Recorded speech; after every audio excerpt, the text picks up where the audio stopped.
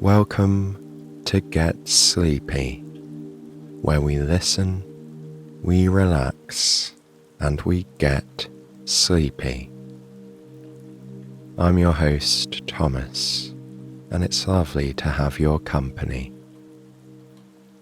This is a very special compilation episode featuring a selection of some of the very best stories from our head writer, Shady Grove Oliever. Shady has been responsible for some of our most adored bedtime stories over the years, and we're so lucky to have her on the Get Sleepy team. You'll hear a number of those stories tonight, and perhaps a few you've not come across before too. All the stories in this compilation are read by me. So, without further ado, make sure you're comfortable. Close your eyes, and let's begin.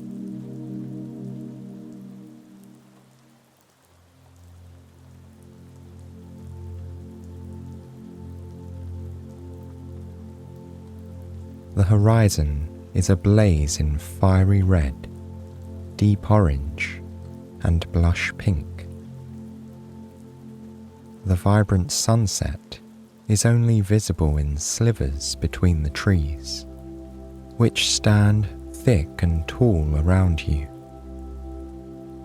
But what you can see of it is truly magnificent. The sky above is darkening to a silvery blue as night approaches, and the very first stars are beginning to twinkle faintly. Their brilliance will grow as darkness falls here in the forest.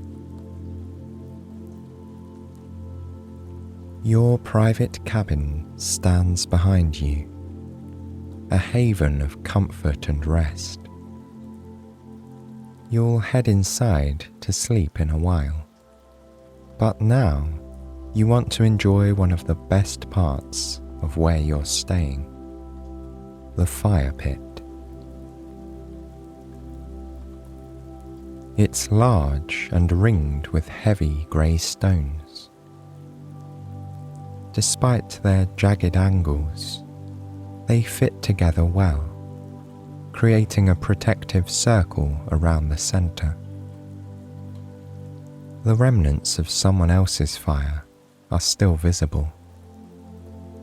Small chunks of blackened wood and mounds of ash provide the perfect base for the one you'll make now. From a short stand near the cabin's porch, you collect an armful of kindling. Your hosts were kind enough to leave some crumpled newspaper and wood shavings to help you start the fire. You carry them all over to the pit and set them down in an untidy heap. One by one, you place the pieces of newspaper and bundles of wood shavings inside until they form a neat mound. All around you, there are tufts of fallen pine needles on the ground, as well as dry leaves and grasses. You amble around the fire pit, collecting handfuls of them to use as tinder. Careful not to unsettle the mound you've already built. You push the tinder into the cracks and crevices. Near the edge of the stone circle, there's a box of extra long matches. You tap open the cardboard and slide out one of the thin wooden fire starters.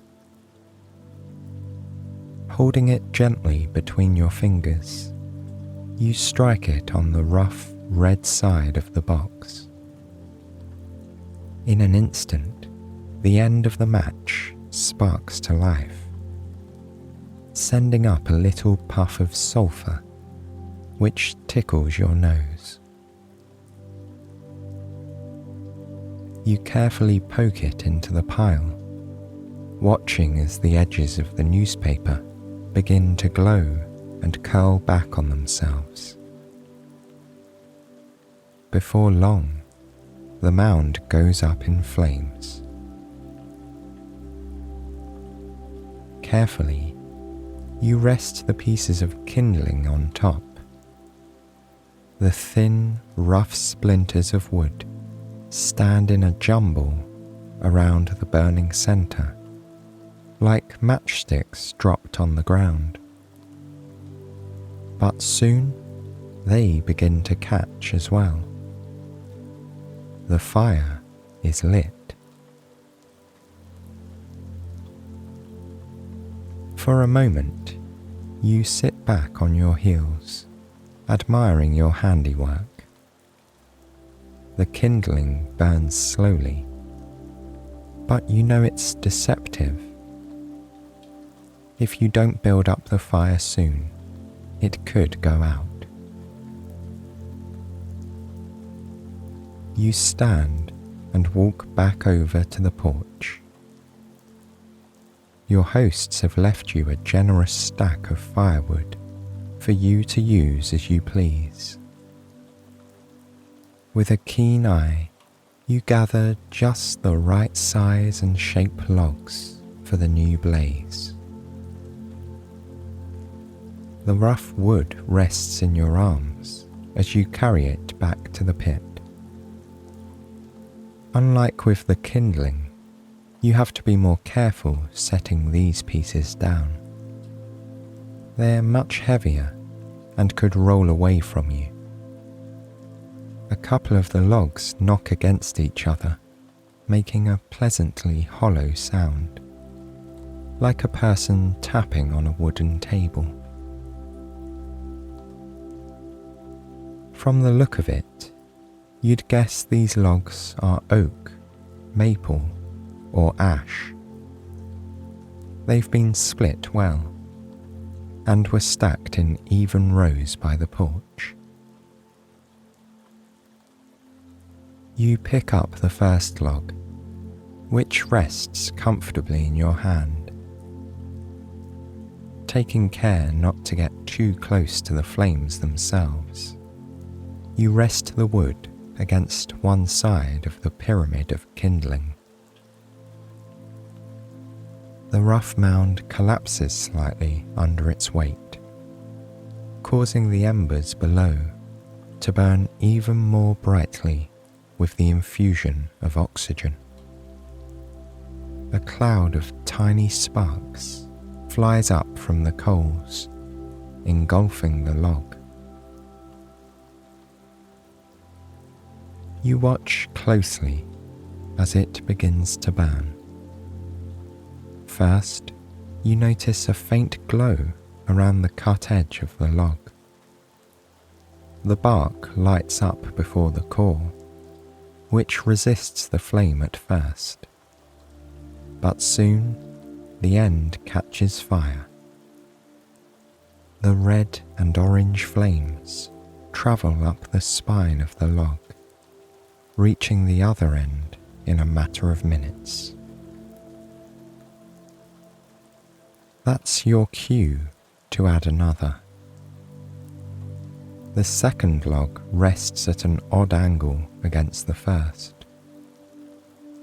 Licks of fire hop onto its bark and then push down to the thick center. You place a third log against the first two, forming a tent shape. This will help you have a strong structure as you continue to build the fire for the rest of the night. Near the fire pit, there's a long tree trunk resting on two sturdy stumps. It's a kind of rough-hewn bench, placed the perfect distance from the fire. You test it gently with your hand before taking a seat. It feels sturdy and has a little bounce as you press on it. When you sit down, the rough bark prickles the back of your legs, but it's not uncomfortable. If anything, it serves as a reminder that the forest is the natural environment here. You can sense the heat from the fire on the front of your legs and on your cheeks. It's a delightful contrast to the night air, which is cool without being cold. The fire's warmth wraps around you like steam from a bath, making you feel comfy and content. A light breeze rustles the trees. You can hear the tall trunks creaking as they sway back and forth. Branches move and shift, rubbing against one another high above the ground. Small clumps of pine needles drop to the forest floor with delicate thumps. Every gust of wind sends up a flurry of embers from the campfire. It reminds you of blowing into a fireplace as a child and watching the sparks dance their way up the chimney and out of sight. The breeze brings out the slight chill in the air. At the end of your log bench, you notice a neatly folded blanket left for you by your hosts. You silently thank them for their kindness and consideration as you reach for it. Thick fleece cascades around your lap as you unfold it in a single motion. Then you wrap it around your shoulders, crossing the edges over your chest and tucking the corners under your legs. Not only is it cozy, it feels protective, wrapped around you this way. The cool air touches your face and hands, but your core remains a wonderfully warm temperature. For a little while, you close your eyes, enjoying all the sensations happening right now, in this very moment.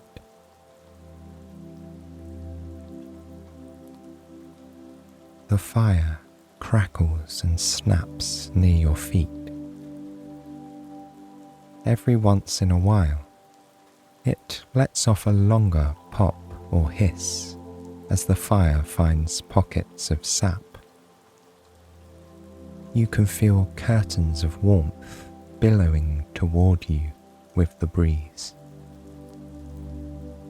This air encircles your legs and reaches through the blanket. You also sense the heat on your eyelids, which are sensitive to changes in temperature. You can see the rippling, reddish-orange glow through them too, evidence of a fire burning in the darkness. In the forest beyond your private fire pit, crickets chirp and hum. A few birds make long, low calls to each other through the trees. Some of the animals who are more active at night shuffle through the woods in the distance. You hear the faraway snapping of twigs and rustling of underbrush. Though you can't see it or hear it, you're aware of the little cabin standing behind you. It's your safe haven for the night, and you welcome the comforting shelter and rest it promises. Without thinking about it, you shift your weight on the tree trunk bench. It creaks as it bounces the tiniest bit. Your shoes crunch across the dry ground, laden with pine needles. Beneath your feet, they feel like pillows. You imagine that, despite the name, they might be quite comfortable to rest on for a while. The forest air is fresh and clean. There's a hint of pine, which intermingles with the scent of dry and dusty fallen leaves. Smoke from the fire brings notes of oak, maple, and ash to your nose. You notice that every log smells slightly different as it burns. Opening your eyes once more, you pick up a long stick resting by your feet and use it to poke the fire. The charred stump of a log disintegrates into hundreds of smaller pieces with the pressure. It's as though you've broken a magic spell that had been keeping them all together with the heat. A second log has mostly turned to ash, with a few lumps of burnt wood mixed in. When you stir the ash with your stick, it sends up a thick grey cloud that smells of dust and smoke. You pick up another log resting by the rim of the fire pit and toss it onto the embers. Tendrils of fire creep up its sides, consuming it slowly and deliberately. You use the stick to agitate it every once in a while, watching how the shape of the fire adjusts to compensate. Occasionally, its foundation breaks apart, and the log drops a few inches, sending up another plume of sparks and smoke. Over time, the fire grows brighter and dimmer in turn. You add more logs and watch them burn to ash.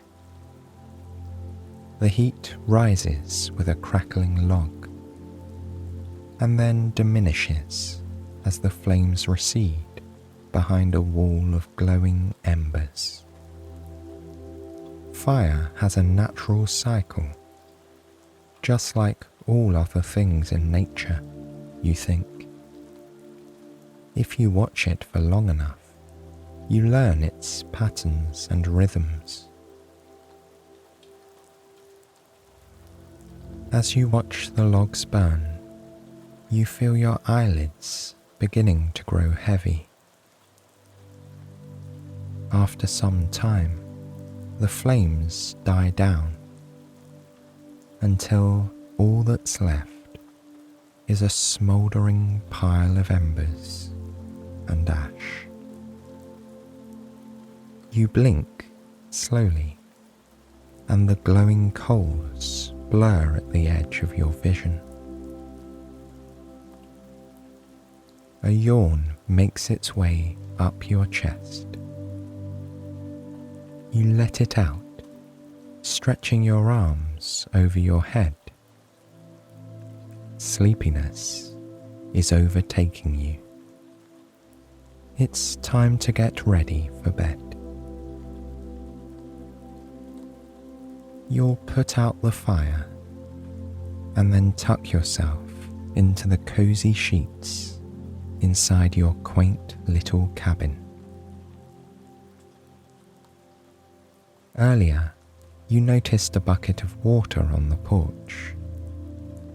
Standing up, you feel your leg muscles engage. They carry you towards the cabin, where you retrieve the bucket. With a slow motion of your hands, you pour the water over the smouldering remains of your campfire. The hot rocks ringing the fire pit hiss as billowing clouds of steam escape. It reminds you of being in a sauna, feeling the warm moisture touch your chest and chin. You pick up handfuls of dirt and trickle them over the fire pit. They'll douse any last embers that might be left. The smell of smoke and ash is stronger now.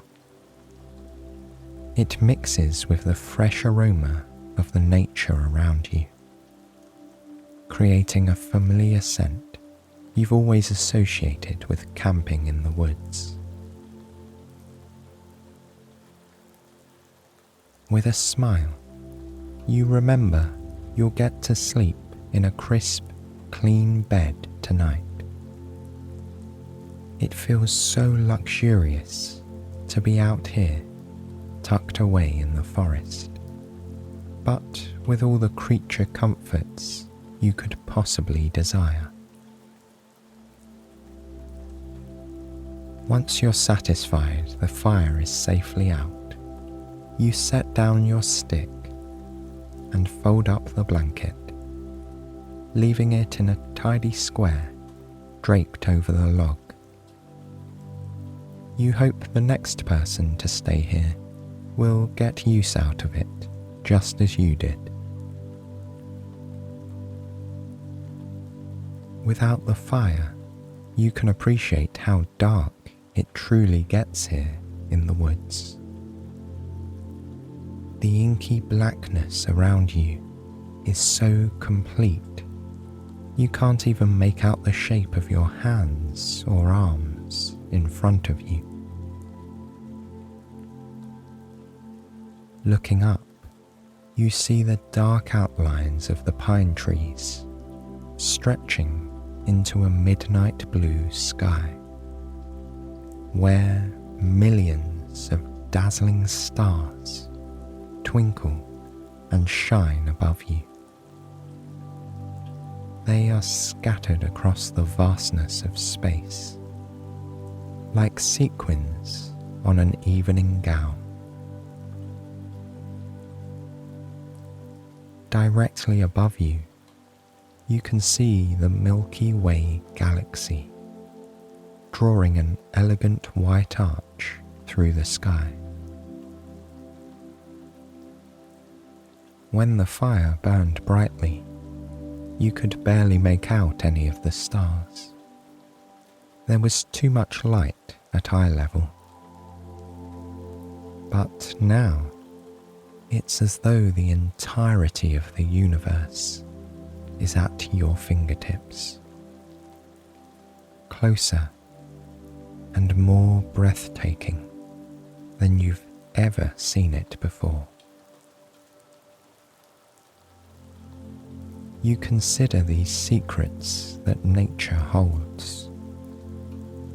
Sometimes it takes the absence of one thing for another to shine. The longer you stand there beside the fire pit, the more your eyes adjust to the darkness that surrounds you so completely. Soon, you're able to make out vague shapes, like the log bench and some of the larger stones in the ring by your feet. You see the outline of your cabin and slowly make your way towards it, stepping carefully across the uneven ground. How wonderful it is to have the stars guide you back to your home tonight, you think.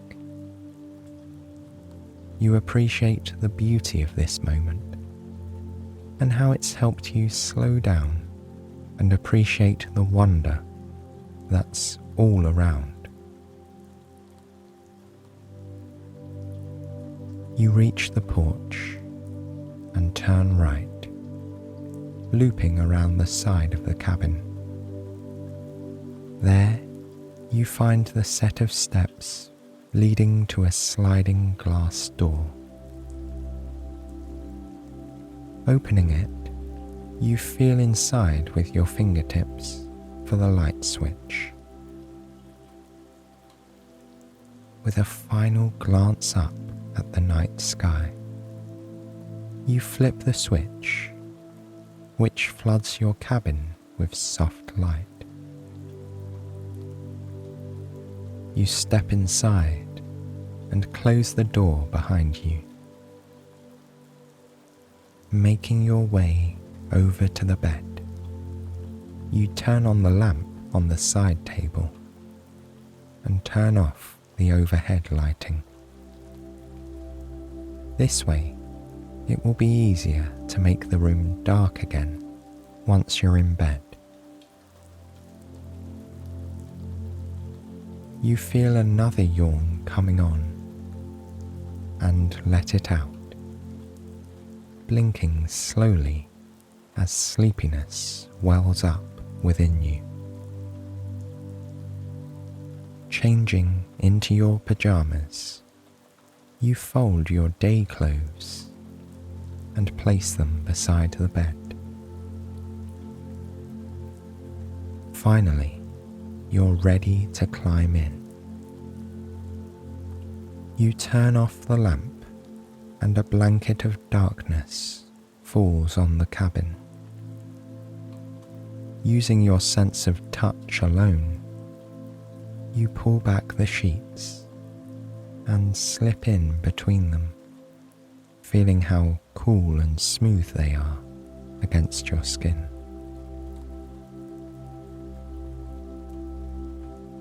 You settle down under the covers and let your head sink into the cloud-like pillow. Yawning a third time, you shift until you're in the perfect spot, and then close your eyes. You're too tired to think of anything in particular, so you let your mind wander back to the campfire outside.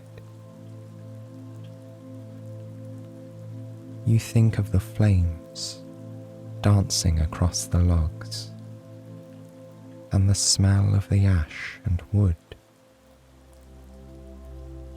You feel the warmth of the fire moving toward you with the breeze, and you hear the gentle sounds of snapping, hissing, and crackling, which soothe you into peaceful dreams and a good night's sleep.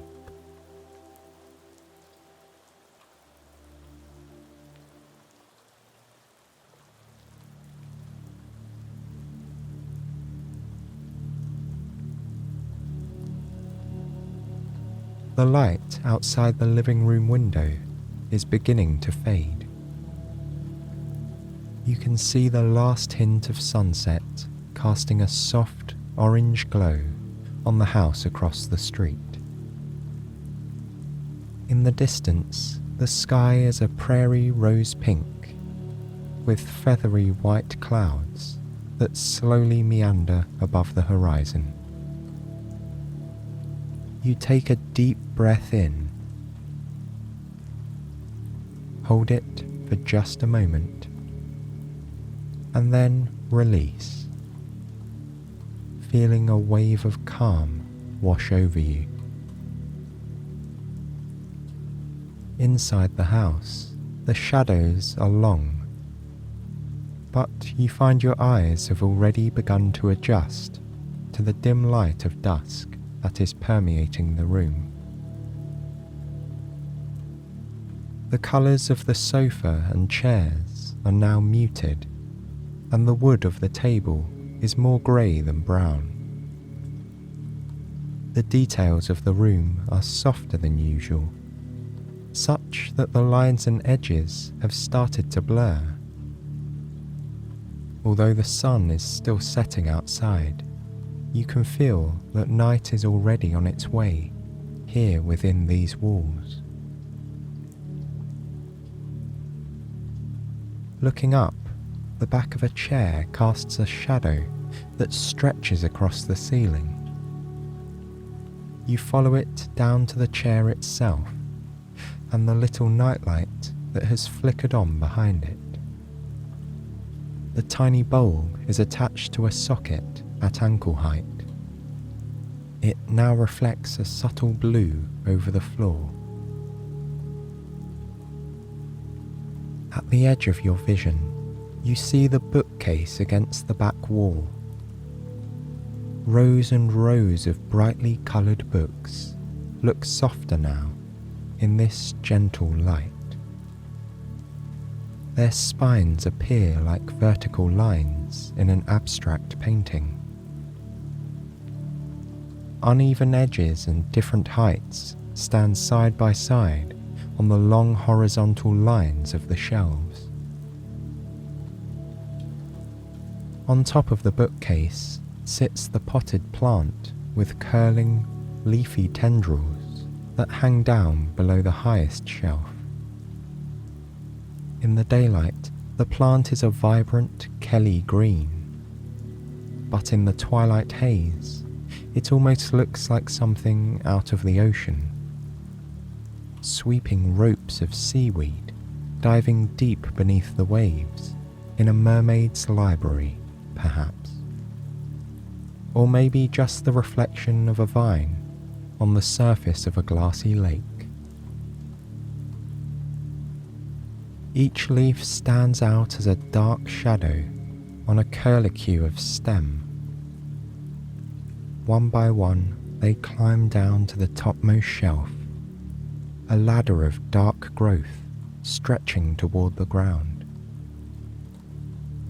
In the diminishing light, it's easy for your imagination to take root and see shapes that otherwise exist only in dreams.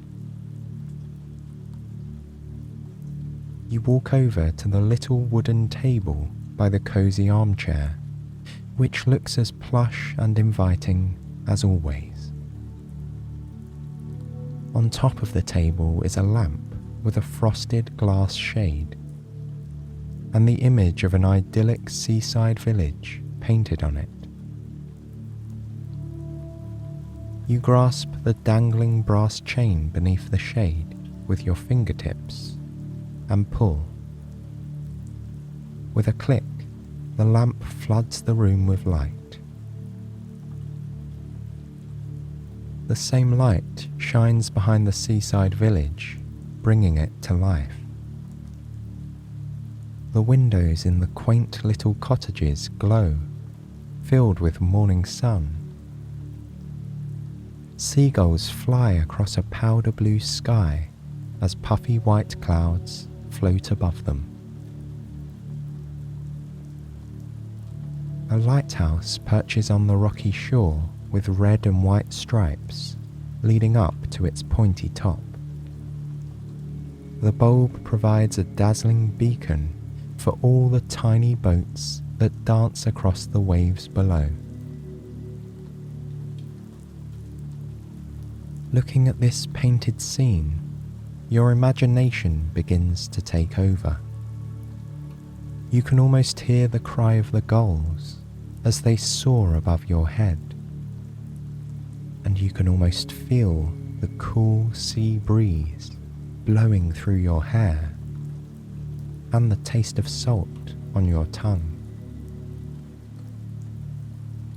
The warmth of the sun touches your cheeks and arms as waves crash against the rocks, sending plumes of spray into the air. Drops of water are caught by the wind and carried to your skin as a soft mist. You smile, thinking of how wonderful it would be to go through this picture into the seaside town and spend a day there. You might like to climb to the top of the lighthouse and watch sailboats glide across the sea, or visit one of the cottages where the smell of a home-cooked meal would delight your senses.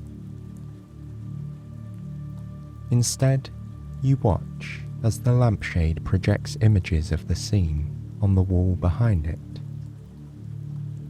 The same boats drift like glided shadows along the white-painted backdrop. Leaving the seaside village and lamp behind, you walk over to the window. Outside, you see the streetlights have come on. Pools of orange illuminate the ground around them. As you watch, the lights of other houses flicker to life. Porch lights, fairy lights, kitchen lights. They all blend to bring a soft glow to their nighttime surroundings. With a final glance at the restful scene outside, you reach up and close the blinds and pull the curtains shut behind them. Then you turn and walk into the kitchen. The dishes are already clean and stacked in the drying rack. The overhead light glints off the shining silver bottom of a pot turned upside down. You are grateful this everyday task is already finished.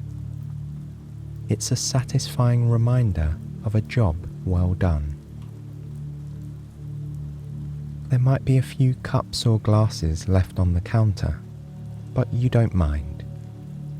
There will be plenty of time to get to those tomorrow. You remind yourself that whatever you manage to accomplish today is enough, and a new day brings with it a whole new array of possibilities. The counters are wiped up and the dish towels hung to dry on the handle of the stove. One towel has a picture of a black and white spotted cow standing on a patch of grass. Rolling green hills complete the scene, along with a golden bell around the cow's neck. It's a happy picture, you think, and a relaxing one. The other towel is plain olive green, made of terry cloth with small raised squares, like a quilt. It feels nice to dry your hands on that one. You're always happy when it comes out fresh from the laundry. You glance from appliance to appliance, over the stove and toaster, to the electric kettle and refrigerator. You see the coffee pot, clean and waiting to deliver a steaming cup tomorrow morning. There's the bag of freshly roasted coffee beans standing next to it, along with a jar full of tea bags. It's nice to enjoy a cup of tea in the mornings too, or in the afternoon when you need a sip of something rejuvenating. You look over at the dining room table. In the centre there's a curvy glass vase with a small cluster of flowers standing in water. The blooms are pink, red and yellow and are surrounded by rough, fern-like leaves on delicate stems. The smell of flowers fills the air and intermingles with the scent of dinner cooked hours ago. Together, the aromas make you think of home. Home means different things to different people, but here in this place, it is comfort and security. It's the stability of routine, of knowing where the dishes and cutlery go, and where to find the little pieces of scrap paper when you need to write a note. With the tip of your finger, you flick the light switch. In an instant, the room is dark. It takes your eyes a few moments to adjust. When they do, you see that everything looks a little bigger now. The refrigerator seems wider, and the kettle taller than it used to be. What a wonder it is how the quality of light can change perceptions of ordinary objects. You look down at your hands and can barely make out the individual lines of your fingers held out in front of you. With the lights turned off, it's time to get ready for bed. You return to the lamp with the seaside village and pull the brass chain again. The light goes out and you feel the village settling down for the night, just like you. Entering the bedroom, you find your pajamas, change into them, and enjoy the cozy feeling of soft material on your skin. Then you move to the bathroom and brush your teeth. You've always found this to be a rather mindful task. The repetitive motion, the subtle sensations of bristles on your teeth, a moment to pause as the day is winding down. You take a sip of water, not only to hydrate, but to enjoy the feeling of a freshly cleaned mouth. Then you turn off the light. Back in the bedroom, you follow the same routine, flicking off the light with your fingertips. You turn on the little lamp on the bedside table and notice how it casts a small circle of light just where you sleep. The table is small and stands at the same height as the bed. On top, you keep a glass of water and the book you like to read before you fall asleep every night. There's a little drawer that opens in the front. Inside is a jumble of important things and scraps of paper you tucked away out of sight. Perhaps you'll organize it one day, you think, but not tonight. You pull back the covers and sit down on the mattress, feeling how the weight of your body depresses the top of it ever so slightly. You lean back and pull one of the fluffy pillows behind you. It supports your spine and keeps you comfortable as you read. Carefully, you slide your legs under the covers and pull the sheets up so the top fold rests in your lap. From the table, you pick up the book and feel the weight of it in your hands. Its cover is smooth but hard. You run your fingertips over the embossed lettering of the title. The shiny, elegant bumps are glossy beneath your skin. Resting on your knees, it falls open to the page where you finished last night. You remove the bookmark and set it on the table beside you. You read a page, and then another, and then finish the chapter. You move on to the next one and watch the story play out, line by line.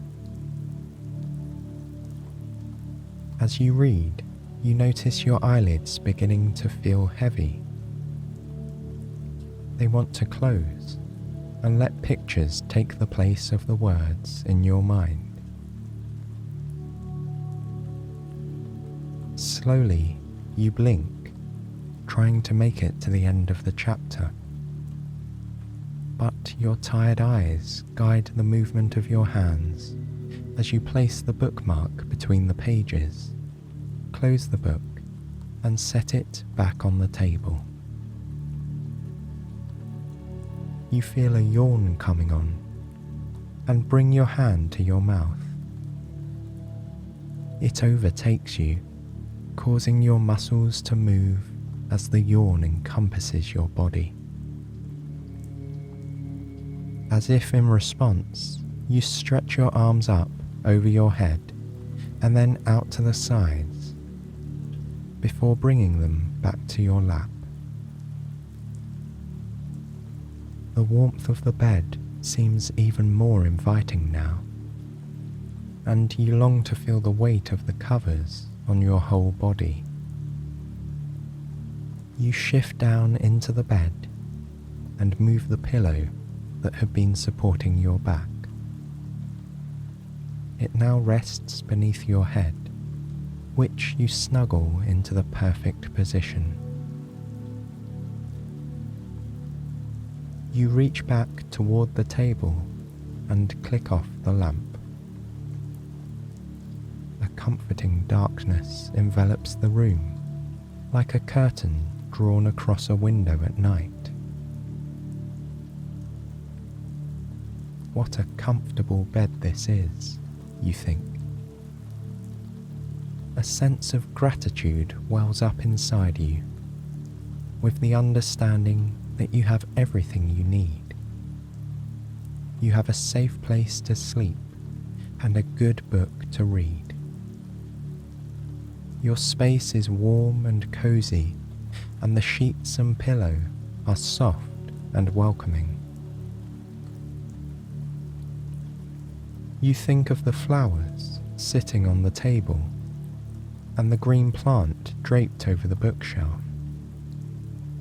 You think of the cow on the tea towel in the kitchen and the quaint seaside village with the tall lighthouse on the lampshade.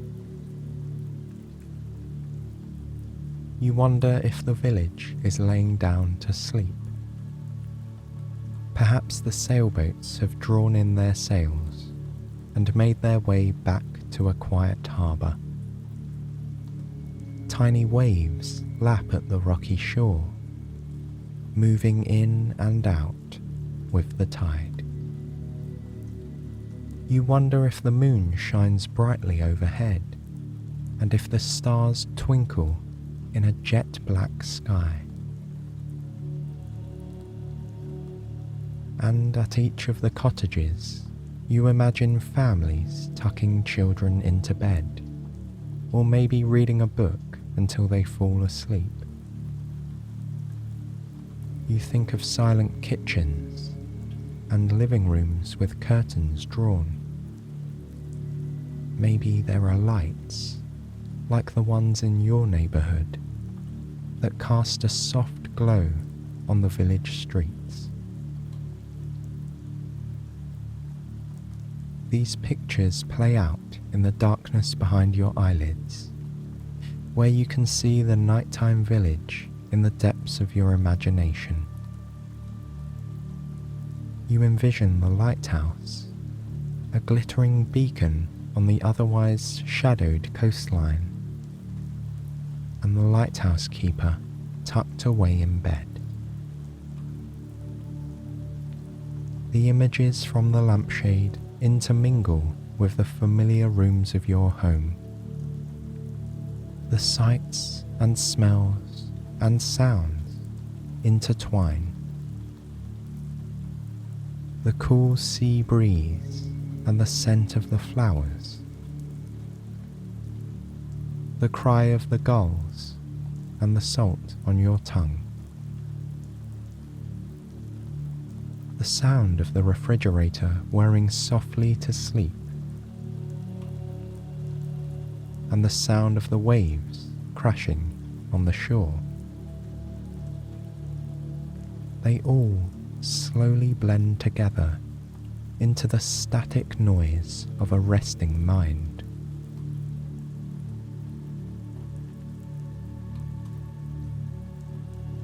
Slowly, you feel your mind begin to wander.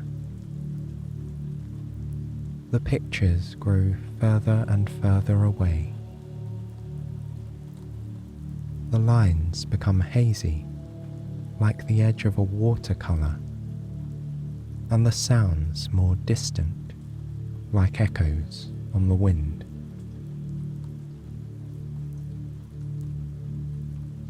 And with them, you may find yourself drifting away towards sleep, knowing you are safe and comfortable tonight.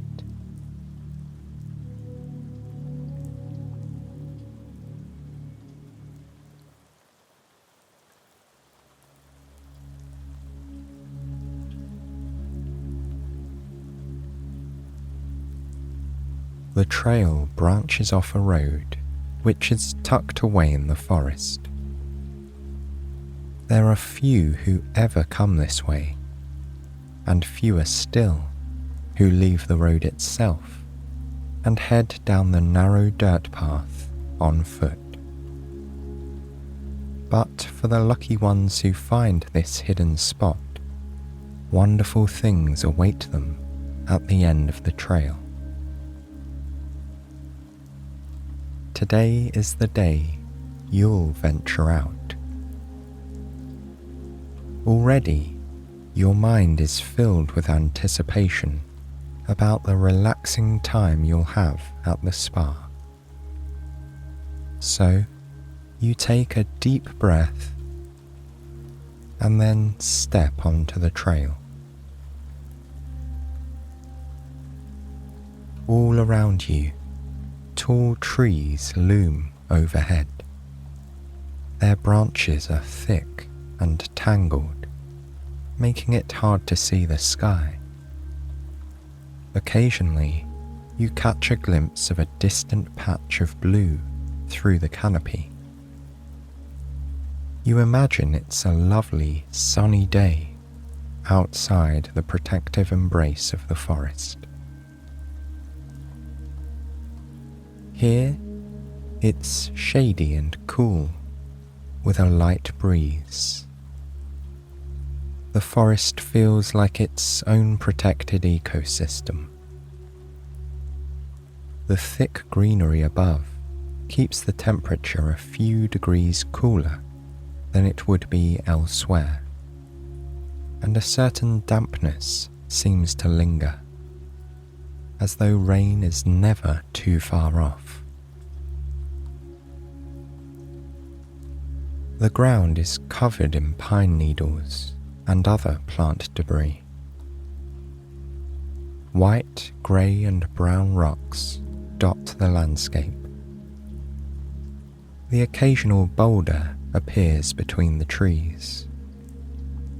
In fact, you're approaching one now, on the right side of the trail. It looks as though it tumbled to this spot from some enormous, far-off mountain. Or perhaps a giant tossed it here, like something out of a fairy tale, you think with a smile.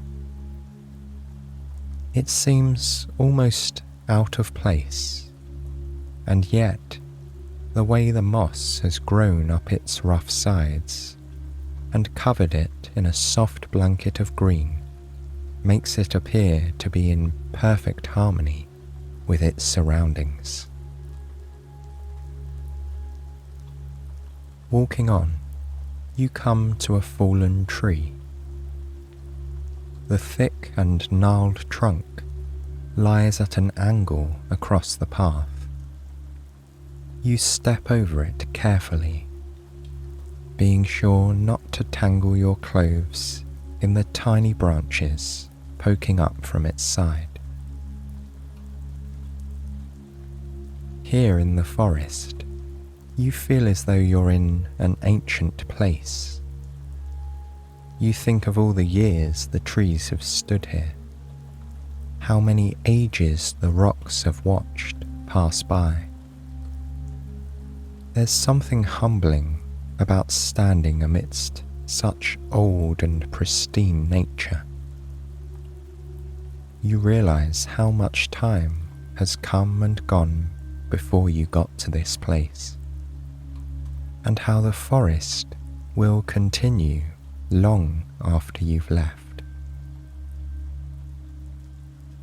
It's also reaffirming to know you're part of something larger than yourself, understanding that there is a grand world out there, and you are a tiny yet unique and significant speck within it. You continue on, considering boundless ideas of time and space as you enjoy the comforting crunch of the pine needles beneath your feet.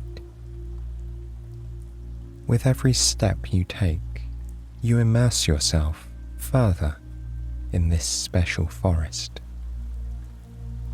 You travel deeper into the trees, enjoying how the refreshing greenery surrounds you on all sides. There's a thin-stemmed plant with fern-like leaves that stands about as tall as you. It's a bright, fresh green that reminds you of a spring morning. The dense pines are a darker shade that makes you think of winter, snow, and hot chocolate. Delicate plants appear behind the occasional tree trunk or stone. Their leaves boast intricate patterns, spots, stripes, and random splodges. After a while, you reach a meadow where bursts of wildflowers vie for your attention in every direction. Vibrant reds, oranges, pinks and blues fill the green space. Every time the breeze picks up a little, the grass flutters, shimmering gold. You could easily spend the next several hours lounging about right here in the meadow. It would be the perfect spot to lay out a picnic blanket and read a good book. But still, you're curious to see what you'll find at the end of the trail.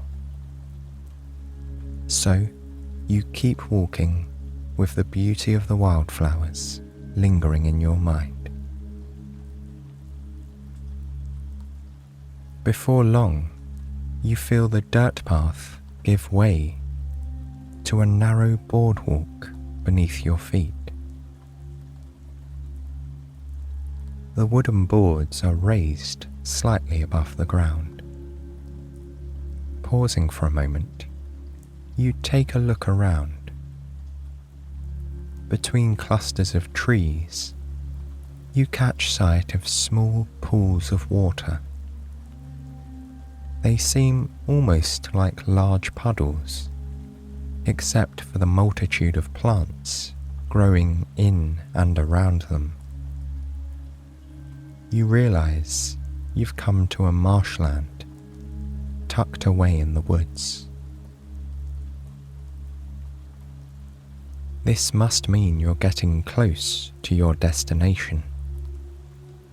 You know the spa is fed by mineral-rich springs in the area, and you imagine the boggy ground is a sign you're in the right place. With every step, the boards creak underfoot. It reminds you of walking upstairs in an old house, and you find it familiar and comforting in a way.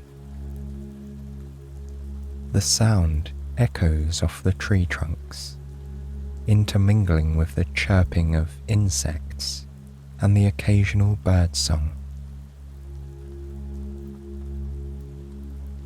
You walk on, falling into an easy rhythm with your feet.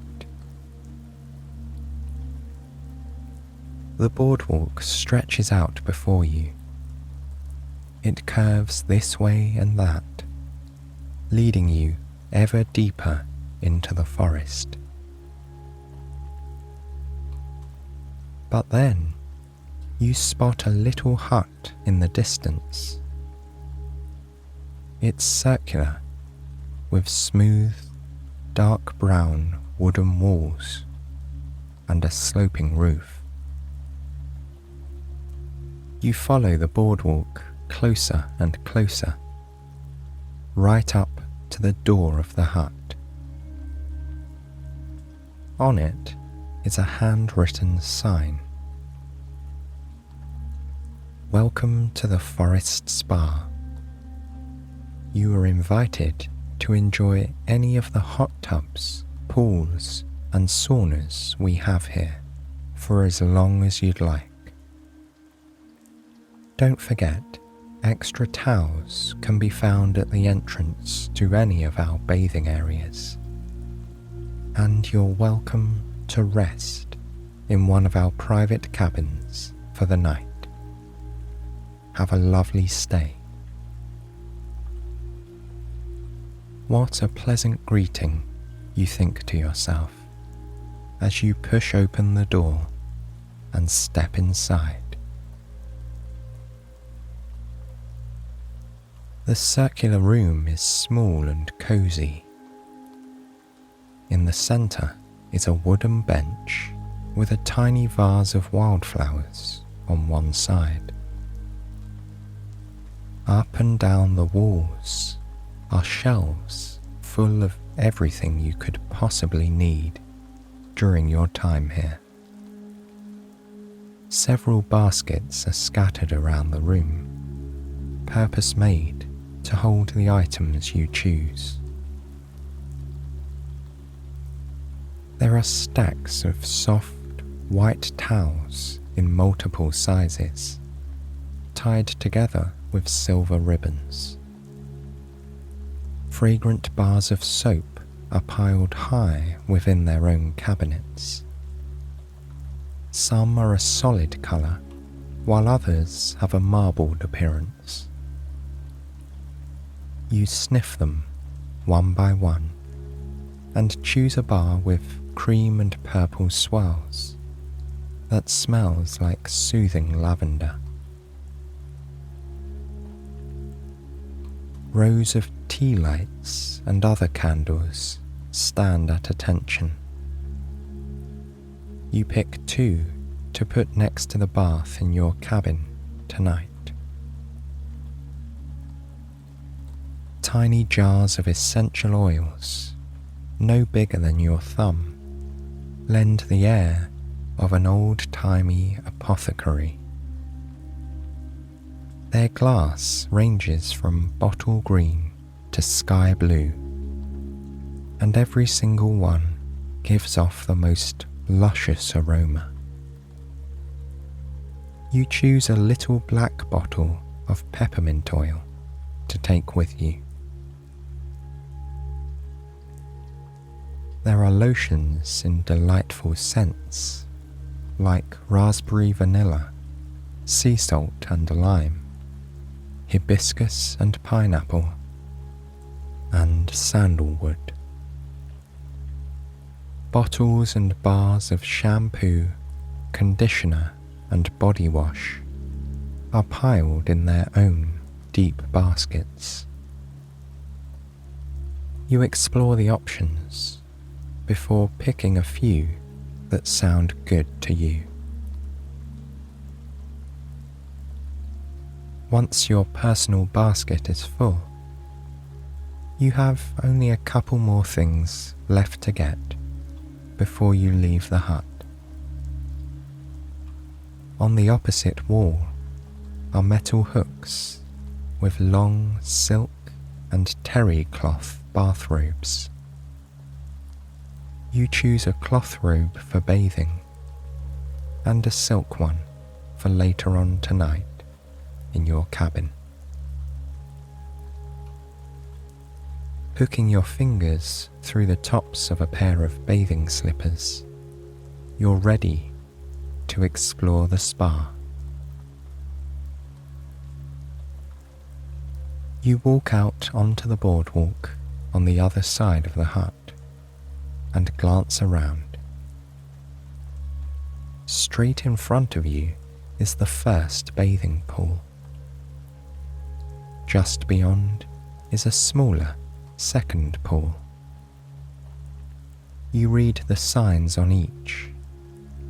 The first is the hottest spring-fed pool available here. The second is closer to body temperature.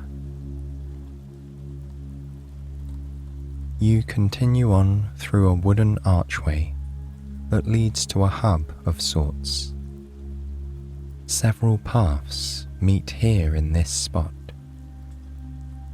To your right, signs point to the sauna and a cold pool. To your left is a salt room and the delightfully named Ring of Rest. It's a circle of benches tucked away in a grove of tall pines where you can sit and contemplate quietly without being disturbed. Straight ahead is the outdoor hot tub, which is where you decide to head now. The boardwalk crosses through an enclosed hall where extra towels are stacked on the shelves. The sign you read earlier was right. There do seem to be plenty of soft, fresh towels whenever you need them. Just ahead, you see a changing room. There's no one else around, so you walk inside and get into your bathing suit, leaving your walking clothes and shoes behind in a wooden cubby.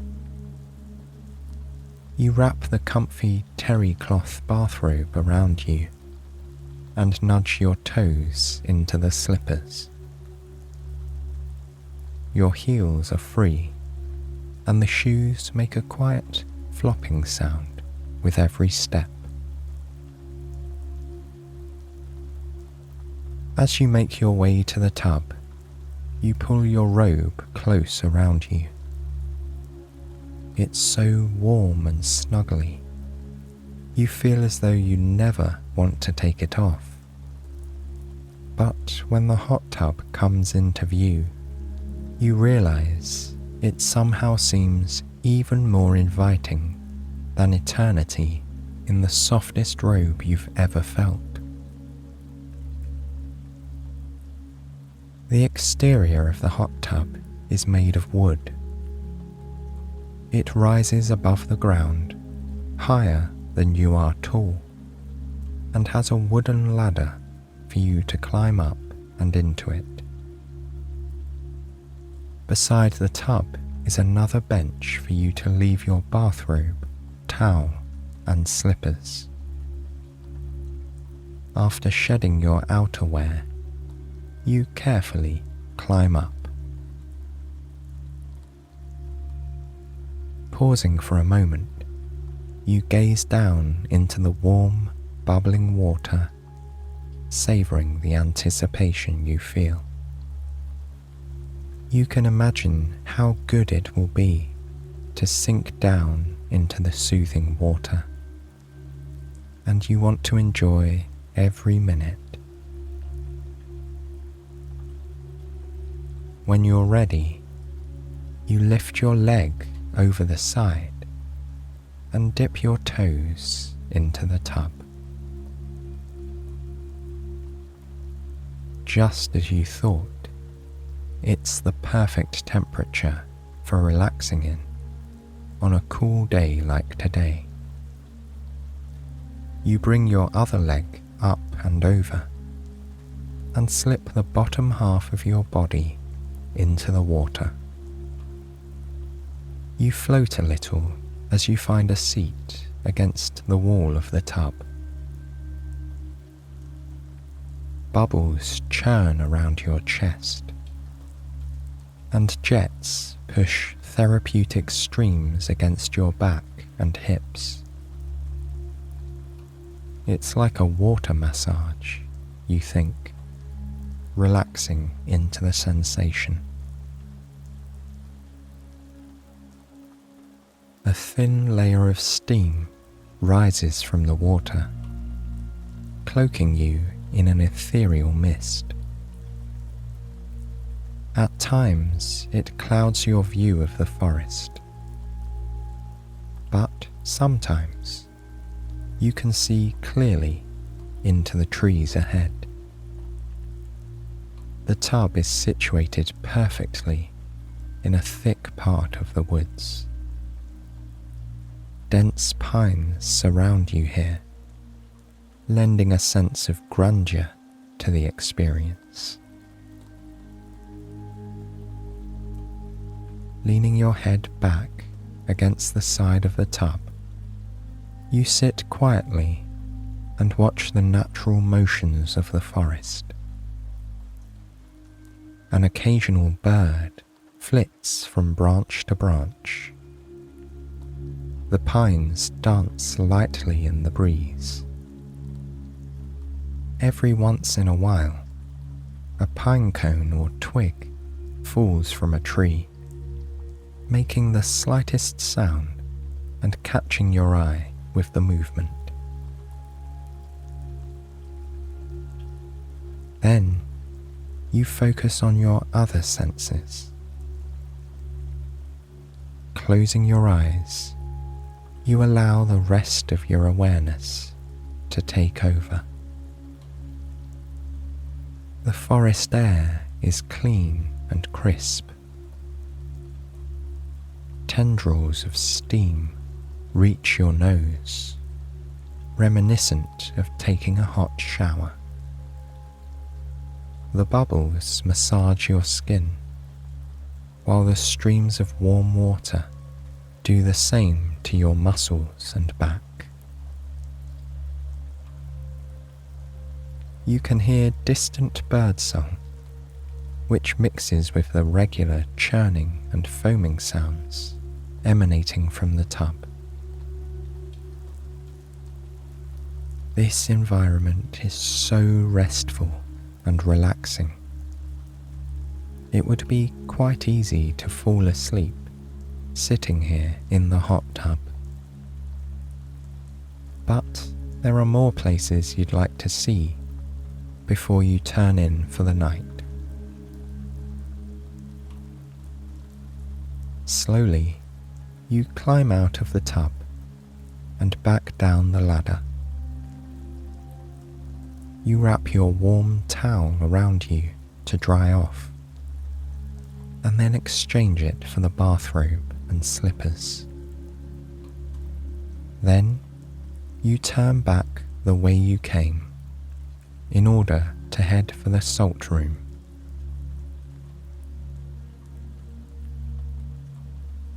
When you first step inside, the beauty of the room itself takes your breath away. Large chunks of salt, backlit with gemstone-coloured lamps, stand against every wall, which are also made of salt. The floor is covered with tiny granules that feels like soft sand beneath your feet. You take a seat on a wooden chair provided for you in the middle of the room. When you're comfortable, the overhead lights go out and the room comes to life. The richly coloured lamps give their full effect in the darkness. Warming reds, vibrant blues and greens shine behind the salt blocks, which look like enormous crystals and gems. Some of the lights dance across the walls, as though you're sitting in a kaleidoscope. The patterns and colours lull you into a restful state until you can feel your eyelids beginning to grow heavy. Before long, you doze off.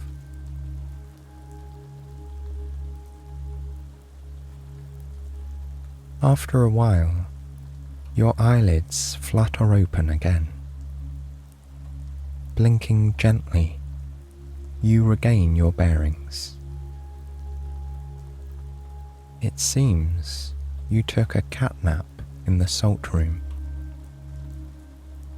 You smile, thinking how lovely it is to experience this setting at your own pace, not having to rush anywhere or arrive at any particular time. You're free to be as slow as you'd like here.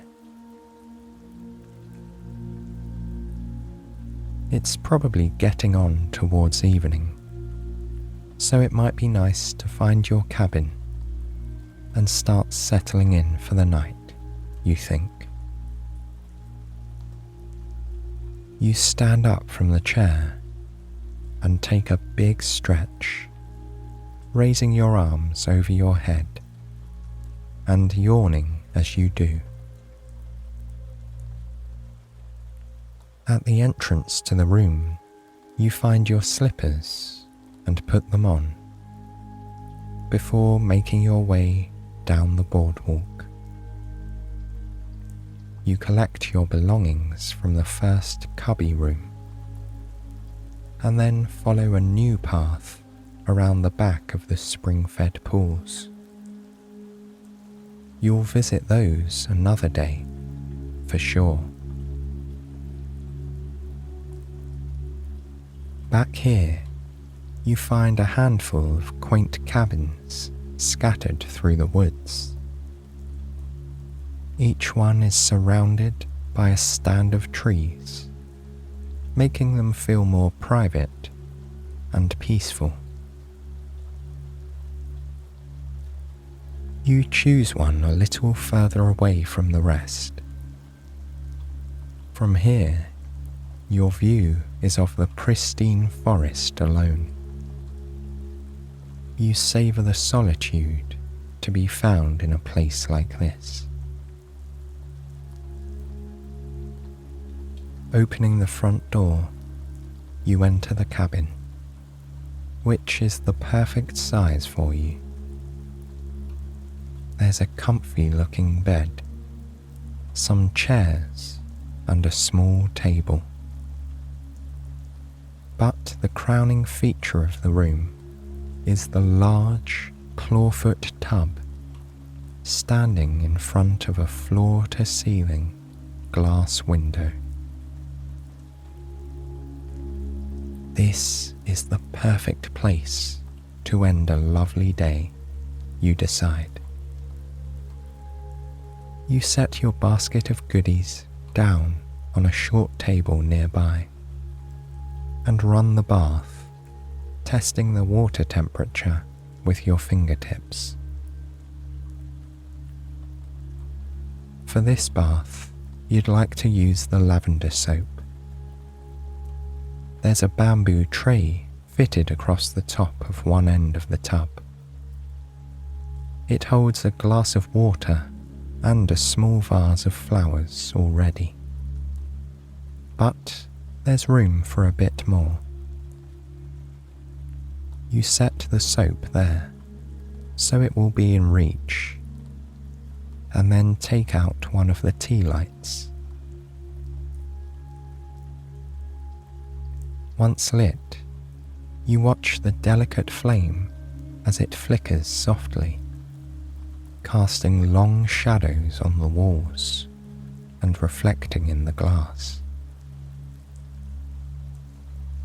When the bath is ready, you climb in. The scent of the lavender soap fills your senses. It rises with the steam, like a wave of calm washing over your body. You sink down into the bath until only your head is still above water. Its gentle embrace warms you to your core, relaxing every muscle in your body and soothing every thought in your mind.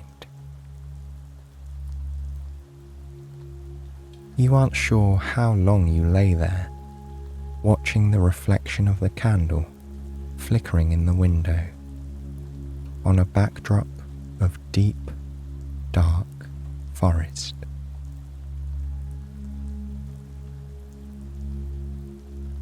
When you're finished, you climb back out and dry off with a fresh towel. Then you wrap yourself in the silk bathrobe, which feels slippery and cool to the touch. It's as though you're wearing a gentle breeze.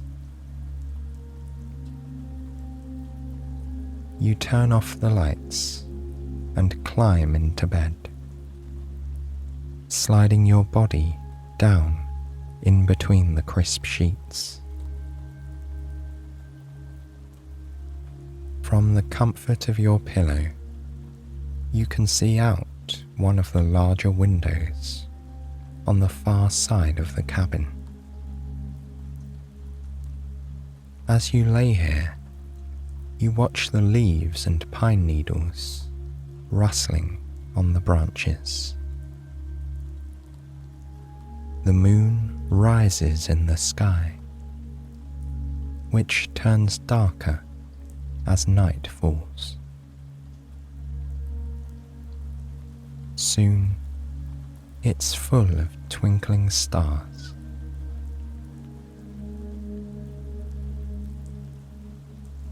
You close your eyes and feel your mind come to rest. And then you drift off into a deep and restful sleep, here in your own hidden spa in the forest.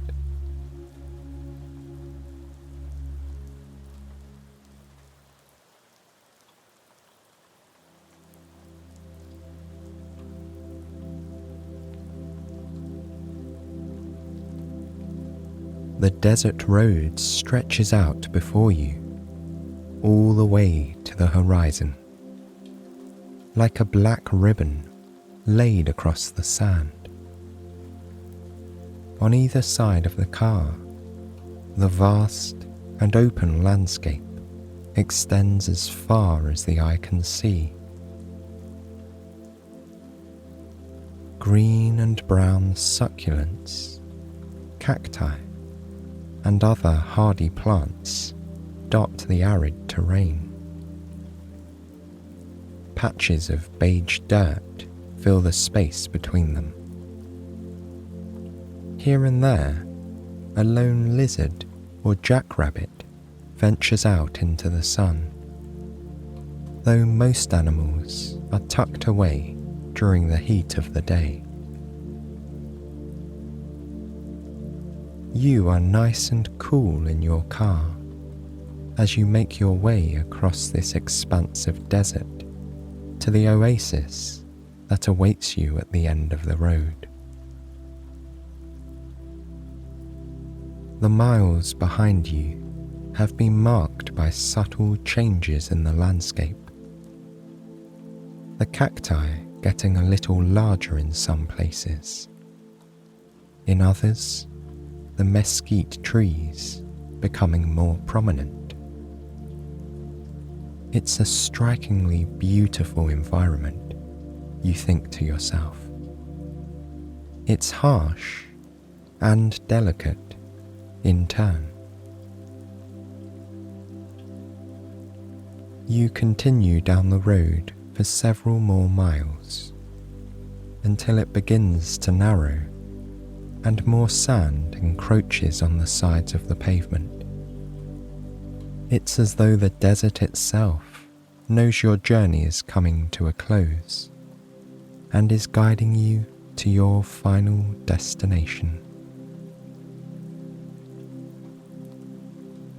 A few minutes later, it comes into view. The dense clusters of tall palm trees are pleasing to the eye after so many miles of flat ground and sparse plant life. It truly is an oasis in the desert, a burst of greenery and life, fed by the waters of a natural spring. Water is precious in this place, and the trees are a signal to all around that its nurturing presence can be found here. You drive up to the beige and brown stone wall encircling the resort, where you'll be spending the next several days. An elegant, cursive sign points you in the right direction. You drive around a group of palm trees whose trunks curve up and around each other, and past a display of succulents arranged in giant pots. Finally, you come to the building marked Reception. You park the car in a shaded space and leave the comfort of the air conditioning for the dry heat of the desert air. You welcome the change in temperature as you get out of the car. When the warm air envelops you, it reminds you of how it feels to stand in front of an oven when you open it to pull out a batch of freshly baked cookies. The heat prickles your skin ever so slightly as your body adjusts to the new temperature. A dry breeze blows over you, rustling the light fabric of your shirt. It helps cool you off and carries with it the scent of wild sage and warm sand. You take a deep breath, welcoming the aromatic air into your lungs. Then you sigh it out, savouring the herbal scent that fills your nose on the exhale. Without hurrying, you make your way into the reception area. A pair of automatic doors glides open as you approach, sending a hint of cool air conditioning out into the warmth that surrounds you. The chill from inside ripples pleasantly across your skin as you once again enter a new environment. Inside the building, the ambience is everything you'd hoped it would be. A rock fountain trickles in the corner of the entryway, and a tiny wind chime signals your arrival, nudged by the gentle rush of air from the open doors. Your footsteps echo off the natural stone-tiled floor and the beige and peach stone walls. Everything about this room was designed with the surrounding environment in mind. The color palette mirrors the neutral hues of the desert, and the stone keeps the interior cool, no matter how warm it is outside. From behind a tall counter, the receptionist welcomes you to the resort. He smiles and hands you a key to your very own bungalow, tucked away behind the main building. Then he unfolds a paper map, carefully circling all the points of interest with a bright red pen. There's the path of the lazy river, which winds its way through the center of the resort, a wave pool and a hot tub for relaxing at the end of the day. You thank him for his help and slip the key into your pocket. Leaving behind the trickling fountain and wind chime in the entryway, you head back out into the heat to move your car to its spot in front of your bungalow. The receptionist drew arrows on the map, directing you around the back of the building to the end of the row of cottages. You drive slowly, admiring the thoughtful landscaping. It features native plants which thrive in this environment without too much water. Whoever designed the space had an eye for detail and a love for the desert, you can tell. You pull up to your bungalow and park in your very own space, which sits in the protective shade of several date palms. You sling your bag over your shoulder and use the key to open the tanned-coloured door leading inside. The bungalow is the perfect size for you. A large bed is situated against the back wall, with crisp white sheets that look both cool and inviting. There's a coffee table in the middle of the room, decorated with tiny succulents in palm-sized pots.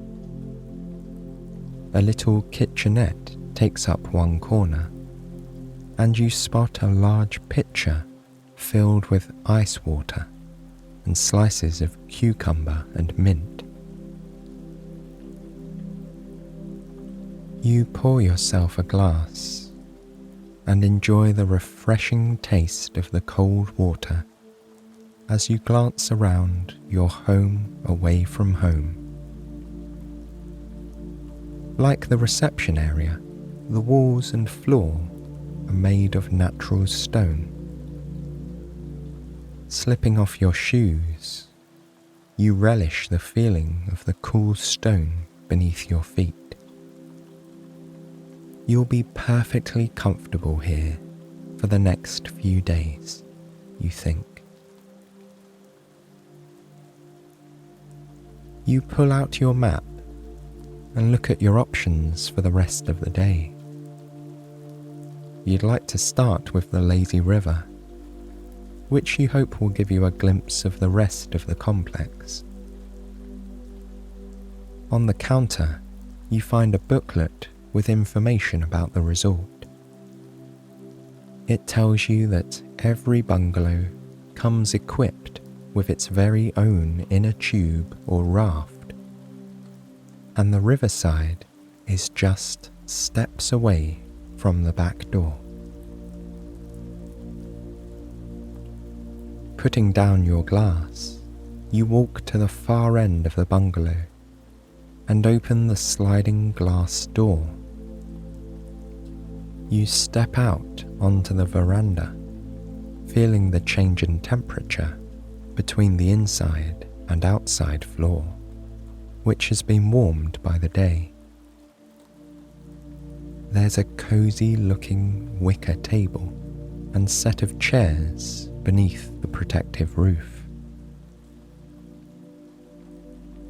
You find that the booklet was right.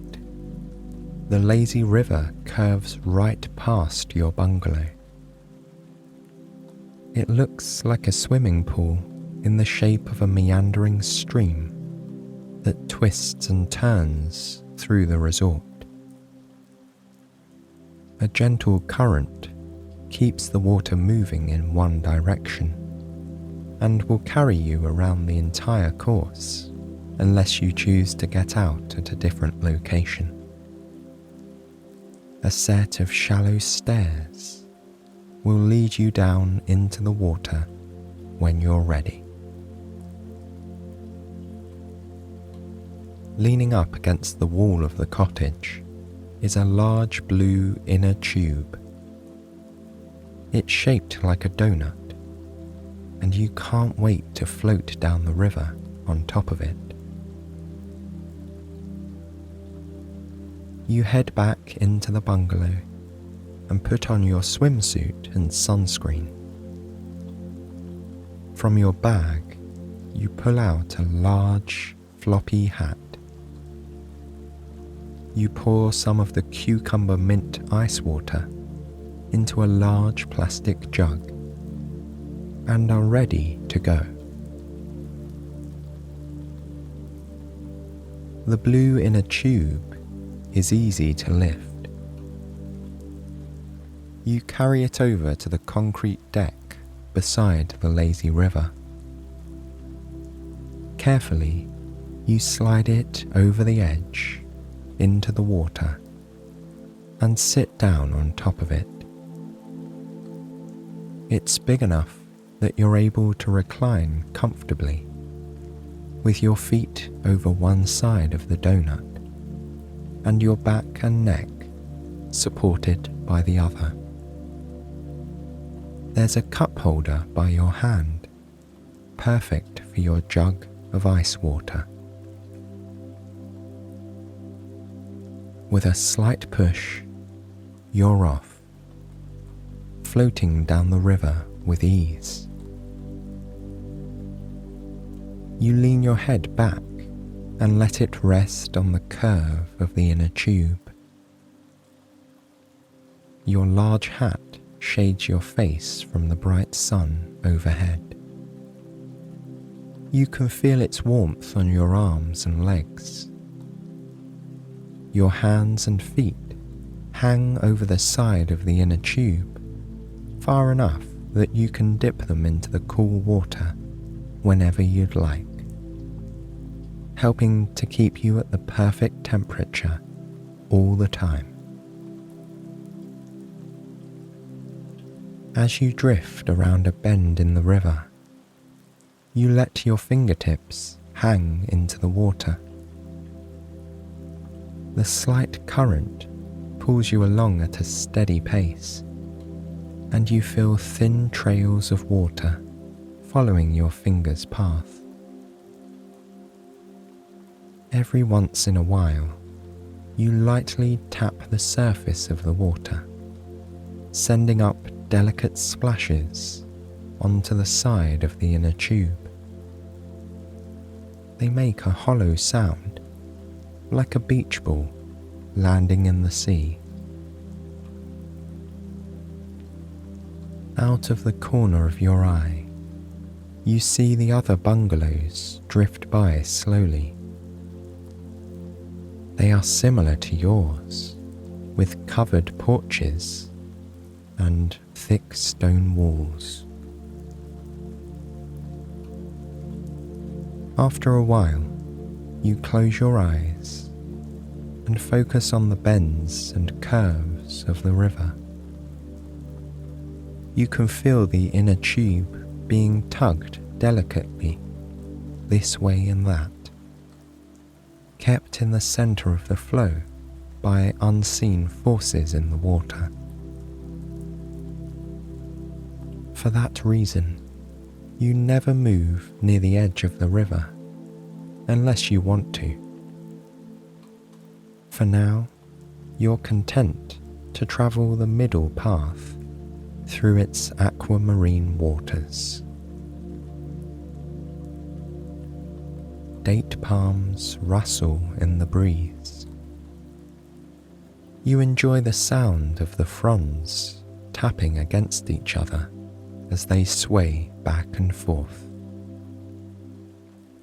Occasionally, you hear the sound of a sliding door opening or closing as other guests move out onto the veranda or back into the cool sanctuary of their cottages.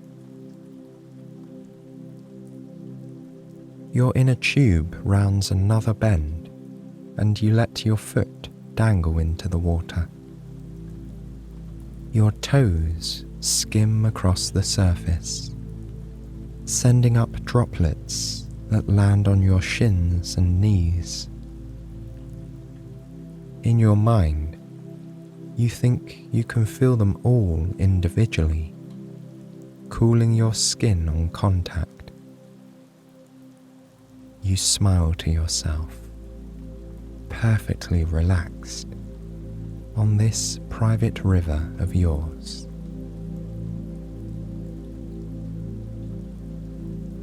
Opening your eyes once again, you see the lazy river is carrying you past the reception building and another structure that features a restaurant and lounge. Perhaps you'll visit those later on, after you've finished taking advantage of the rest of the outdoor activities. You leisurely sip the ice water, occasionally holding a piece of ice on your tongue for a few seconds, enjoying the feeling of it melting in your mouth. It's a delightful contrast to the warm air that surrounds you, and the perfect complement to the cool river water splashing on your feet. After a few minutes more, you see the wave pool off in the distance. The resort has anticipated your every need, having placed a set of stairs leading out of the river at just the right bend. You use your body to nudge the inner tube toward the riverside and take hold of the concrete edge. With a plop, you slip off the donut into the water and then climb out of the river. You pull the inner tube up onto the deck and leave it in a safe place. You can always return to it later once you've finished exploring. The wave pool makes itself known by the gentle lapping of its current, followed by an occasional build-up of rushing water, ending in a satisfying crash, like waves upon a rocky shore. But as there's no coastline here, you know it's the sound of the waves against the concrete poolside. That doesn't make it any less pleasing to the ears, you think. You can't wait to dip your toes into its delightfully cool water. For the most part, it's a slightly lighter shade of aquamarine than the lazy river, due to its more gradual change in depth. It looks like it would be fun to head to the deep end, where you could kick your legs up off the bottom and bob along with the waves as they crest. But you're in a more relaxed mood now, so you opt for sitting in the most shallow part of the pool, stretching your legs out and resting your back against the side. This part of the pool is far enough away from where the waves break that you can just enjoy the gentle lapping as they softly come to the end of their journey. You close your eyes and embrace the rhythmic motion of the water against your legs.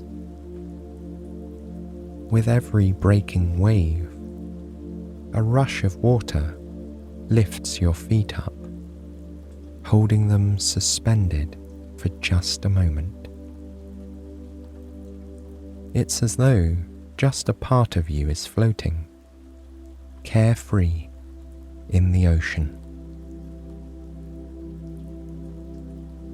As the current draws back again, your legs come to rest on the smooth concrete bottom of the pool. Over and over again, this cycle repeats. Crashing wave, floating feet, and resting once again.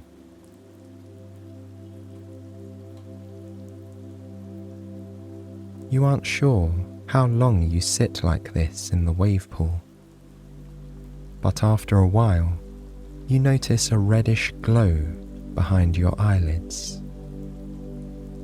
It's the changing light as sunset approaches, illuminating the desert in hues of apricot, fuchsia, and gold. The stone walls of the resort take on the vibrant sunset colours too. It's as though you're surrounded by a spectacular watercolour, which dances with the shifting light. With every evening comes cooler temperatures. Leaving the lapping of the wave pool behind, you go to find the hot tub. It's the perfect way to end your very first day here. The tub is located on a stone platform at the edge of the resort. In an instant, you understand why it was placed here. It affords stunning views of the landscape, now painted in evening hues of violet and peach. It's raised above the ground, so you climb a few steps to get to the edge. Slowly, you dip one toe in at a time. The water is warm and inviting. Now, with the air cooling off, you find the tub is a few degrees warmer than the ambient temperature. Inch by inch, you immerse yourself in the water. You find a built-in seat and rest on it with your back against the side. The jets turn on, sending thick columns of bubbles into the tub. You hold your arms out in front of you, watching how they float near the surface, held aloft by the powerful streams of water and bubbles. All around, the desert settles in for the night. Nocturnal animals make their first forays out into the world, now that the heat of the day has passed. The first stars begin to twinkle in the heather-coloured sky. The date palms stand tall, casting long, thin shadows across the ground. Later tonight, you'll go to the restaurant and lounge, then head back to your bungalow with its comfortable bed and crisp white sheets.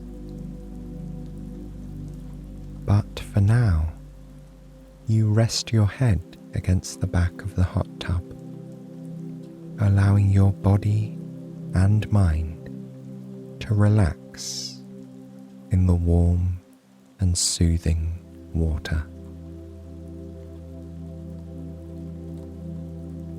The bubbles massage your lower back and shoulders. Your arms and legs float gently up and down.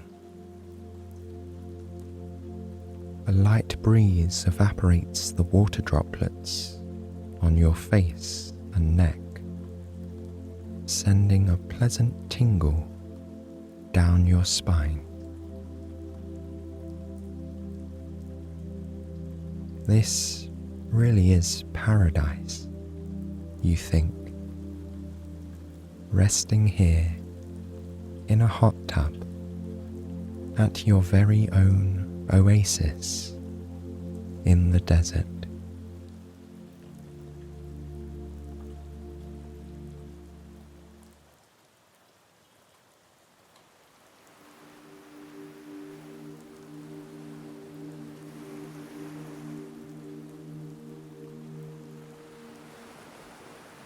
Olive stood at the waterfront, gazing up at the dazzling white expanse of Santorini, perched atop the hill in front of her. It was a bright blue day, without a single cloud in sight. Sunlight glinted off the buildings. Turning around, Olive watched tiny waves lap against the side of an enormous cruise ship. All around, the ocean sparkled like diamonds on a bed of turquoise. This was the kind of day that Olive loved best. Perfect skies, a light breeze, and time to do whatever she wanted. Today, she planned to explore every nook and cranny of a very special place she discovered last week. When she first came across it, she was playing with a paper airplane. A gust of wind carried it out of her hands, around a corner, and into an alcove on a street she'd never seen before. A little way on, she spotted a hand-painted sign hanging from an iron rod protruding from the wall. It read, "The Hole in the Wall Bookshop." Olive thought she'd found every secret place in this town.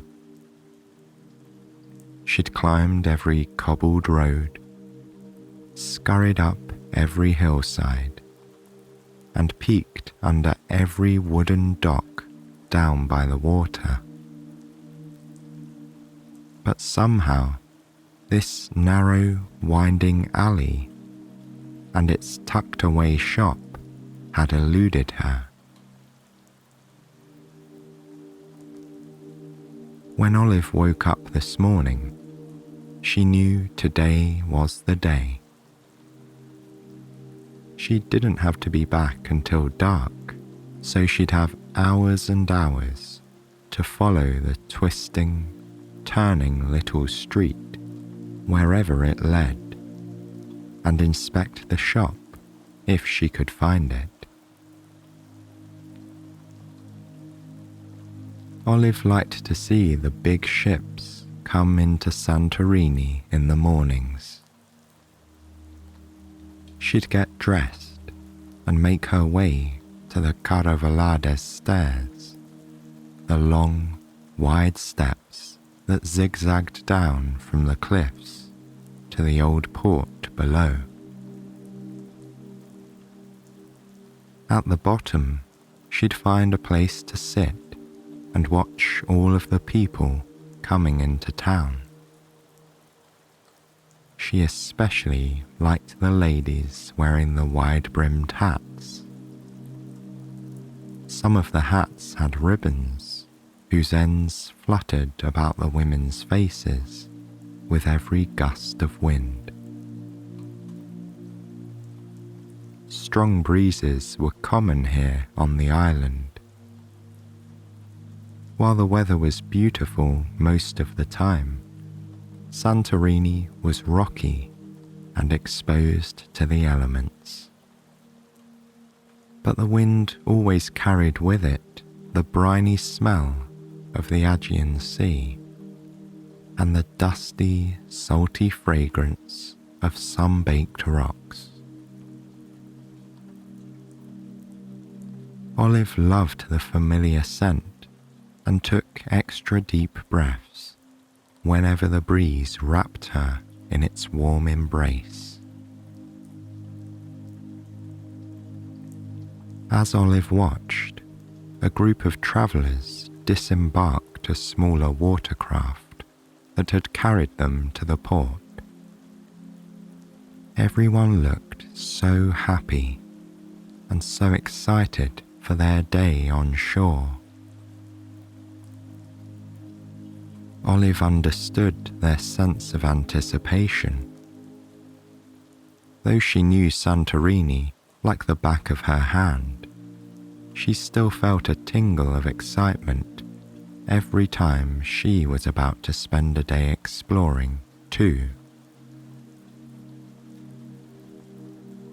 A few of the passengers glanced her way and smiled as they walked past. Sometimes she'd wave back, but today Olive was feeling thoughtful. She usually stayed down here for longer, but she felt the familiar pull of adventure. The mystery alley, as she'd named it, was waiting. So was the bookshop.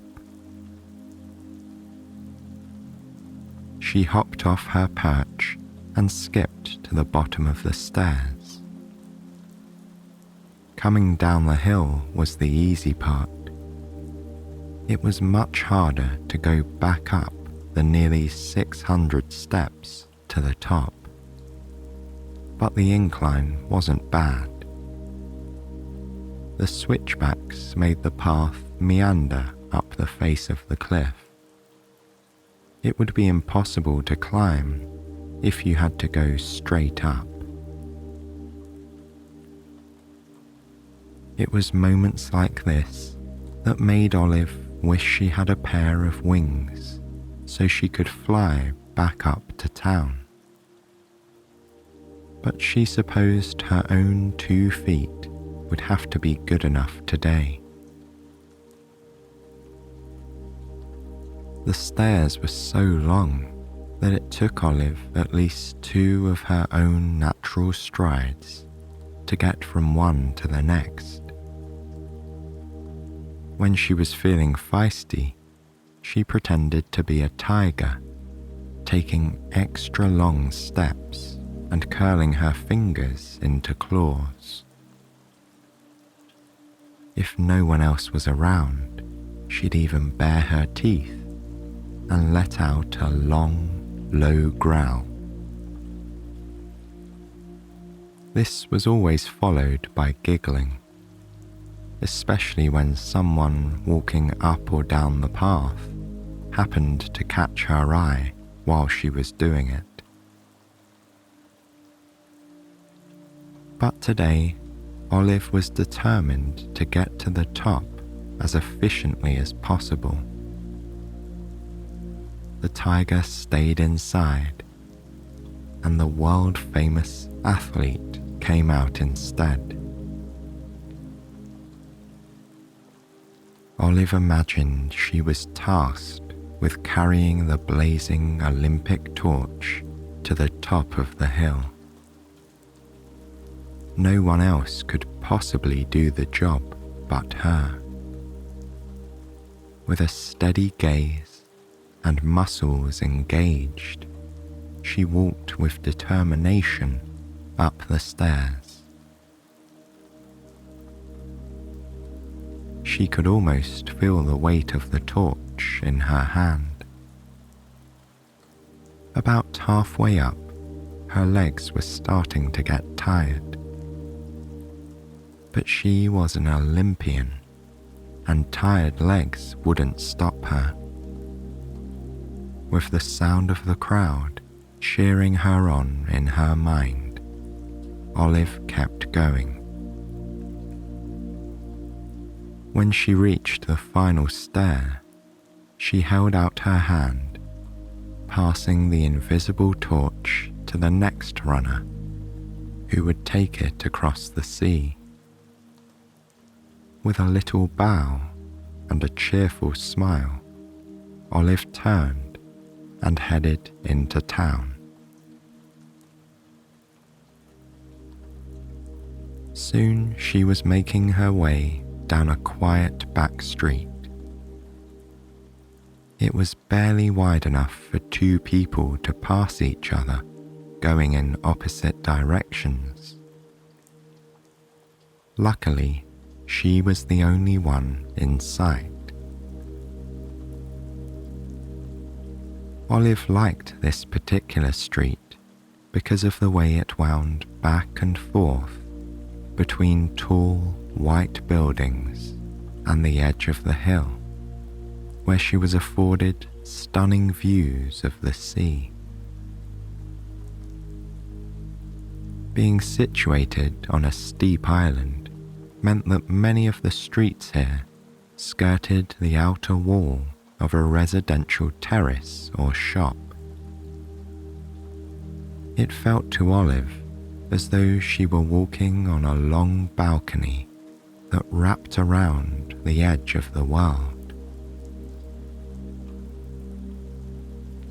When the street veered inwards, the sounds of birds and water were muffled by towering stone and plaster walls. In these places, long shadows kept the ambient temperature cool. Olive reached out one of her arms and ran her hand against the side of a building. She felt it turn from hot to cool beneath her fingers as she crossed in and out of shadow. Her footsteps on the stone echoed around her. Sometimes she skipped or hopped to change the rhythm as she went along. When she reached her favorite corner, she paused for a moment. Here, the path gave way to a short staircase leading down to the next level of homes and shops. At the corner, brightly painted ceramic pots held giant creeping vines that climbed up the side of the building. A yellow pot held by a woody shrub that reached up the brilliant white wall. A scattering of pinkish purple blooms dotted the green and brown tangle like paint splashed on a blank canvas. The blue pot had an intricate design painted around its rim. Olive had often laid down on the colourful tiles that the owner set into the ground here and studied the pattern. It was easy for her to get lost in the tiny world of swirling spirals and boxy outlines. She liked to trace the pattern with the tip of her finger, even though she couldn't go all the way around. The back of the pot rested against the chalk white wall. Whoever lived here had also painted the doorway to their house a bright blue. It perfectly matched both the sky and the expanse of ocean in the distance. With her back to the potted plants, Olive looked out over the sea. Her imagination sailed to the horizon, where it found the water really was made of diamonds. With every lapping wave came the tinkling sound of crystal as precious gemstones tapped the hull of her imaginary boat. She imagined dipping a wooden oar into the crystalline depths and pulling it through glittering mounds that twinkled like sunlit stars. But soon her mind returned to shore as she recalled the mission at hand. It was time to resume her walk. She wondered how she'd never come across the mystery alley before. She often played in that part of town and sometimes stopped for a lemonade at a nearby shop. Maybe she'd always been too busy having fun to notice it. Or maybe it had magically appeared the day she was following her paper airplane. Perhaps it would be gone today, only to pop up again in another part of town, a week or even a month from now. She would just have to wait and see. Olive followed the narrow back street as it curved around behind two houses and a smattering of shops. A retaining wall facing the sea was covered in delicate vines speckled with yellow and green. She traced the vines with her fingertips before hopping to the other side of the path into the long shadow of a tall, whitewashed building. The grey shadow bathed her skin in a gentle coolness, a welcome sensation after a morning spent in the sharp Mediterranean sun. Olive lifted her hands to her cheeks and felt the residual warmth there. She smiled, squishing her cheeks with her palms, and then frowned, pulling her hands down. Finally, she giggled and skipped on down the alley as it turned away from the ocean towards the center of town. After a few minutes, she came to a crossroads. This was the place where, not too long ago, she'd been playing with her paper airplane. Olive closed her eyes, remembering the moment. Her hands moved with the memory, like a conductor leading an orchestra of just one. She folded the paper just so, tucking in the edges and making a nice crisp line right down the middle. She lifted the airplane over her shoulder, counted to 2, and before she got to 3, a gust of wind snatched it out of her hand. As she imagined it leaving her grasp, she opened her eyes, picturing the way it soared, up, then down, before curving around that corner, into the alley she'd never seen before. And there the alley was, just where she'd left it. Olive tiptoed over to the wall running alongside the street, dividing her from the mystery alley. If this place really did appear out of nowhere, she might have to sneak up on it, she thought. It was better to be safe in any case. She crept along the wall. When she reached the corner of the mystery alley, she took a deep breath.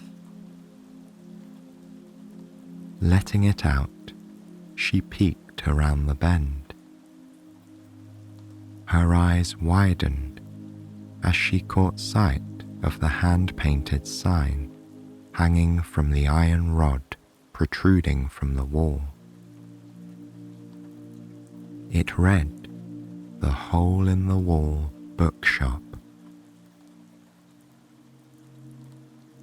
With one final glance over her shoulder, she stepped into the mystery alley. Standing below the sign, she could hear it squeaking gently every time the breeze caught it. To Olive, the sign seemed quite a bit higher up than it had from a distance, but it was what she found beneath it that captured her imagination. Nestled into what seemed to be a natural depression in the face of the wall was a round door. On either side were old-fashioned windows with thick panes edged in blue. What a strange door, Olive thought to herself. She'd never seen one quite like it before. It was painted a bright white colour that blended in perfectly with the wall that surrounded it. It would be easy to pass by without ever noticing it, unless you were looking for an entrance, like Olive was. She pressed her face against the window, cupping her hands around her eyes. The view was somewhat distorted by the wavy glass, but she could still make out hundreds and hundreds of books inside. She stepped back and considered what to do. Looking up, she saw that the sun was still high in the sky. She had plenty of time before she needed to be on her way home. Olive made up her mind, and placing a hand on the brass doorknob, she pushed open the round door. Inside the bookshop, the world around Olive was transformed. She was met by the familiar scent of old books, worn pages, and smudged ink.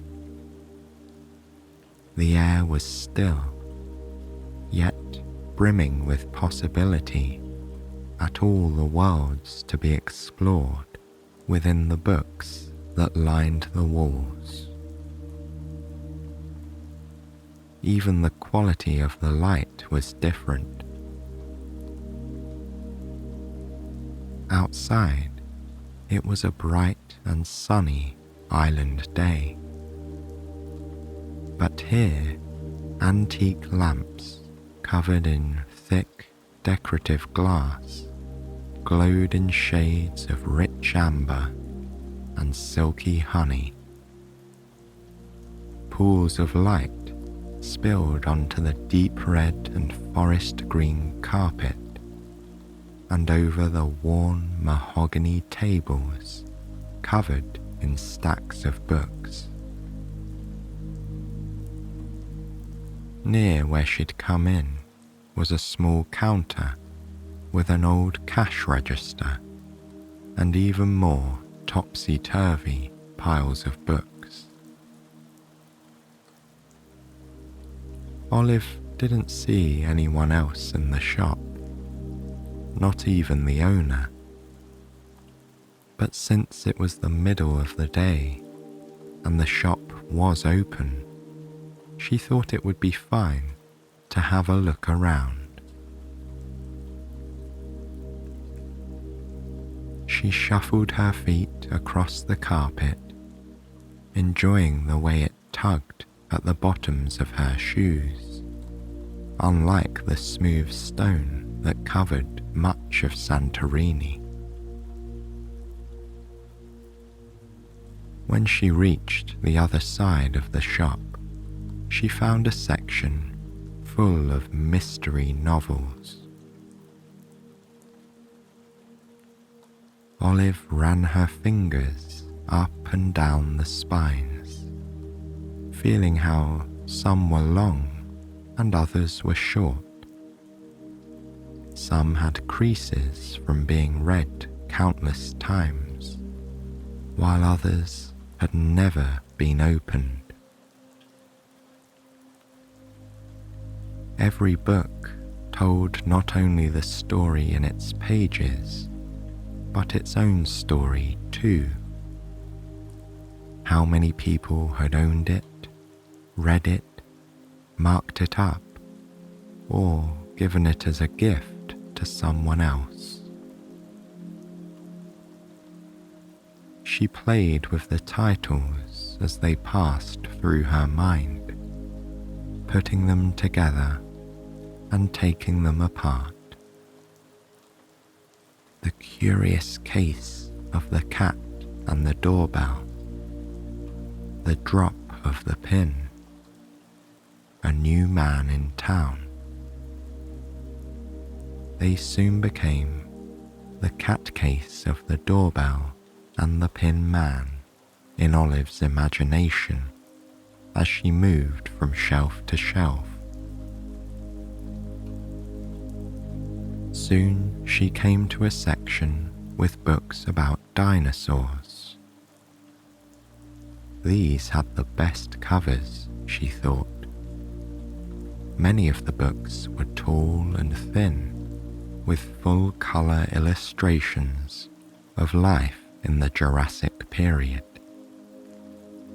She flipped through one and then another, reading all about fins and wings and claws, and the world before it had buildings and restaurants, or even airplanes.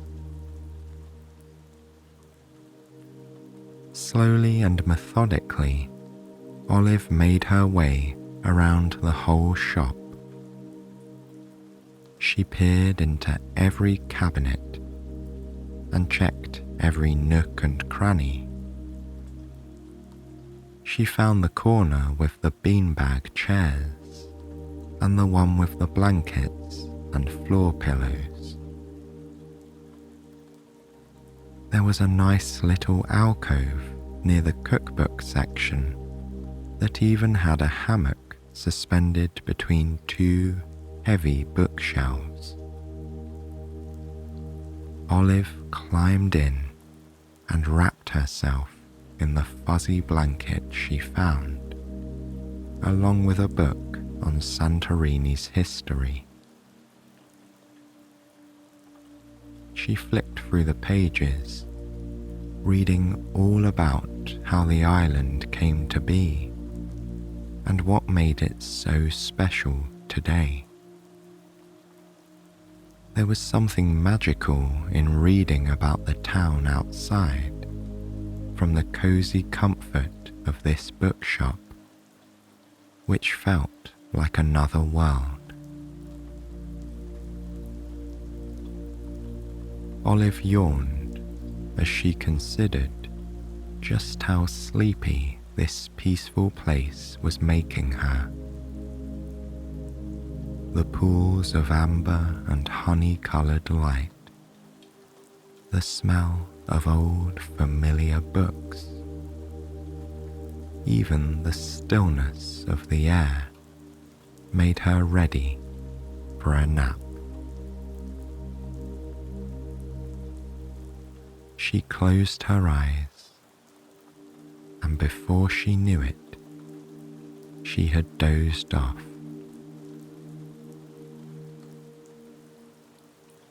Olive awoke some time later, still holding the history book, all wrapped up in the comfy blanket. She wasn't sure how long she'd slept, but knew it was probably nearly sunset. It was time for her to be on her way home. She crawled out of the hammock and shuffled sleepily over to the history section where she'd found the book on Santorini. Just as she was about to put it back on the shelf, she heard a kind voice behind her. "Why don't you take the book with you, if you aren't finished reading it yet?" Olive turned and saw an older man wearing half-moon glasses, peering down at her. She explained that she didn't have any money to buy it, but he only smiled. "Why, it's my gift to you, as a first-time visitor," he said, "and you're welcome back to read any time you'd like." Olive grinned and thanked the owner, holding her new book proudly in her arms. Walking towards the front door, she looked back at the hole-in-the-wall bookshop. It was quaint and cozy, like the smell of her mother's cookies, or the pavement after a rain shower. The soft glow of the lights gave the shop a magical touch. In that moment, Olive knew she'd return to the shop some day soon to see what awaited her between the pages of the next book.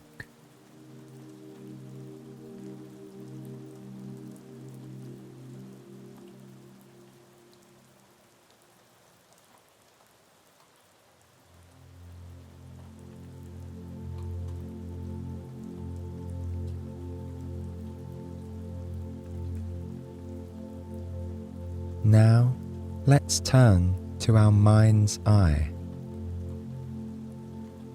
This is where you'll watch tonight's story unfold. So, let your eyelids shut and focus your attention on the blank canvas behind them.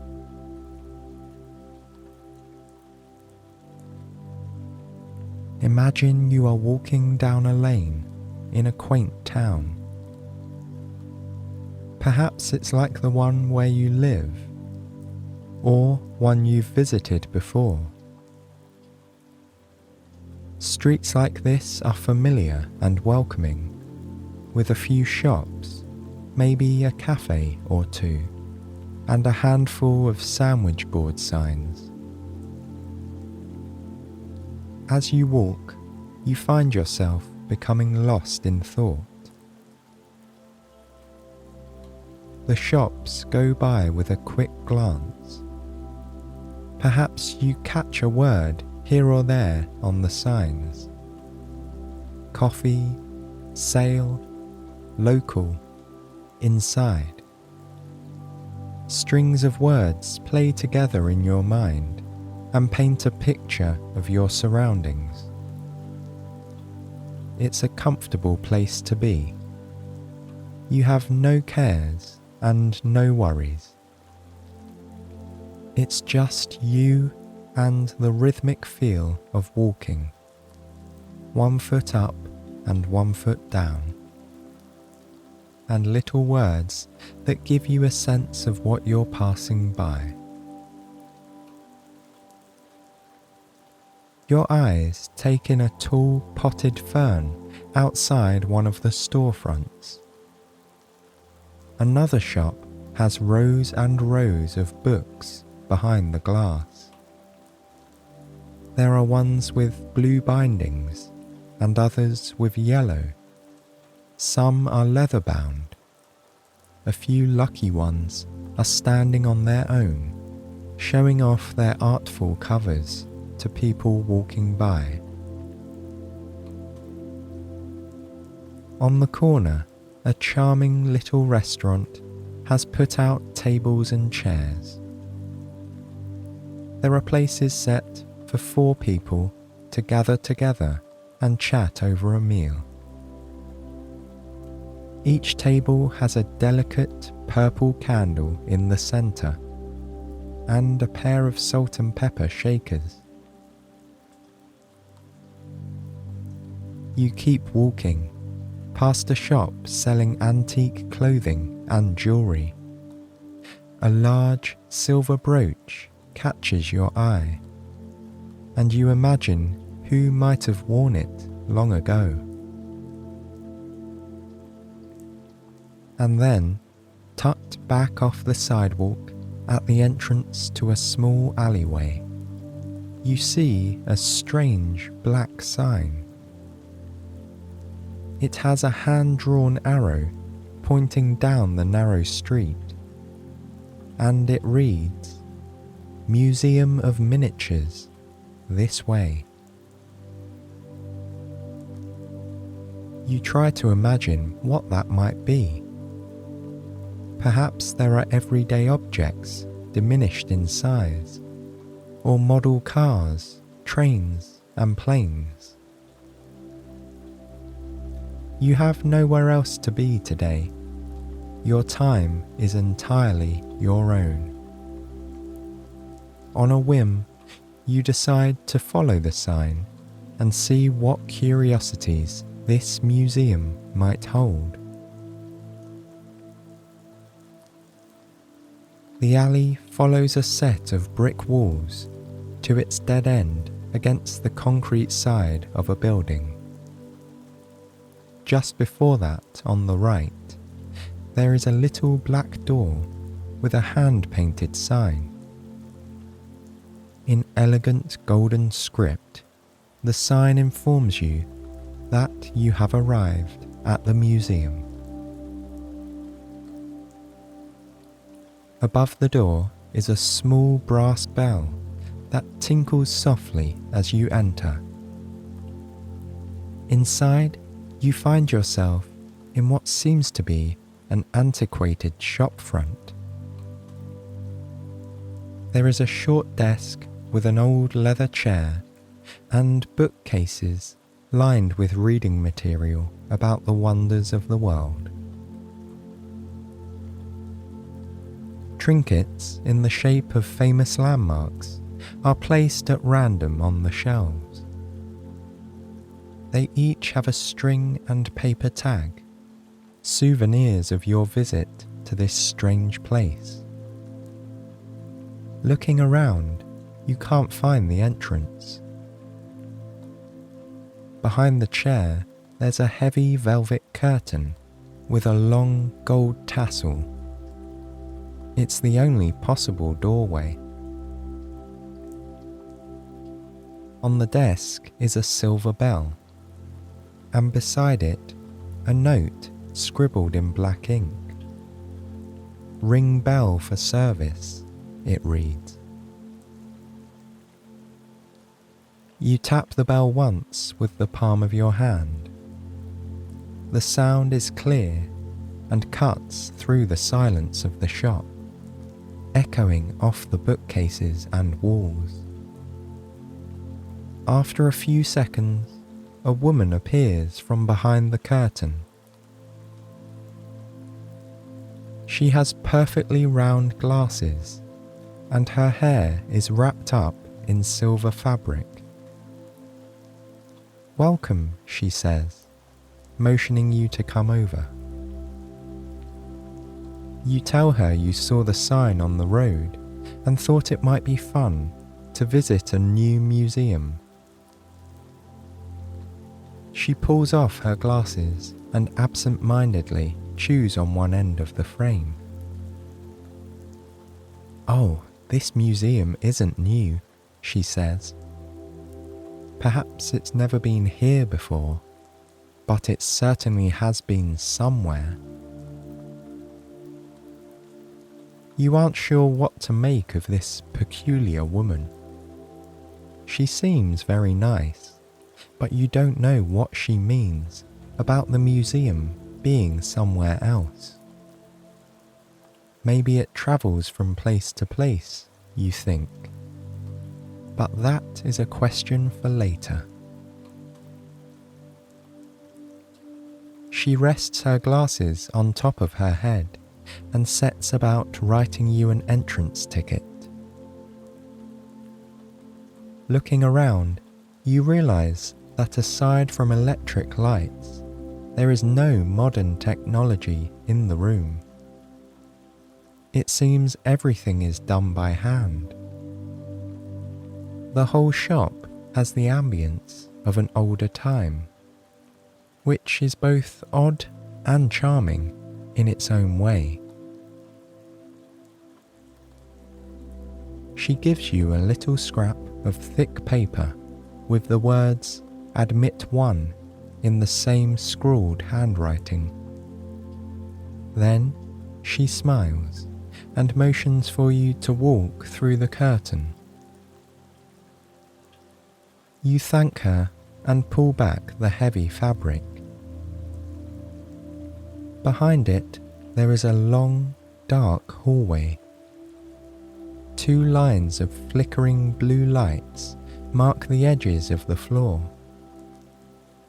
You follow them to a doorway which opens onto an enormous room. It's like nothing you've ever seen before. There is no outside light in this space. It is pitch black, save for tiny white lights which twinkle near the ceiling like stars above your head. They aren't connected to a string, so they seem to float freely in the air.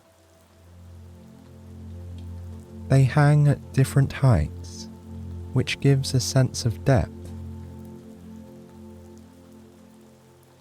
For a moment, you feel as though you are floating in space, weightless and free. Below these twinkling stars are 100 different landscapes suspended above the ground.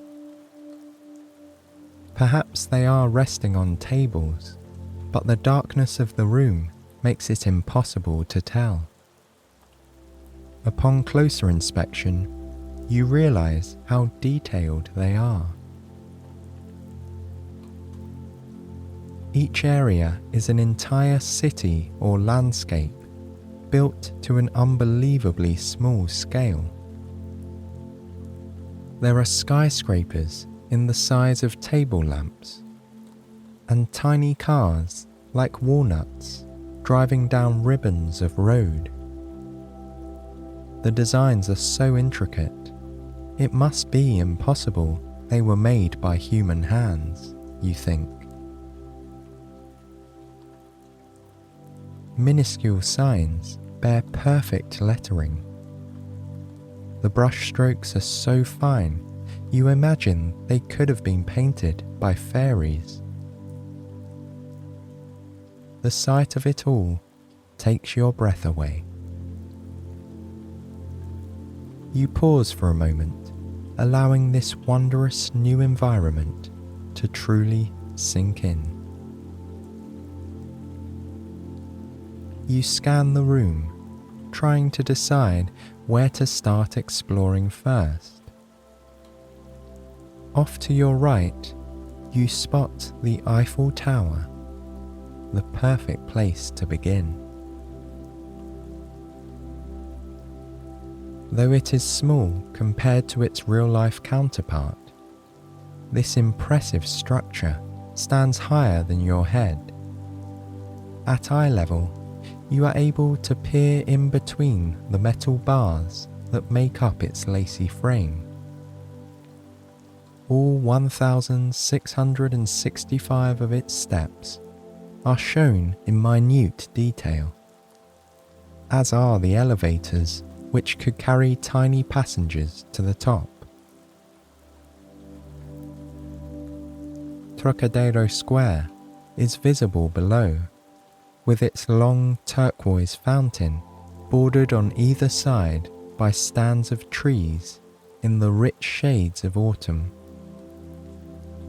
The long arcs of the Chaillot Palace give way to a starburst of avenues heading out in 5 directions through Paris. You bend down to look more closely at these wide, imposing roads. You see they are a snapshot of early evenings, with cars and buses lined up on the pavement and bicycles weaving their way through the traffic. Tiny people, no bigger than ants, meander down sidewalks, holding shopping bags. It is all so realistic, so perfectly constructed, that for a moment you forget you aren't actually there. It is only when you catch a glimpse of your own hand, gargantuan next to the palace gardens, that you realize you are only looking down from above. As if on cue, the Eiffel Tower is illuminated by a sparkling show of 20,000 miniature light bulbs, exactly the same number that make the real tower come to life every night. You watch the mesmerizing display of lights that glimmer and shift in rolling, looping patterns up and down the mighty structure.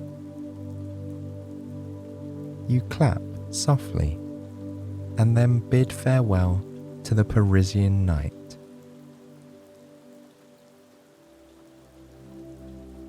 The next stop on your journey is very different from your first. You find yourself in Mongolia, which is housed a little further into the room than Paris. You recognize it by its wide swath of mossy green. That is the steppe region of Mongolia, a vast expanse of open grassland covering much of the country. You walk over to the side of the display that is the capital city of Ulaanbaatar. This is a low industrial town. Older architecture surrounds a more modern city centre, where a few glass and metal buildings stand taller than the rest. It is surrounded by rolling green and brown hills, moulded to perfection, with gentle slopes that flow into the outskirts of town. You move on from the city to the wild landscape of the Mongolian steppe. Thick lumps of hills rise up from open grasslands. Tiny gers or yurts stand alone in oceans of green. You bring your eye down close to the ground. The texture is so lifelike, you can imagine a whistling wind sending ripples across the grass in this otherwise quiet and rural land.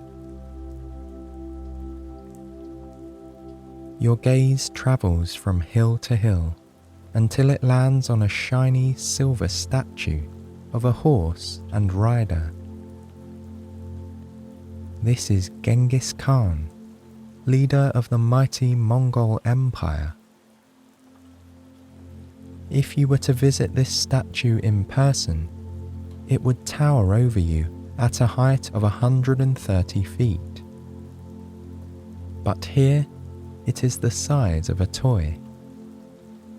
You are tempted to pick up the silver horse and rider and make them gallop across the grasslands they once ruled. Instead, you say goodbye to the north. It is time to move toward the equator, to warmer climates, and the ancient Mayan city of Chichen Itza. It stands in what is now Mexico's Yucatan Peninsula. The crown jewel here is the square-edged pyramid called El Castillo, or the castle. Incredibly steep steps lead the way to the top of this impressive structure, which stands even with your chest. If you were to walk up it with the tips of your fingers, it would look as though your hand were rising almost vertically. What in actuality are massive stone blocks that form the boxy pattern on the sides of the pyramid are no larger than dried beans in this miniature model. As you inspect the details of the castle, you feel a sense of awe for the amount of work it must have taken to build it in real life. Even in its diminutive form, it is a work of art. How impressive it must be to stand below it and look up in wonder at this magnificent testament to the past. Moving your focus up from Chichen Itza, you take a moment to look around the room. From where you are standing, you can see dozens of amazing monuments to human life. Off in the distance, the Tokyo Tower stands tall and red. Burj Khalifa points like a needle into the sky above Dubai.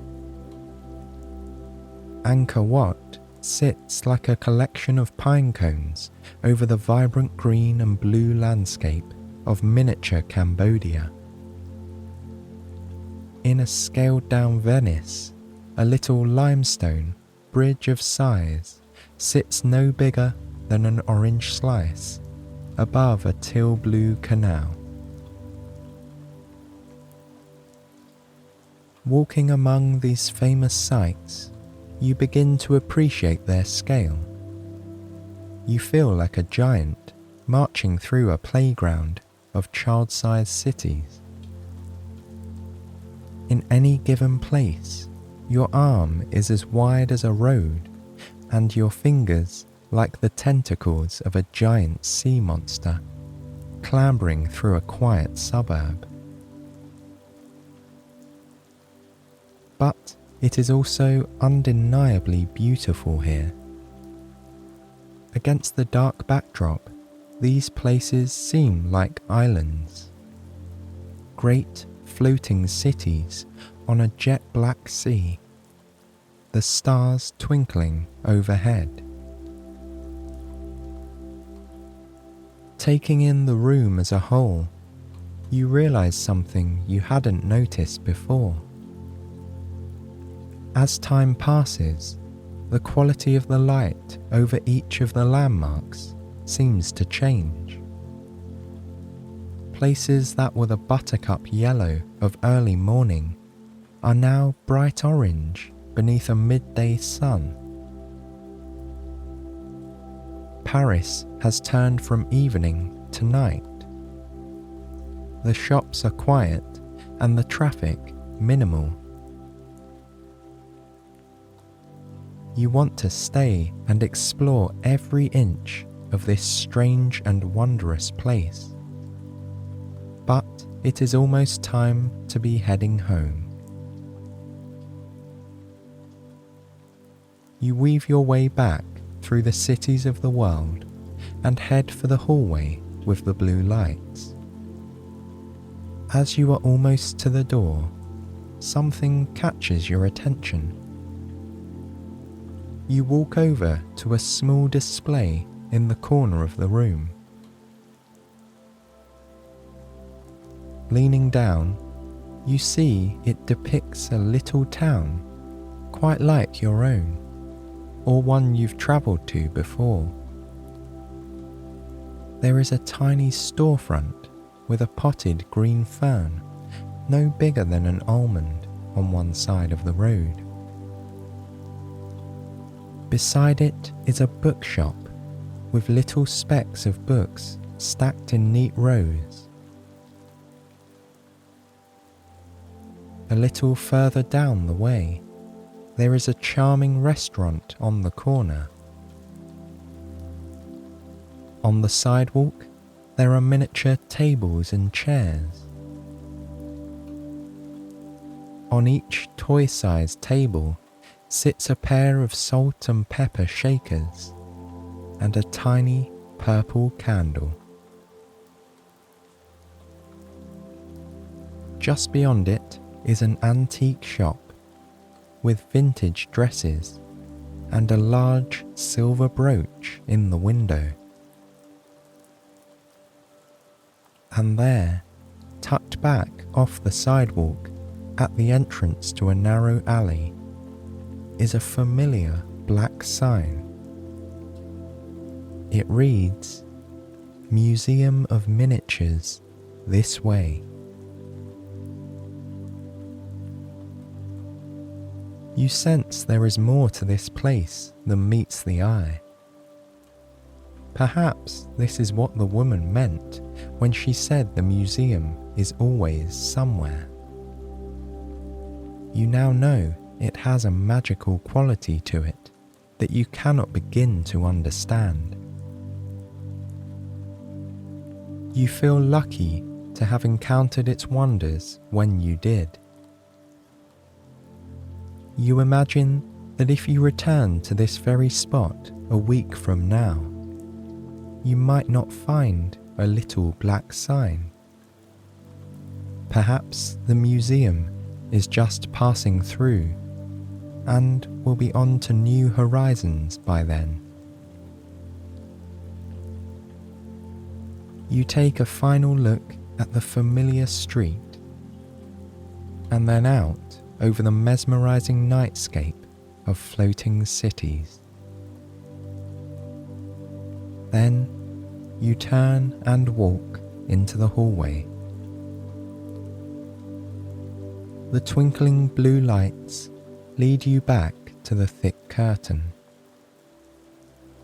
It brushes against your shoulder as you pass through into the shop.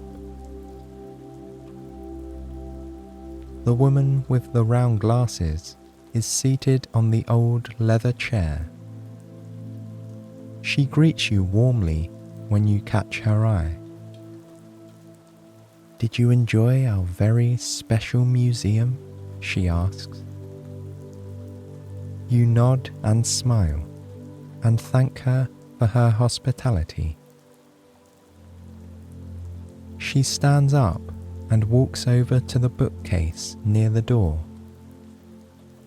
With her back to you, she drops something into a little bag, which she hands to you on your way out. "You are welcome back any time," she says, "if you can find the way." And with that, you leave the Museum of Miniatures behind and walk down the alley to the main street.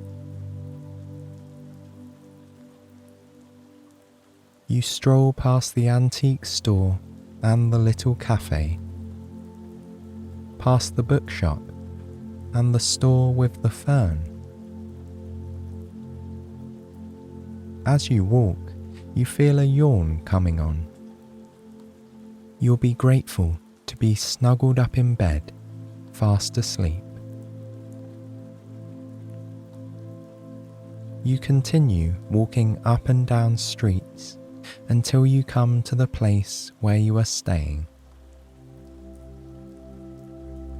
You go inside the front door and set the bag the woman gave you down on the table.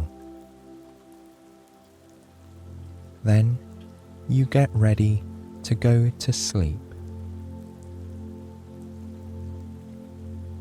You turn out the lights and carry the bag over to your bed. Sitting down, you open it up to see what's inside. There, you find a perfect miniature replica of the Eiffel Tower. It is so small, it can fit in the palm of your hand. If you look closely, you can see the 1600 steps and the elevators that carry passengers up to the top.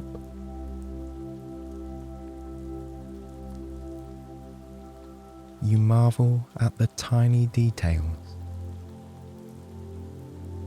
And then, as if on cue, 20,000 light bulbs, no bigger than a grain of sand, shimmer and sparkle across it.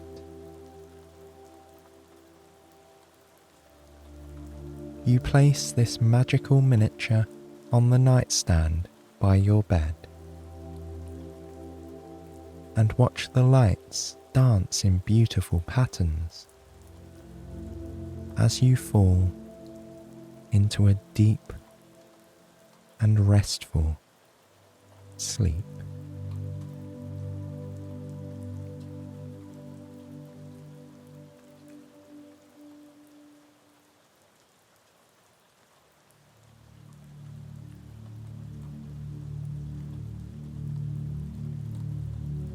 Tucked up in bed, with light rain falling outside the window, Lily begins to stir from a beautiful night's sleep. It's early, very early. The rain clouds above are only just beginning to reveal themselves in the dim light of dawn. Lily lets out a grateful sigh as she rises out of bed. Despite the early hour, her body and mind feels restored and content, ready to face the day. She tiptoes softly into the kitchen. She likes to be quiet at this time of the morning. It just feels right, not to disturb anything. She pours herself a cup of strong black tea and adds in a little milk. As she stirs the liquid, she watches the milk froth and swirl for a moment before it blends with the tea. Setting the steaming cup down in front of her, she sits on the wooden bench beneath the kitchen window. If the sun broke through the clouds, she'd have a clear view across the street to the neighbour's house. He likes to keep his front lawn trimmed neatly. He's often out there early in the morning on the weekend, clipping stray blades of grass to form a perfect edge by the path. He's probably still asleep now though. Most people are, save for a few night owls. Lily sips her tea slowly, savouring the warm sensation on her tongue. A small cloud of steam floats above the mug in a wave-like motion. Cupping the tea in both hands, she holds it just below her chin, letting the steam warm her face. She starts every day the very same way, and she adores it. Once finished, Lily washes the mug in the sink and leaves it to dry on a bamboo rack. It's nearly time to set off and head to her bakery. Back in her bedroom, Lily dresses for the day. It looks chilly outside, so she makes sure to remember the thick woolen scarf and the felt hat that she received as a gift last year. She pulls it snug over the tops of her ears and wraps the scarf twice around her neck. 2 tassels hang loose over the front of her coat. She pulls on them to tighten the collar as she walks to the front door. With the rain still drizzling outside, Lily grabs her favourite umbrella to keep dry. It's a sunny yellow colour with a curved handle that resembles a trombone. She loves how it brings a spot of brightness to an otherwise dull, grey morning. The daylight is steadily brightening, and the occasional birdsong in the nearby trees begins to echo through the neighbourhood. With the umbrella sheltering her head, Lily wanders out through her small front garden and on to the pavement beyond. The long, straight road that runs past her home stretches over a steady hill that Lily descends each morning. She hears the twinkling raindrops patter softly on the waterproof fabric above. Lily watches as the droplets form on top. They slide down the fabric one by one as her footsteps create small jaunts and vibrations in the umbrella.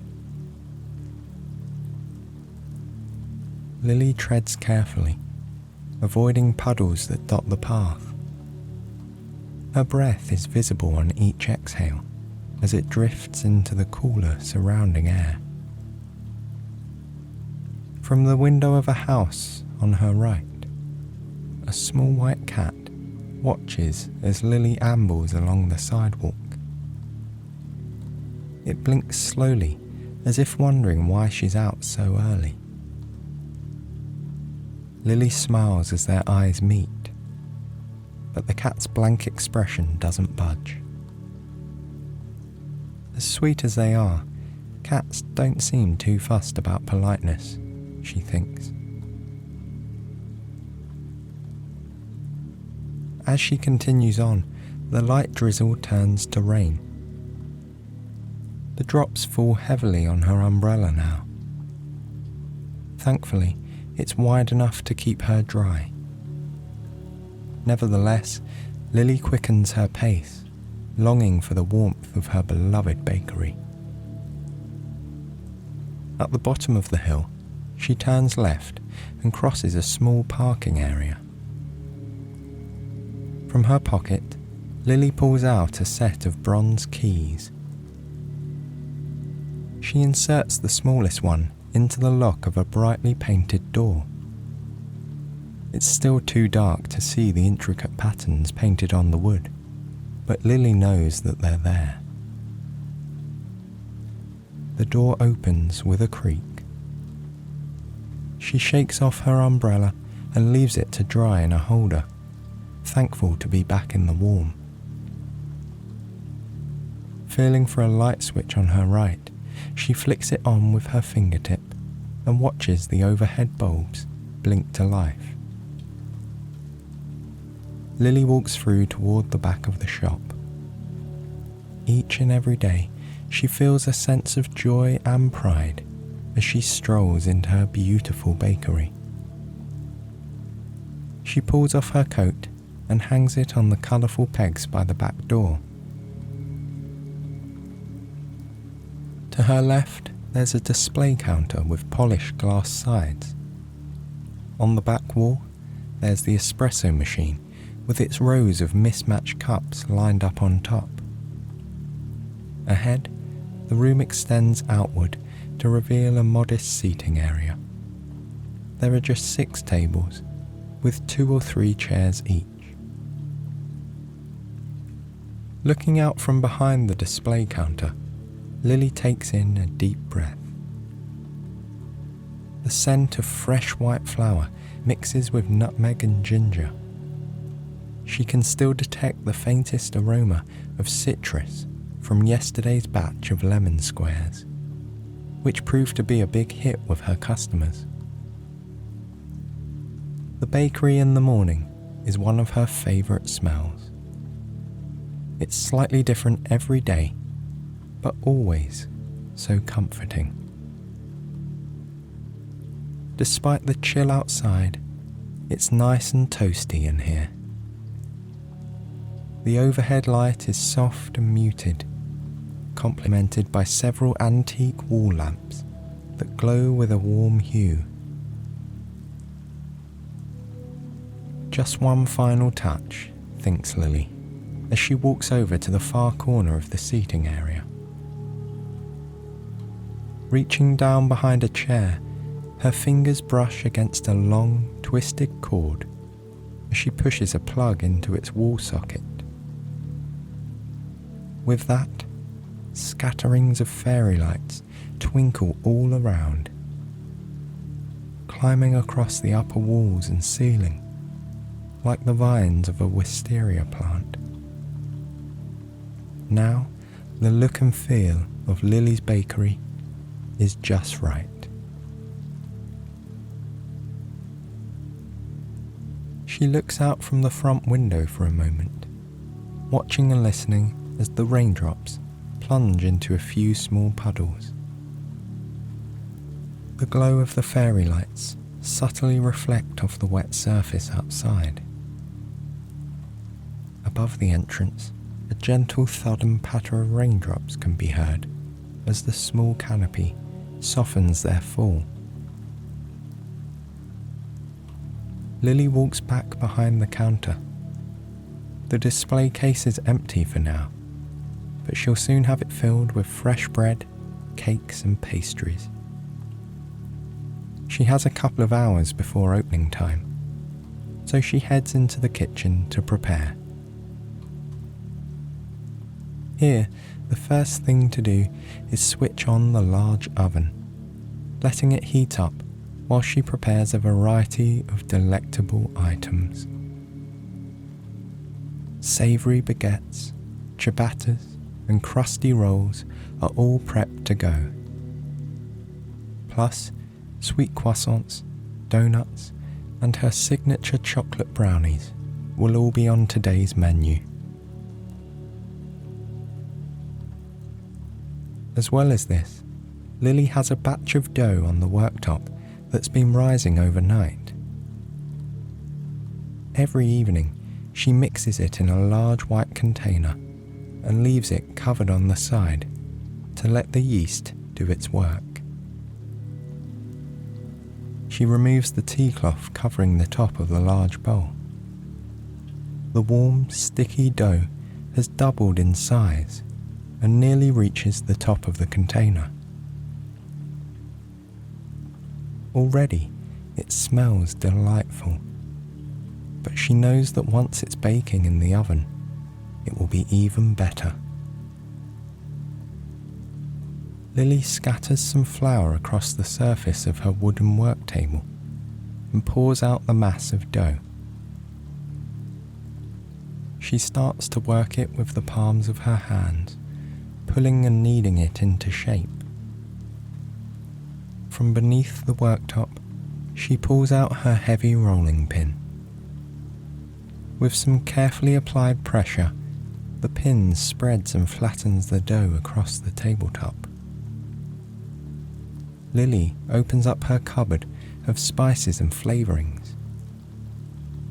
For this batch, she prepares a mixture of cinnamon along with a pinch of nutmeg and some cane sugar.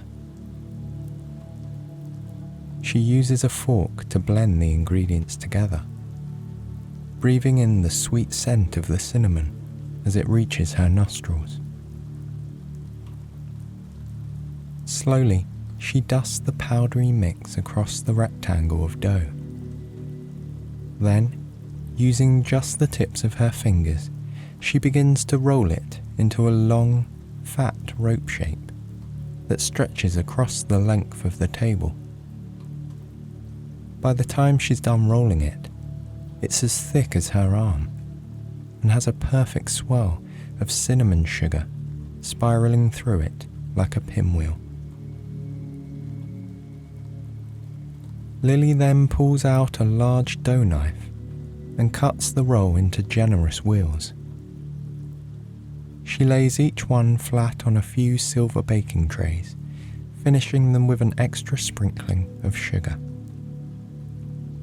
She places them carefully in the oven to bake. After just a few minutes, the rich aroma of cinnamon rolls begins to fill the bakery. They smell earthy and sweet and have just the slightest hint of spice as they start to cook. From outside, Lily can hear the pitter-patter of the rain hitting the roof of her little shop. It's even stronger now. Perfect weather for ducks, but not anyone else. She feels all the more grateful to be in her bakery, with the soothing warmth of the large oven emanating through the kitchen. Now the cinnamon rolls are baking, it's time to start on the muffins.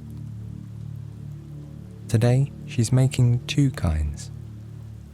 First, her most popular blueberry muffins, which she bakes every day and often sells out of before noon. To accompany these, today's other flavour is raspberry and cream, a new recipe that she's been fine-tuning at home. Lily measures out some flour into a deep metal bowl, then adds baking powder and salt. In her large yellow mixer, she blends sugar, butter, eggs, vanilla, and a splash of milk. Stirring slowly, being careful not to end up with a cloud of flour, she mixes the bowl of dry ingredients into the wet ones. Separating the mixture into two bowls, Lily adds the finishing touches to both. In one, she pours a generous serving of fresh, rich blueberries, supplied by her friends at a local farm shop. A bit of juice leaves some of the berries, making deep blue streaks in the cream-coloured batter. In the other bowl, she repeats the same steps, but this time, juicy red raspberries turn the mixture to a pinkish colour. She spoons in a few dollops of thick cream and gives everything a final stir. One by one, Lily fills the cups of a muffin tin with the sweet-smelling batter. She puts an extra blueberry and raspberry on top of each one and slides the trays into the oven. This time, Lily lets herself have the smallest taste of the raspberry and cream batter left on the spatula. After all, she wouldn't want it to go to waste. She smiles as the sweet, silky, smooth mixture sits on her tongue. It's delicious, and she's sure her customers will love the new flavour. By now, the cinnamon rolls are just about ready to come out. She puts on a set of big puffy mitts and pulls the trays out of the toasty oven. They smell absolutely divine. She always adores the smell of freshly baked dough, particularly when it's infused with cinnamon. After 10 minutes cooling down, Lily uses a set of tongs to place the rolls on some plates. She lays them out in a well-presented formation and carries the first batch out to the serving area.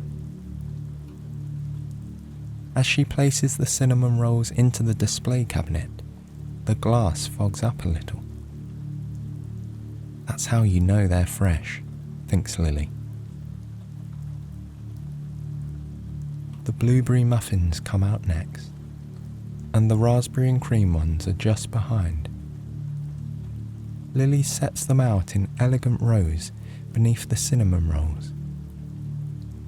Blues, reds and browns fill the case, and the delectable aroma of warm berries and cream wafts up from the shelves. Finally, she adds her brownies, croissants, and other breakfast treats, filling the display cabinet to full capacity. Alongside the espresso machine, she has several baskets holding the baguettes and various other breads for those who prefer something savoury. Lily smiles, looking at everything she's made from scratch. She's confident that her customers won't be able to resist these tasty options. A buzz of excitement washes over her as she wonders who will come into the bakery on this wet and windy day. It's time to open the shop. She walks over to the front door and turns the sign in the window. "Open for business," it reads. Her first customer of the day is already outside, waiting under the shelter of the canopy. He's a kind, elderly gentleman who wears a flat cap, distinctive leather shoes, and, as always, a cheerful smile. Just like every other day, he is clutching a newspaper in his right hand as Lily welcomes him into the cosy bakery. He comes every weekday morning for a cinnamon roll and a coffee. He doesn't even need to order anymore. Lily knows exactly what he likes. With the man's regular order comes the day's first brew of coffee. To add to the delightful aroma of baked dough, the shop becomes immersed in the intense smell of Colombian coffee beans. Lily always finds that the fragrance alone gives her a lift of energy, just what she needs at the start of the day. The man thanks her as she hands over his mug and plate. They exchange their regular pleasantries and talk about the dreary weather. He takes his usual seat in the back left corner of the shop and opens up his newspaper. Lily thinks of that seat as his seat now. He's one of the people that makes this bakery a second home to her. In fact, her regular customers are like an extended family. After all, she sees most of them every day. She knows their routines, their likes and dislikes, and it's her duty to help them start off their morning just right. Next through the door is the woman who always wears a purple scarf, even on summer days. She orders a blueberry muffin and an espresso, and sits one table away from the man. She's brought a book along with her, which she takes out of her small handbag and opens up to a page with a folded corner. Throughout the first hour, the shop fills up with Lily's morning regulars. A dad and his young daughter pop in. The little girl enjoys Lily's famous brownie, whilst Dad sips on a cappuccino. A couple who live just over the road stop by for a light snack and purchase a baguette to accompany their lunch and dinner for the next 2 days. Lily knows each one of them by name and loves seeing them return time and time again. That's when you know you're doing something right. A small bell on the door signals the arrival of every new customer. Today, each one enters with a flustered expression, glad to be in the dry and out of the rain. There's a slight chill in the air that comes in through the open door, but the warm air from the ovens and the comforting smells of bread, cakes and coffee beans soon make up for it. Lily watches as her bakery plays host to dozens of smiling faces. The glass shop front gradually steams up as the warm air within counteracts the cooler air outside.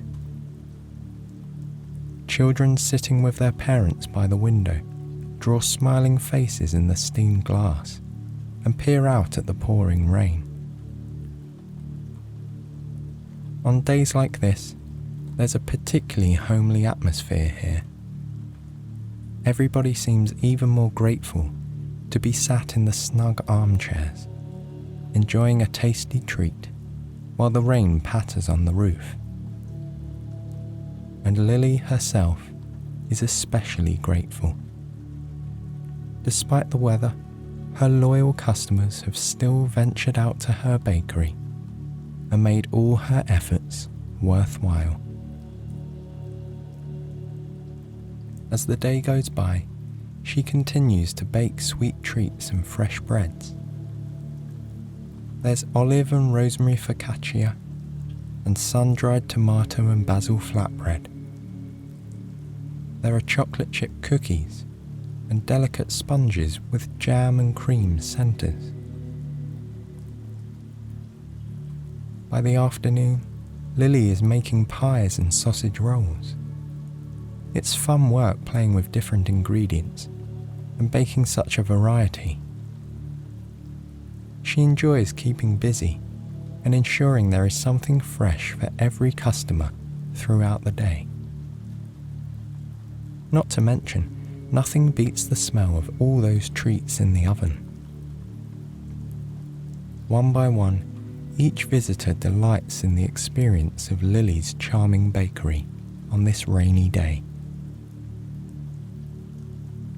They take their time to sit, relax, and savour every mouthful of their favourite treat. Many of them try the raspberry and cream muffins, and all approve of the new recipe. There aren't many better places to be on days like this. Lily feels proud to bring her local community together, no matter the weather. By the time Lily turns off the oven for the day, it's nearly evening. The rain has finally eased off outside, and there's even a glimmer of sunlight breaking through the clouds. A few customers are still sitting inside, enjoying a late afternoon tea. She sells off some final items and packs up the rest for tomorrow. As she waves goodbye to her last customers, Lily wanders outside to the front of her shop. Remnants of the earlier downpour continue to drip from the awning above. The smell of rain-soaked pavements mixes with the sweet aromas of her bakery. She feels the sun on her face as it begins to set over the trees and buildings opposite. With a deep breath in, Lily stretches her arms above her head and feels her muscles relax. Another successful day in her quaint little bakery. Before she can close up and stroll home, there's one last thing to do. Lily heads back to the kitchen to prepare the sticky dough for her cinnamon rolls tomorrow. She mixes up the few ingredients she needs and leaves it to rest in the large white container. Then she has a quick clean and sweep around the seats and tables. She switches off the espresso machine and stacks the newly cleaned cups back on top. Finally, she unplugs the fairy lights in the corner. Then, with the flick of the light switch, the bakery falls into darkness for the night. Lily grabs her yellow umbrella and locks the door behind her as she heads out into the cool evening air. On her return journey, she doesn't have to worry about opening the umbrella. The skies have cleared and the setting sun illuminates the damp, shiny rooftops all around. Up the hill she goes, past the house with the white cat, and ever closer to the comfort of her home. At the top of the hill, she turns towards her house and wanders inside. Her legs are tired and her feet are achy. As she takes off her shoes for the first time since leaving this morning, Lily feels a sense of relief. She loves everything about her work as a baker, but she's always glad to get home and rest her legs. Just like all of her wonderful customers, spending some time to relax in her shop, this was Lily's chance to unwind. After enjoying a hearty dinner, Lily feels herself beginning to drop off on her cozy sofa. Struggling to keep her eyes open, she decides that it's time for bed. She'll be up before most once again tomorrow morning. She'll see the same white cat as she descends the hill,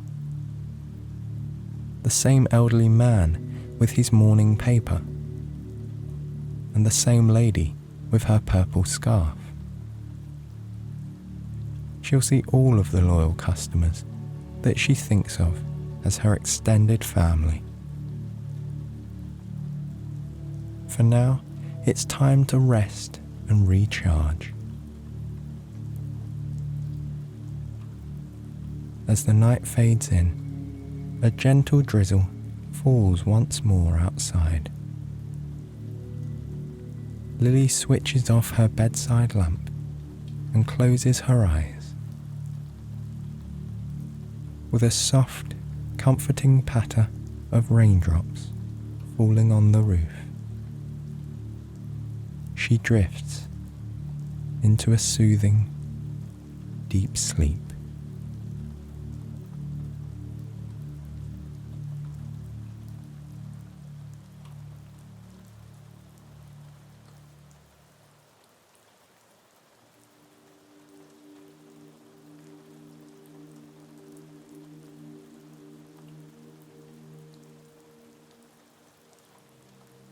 The street lamps glow with a warm yellow light.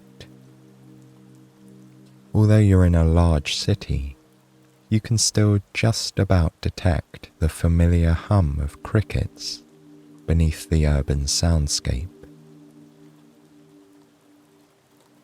There are the distant sounds of traffic and people making their way along other streets, heading to dinner before a late night show, or just out for an evening stroll.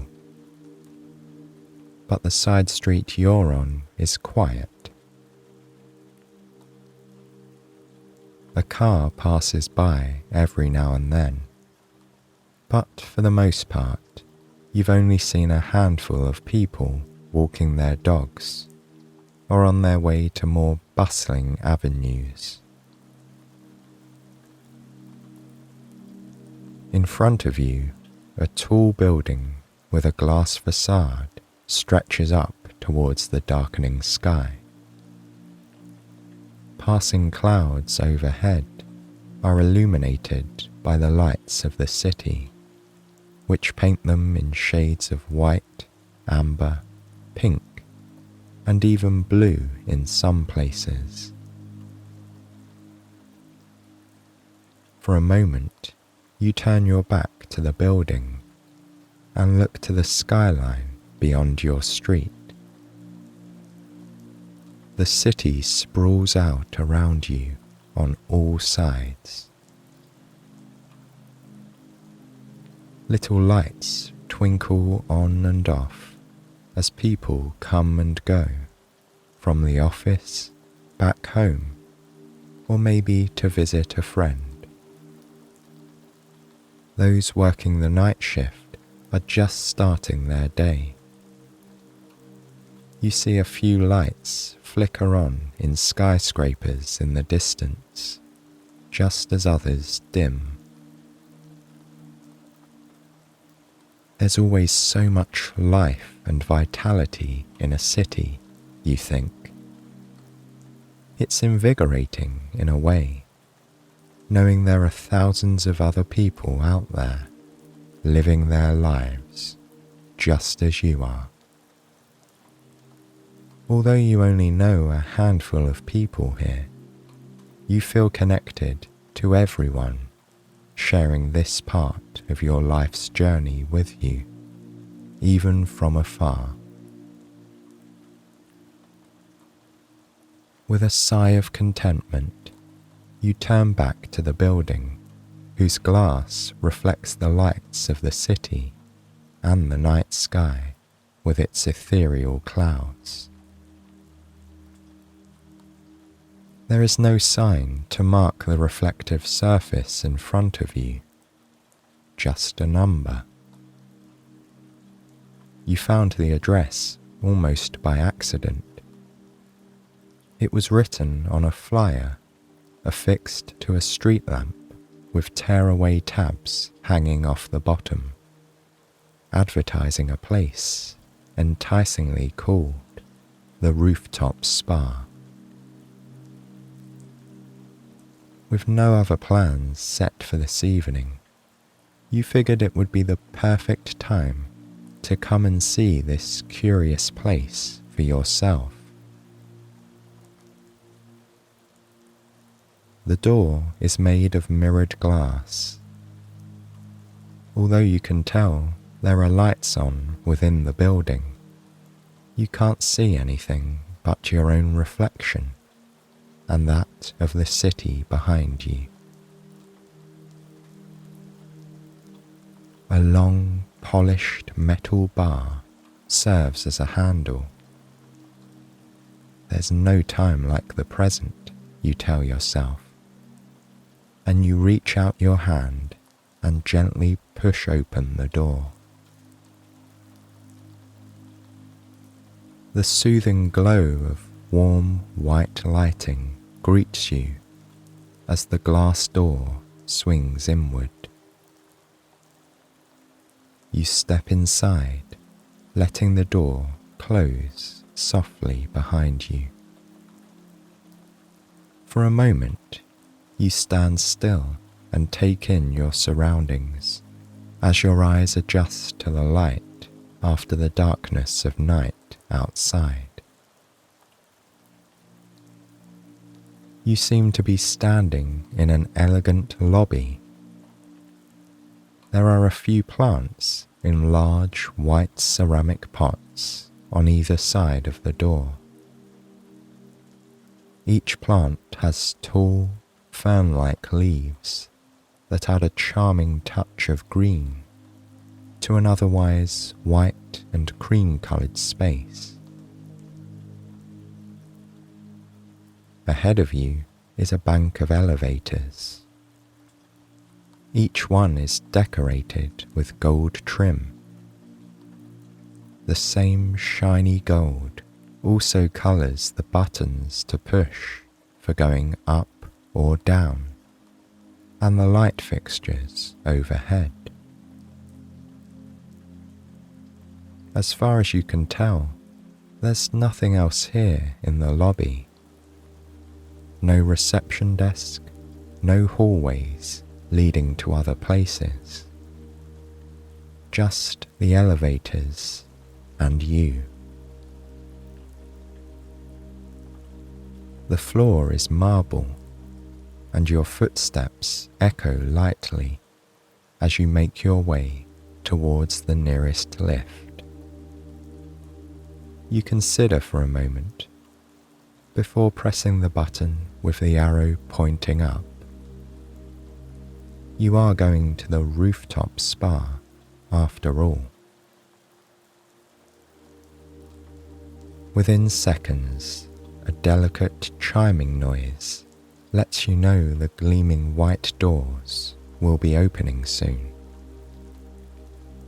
When they do, they reveal a glass elevator within, trimmed with gold. Everything shines as though it's all been recently polished. You step inside and turn to face the panel of buttons. At the very top, you find one marked with the simple letter R. Elegant engraving beside it reads Rooftop Spa. You push it gently and hear the same delicate chime before the doors close.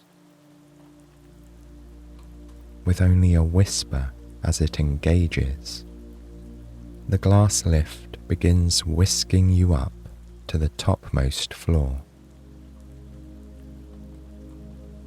As it carries you higher at an easy pace, you are given the chance to fully appreciate how this building was designed. The transparent panelling provides the perfect view through the glass exterior of the building itself. You watch, mesmerized, as the city spreads out beneath you, its lights twinkling on to the horizon. This long after sunset, you see there's only the faintest glimmer of the evening sun in the far distance. A deep orange blue that's fading to black as night takes hold. Looking up above the spires and towers of the city, above the apartments, shops, billboards and office towers, you see a night sky dotted with twinkling stars. A few long, lingering clouds drift slowly over the city, reflecting its light back to it as they pass. The view is truly spectacular. With every floor you ascend, you can see more of the city.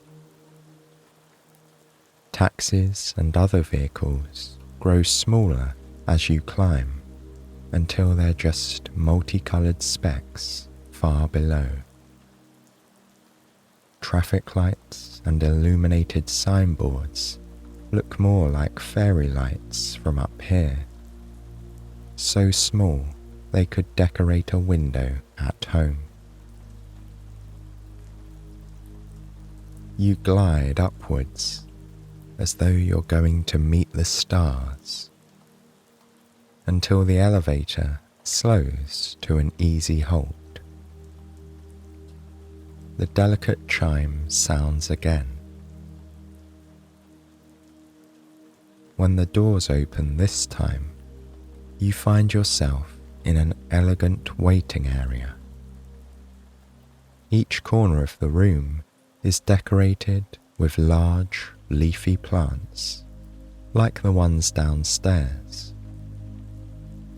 A few hanging vines grace the walls behind them. On one side, you see a check-in desk. In the same fanciful script engraved inside the lift, you see the name, the Rooftop Spa, emblazoned in gold on the front of it.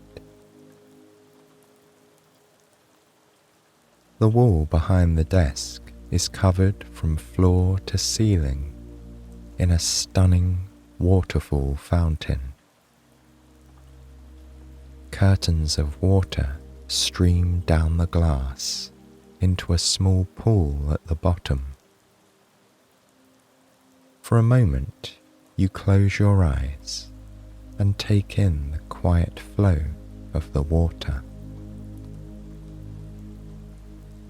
The sound of the fountain puts your mind at ease. You take a deep breath in, welcoming the newfound sense of calm into your body, and then let it out, feeling refreshed. When you open your eyes again, you see that there is now someone standing behind the desk to greet you. She smiles at you warmly and invites you to come over. You tell her about finding the address of the spa and how the name made you curious to come and see what it has to offer. Many people end up here that way, she tells you. It's somewhat of a hidden gem, she adds, saying that she's glad you found your way here tonight. She explains that there are many offerings, but the one she always recommends to newcomers is the Starlight Special. You'll have time to enjoy one of the best rooms here at the spa and end with a dip in the pool under the stars.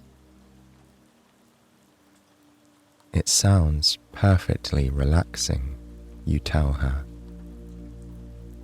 She hands you a robe and some complimentary slippers, then points you to a hall on the left. That's where you'll begin once you're ready, she says.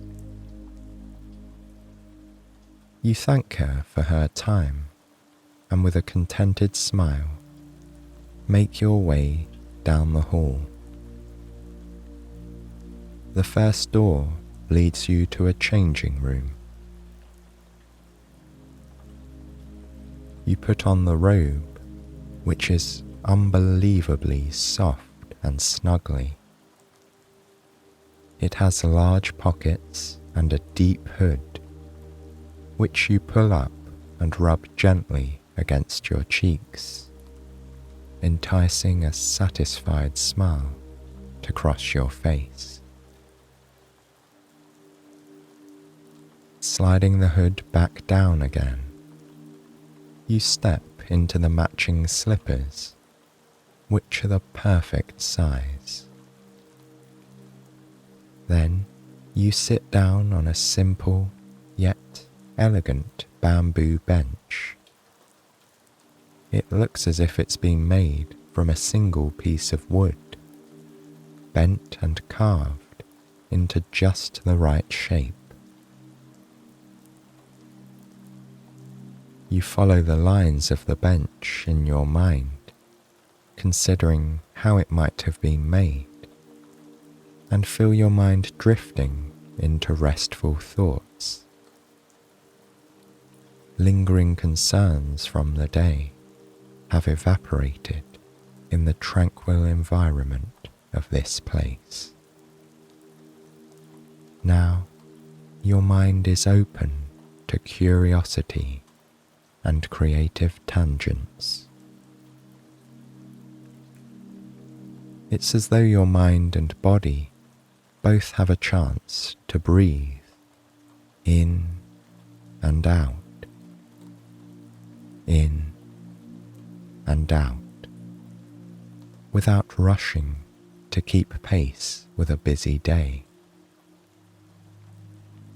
As you breathe, you notice the soothing scent of lavender in the air, bringing with it a wave of relaxation that spreads throughout your body.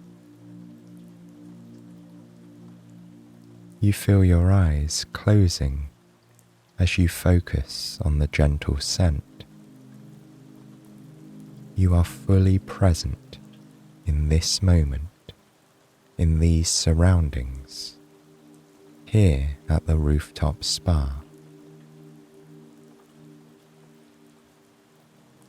Soon, you hear the sound of quiet footsteps in the hall and open your eyes. The woman who greeted you earlier has returned to take you to the first spa room. You stand up from the bamboo bench and follow her down the hall. She turns right, guiding you to a dimly lit room on the left. Once your eyes have adjusted to the lower lighting, she ushers you into an adjoining room that takes your breath away. 2 entire walls of the room are made of glass. You can almost see the whole city from up here. At its center is a hot tub with bubbling jets. The water has been scented with lavender, which is carried by the steam throughout the room. A narrow bamboo path leads from the doorway to the tub. But the most striking part of the room is the glittering display of candles. Hundreds of white pillar candles decorate the floor. Their flames flicker and dance, reflecting in the glass and mirroring the lights of the city outside. Looking up, you see the ceiling is made of mirrored glass, creating the illusion of stars twinkling in the night sky with every candle flame. For as long as you'd like, this room is yours, she tells you. You gaze in awe at the candlelit scene, and then thank her before she leaves the room. You make your way down the bamboo path between rows and rows of glimmering candles. The way each flame moves slightly differently from all the rest reminds you of fireflies blinking in the night. At the end of the path is the tub, which is perfectly square. It's raised off the ground and lined on the outer edge with bamboo slats that serve as benches should you want to take a break from the tub. The calming scent of lavender is strong here, but not overpowering. If you close your eyes, you can imagine you're standing in a field of lavender bushes, swaying in a midsummer breeze. But soon, the steam and gentle sound of the jets bring you out of your reverie and back to the present moment. You take a deep breath in, feeling the way the fragrant air enters your nose, and then exhale, detecting the complexities of the aroma as it mixes with the steam. Now you're ready to step in.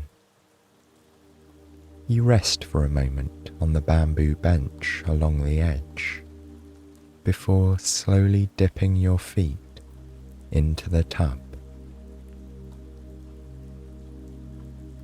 Warmth spreads through your whole body as soon as the bubbling, frothing water touches the soles of your feet. Not wanting to rush the process, you dangle your feet just at the top of the water, feeling the bubbles roil and churn beneath your toes. Then you calmly lower your feet into the water. First the soles, then your toes and heels, all the way up to your ankles. You shift your weight on the bench until the water reaches your shins and calves. And finally, you decide the time has come. You lower yourself completely into the tub, giving in to the clear, lavender-scented water as it surrounds and supports your body. After a few moments, you shift until the jets are gently massaging your lower back and shoulder blades. With every stream of bubbles and hot water, you feel your muscles loosen and relax. Once you're settled, you gaze out through the glass at the city below. Skyscrapers look down over apartment blocks, which tower above parks filled with bushy-looking trees that glow silver in the moonlight. The cars move in streams of headlights and taillights, white and red, as they crisscross the busy streets. Up above, light from the city sets the sky aglow, though you can still see a wonderful collection of stars peeking out from behind the wayward clouds, drifting across the nighttime expanse. For a while, you get lost in the tranquility of this moment.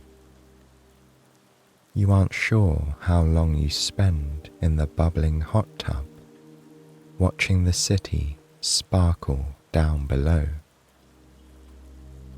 But eventually, you feel you could move on to another part of the spa. It's warm in this tub, and something cooler might be nice to finish off your relaxing evening. You climb out of the hot tub and wrap your soft robe around you, snuggling down into its fuzzy embrace. Soon, the woman from the desk returns. The last experience of the night will be happening outside, she says with a smile. It's an intriguing thought, and you're excited to see where you're going next. She leads you out of the candlelit room and down another hallway. At the end of the hall, she pushes a long metal bar to open a glass door. You follow her through the door and onto the rooftop. There's a light breeze out here that makes you grateful for your warm, snuggly robe and matching slippers. It isn't too cold though. It's perfect for this kind of night. She continues on past wicker armchairs, decorated with plump cushions, past a handful of plants in the same white ceramic pots, and past a couple of day beds, perfect for lounging out here in the afternoon.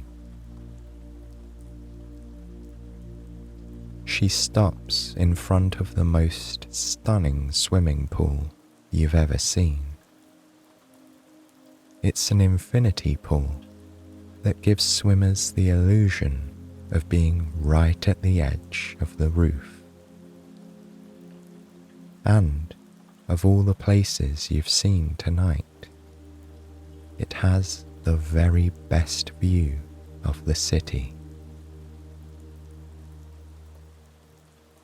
Again, you're welcome to use it for as long as you'd like, she tells you, before heading back inside.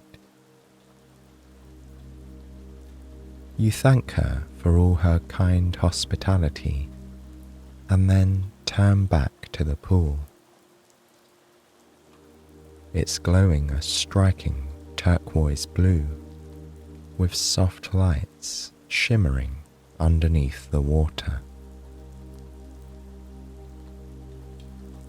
First, you dip your toe in to check the temperature. The pool is heated, so you don't have to worry about getting chilly up here on the roof. You take your time getting in, using a set of shallow stairs that lead down into the wading area. At the bottom of the steps, the water only comes up to your waist, so you decide to move to a deeper area. Soon, you're able to float. You bring your legs up underneath you and do a few lazy swirls with your feet before lying back and floating with your eyes facing the sky. It is filled with so many stars tonight, it would be impossible to count them all, even if you floated here for hours. Instead, you find a few of your favorite constellations and watch the way the clouds drift in front of them on the gentle breeze.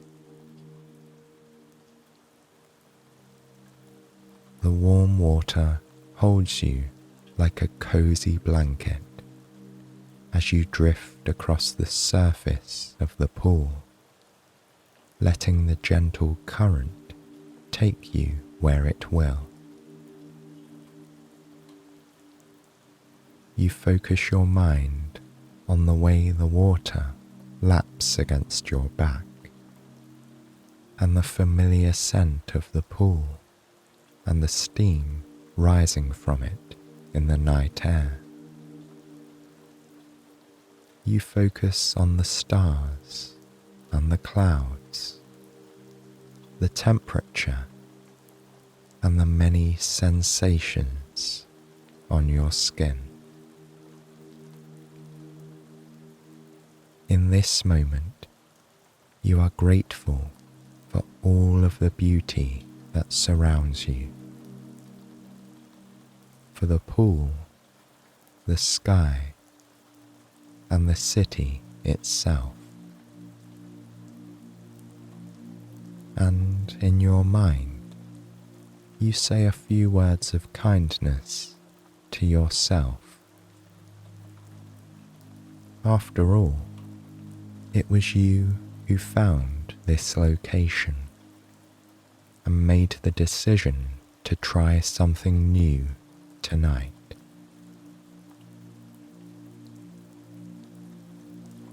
It can be easy to underestimate the power of small decisions, but tonight you feel gratitude for them and for the way they have led you to this wonderfully calming and centering place.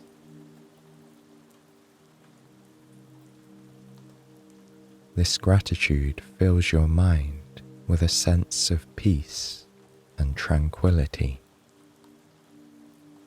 Your heart is full and open, once again feeling how interconnected you are with every other person in this city. This place is part of your life's journey now, as are all of the people bringing the city to life tonight.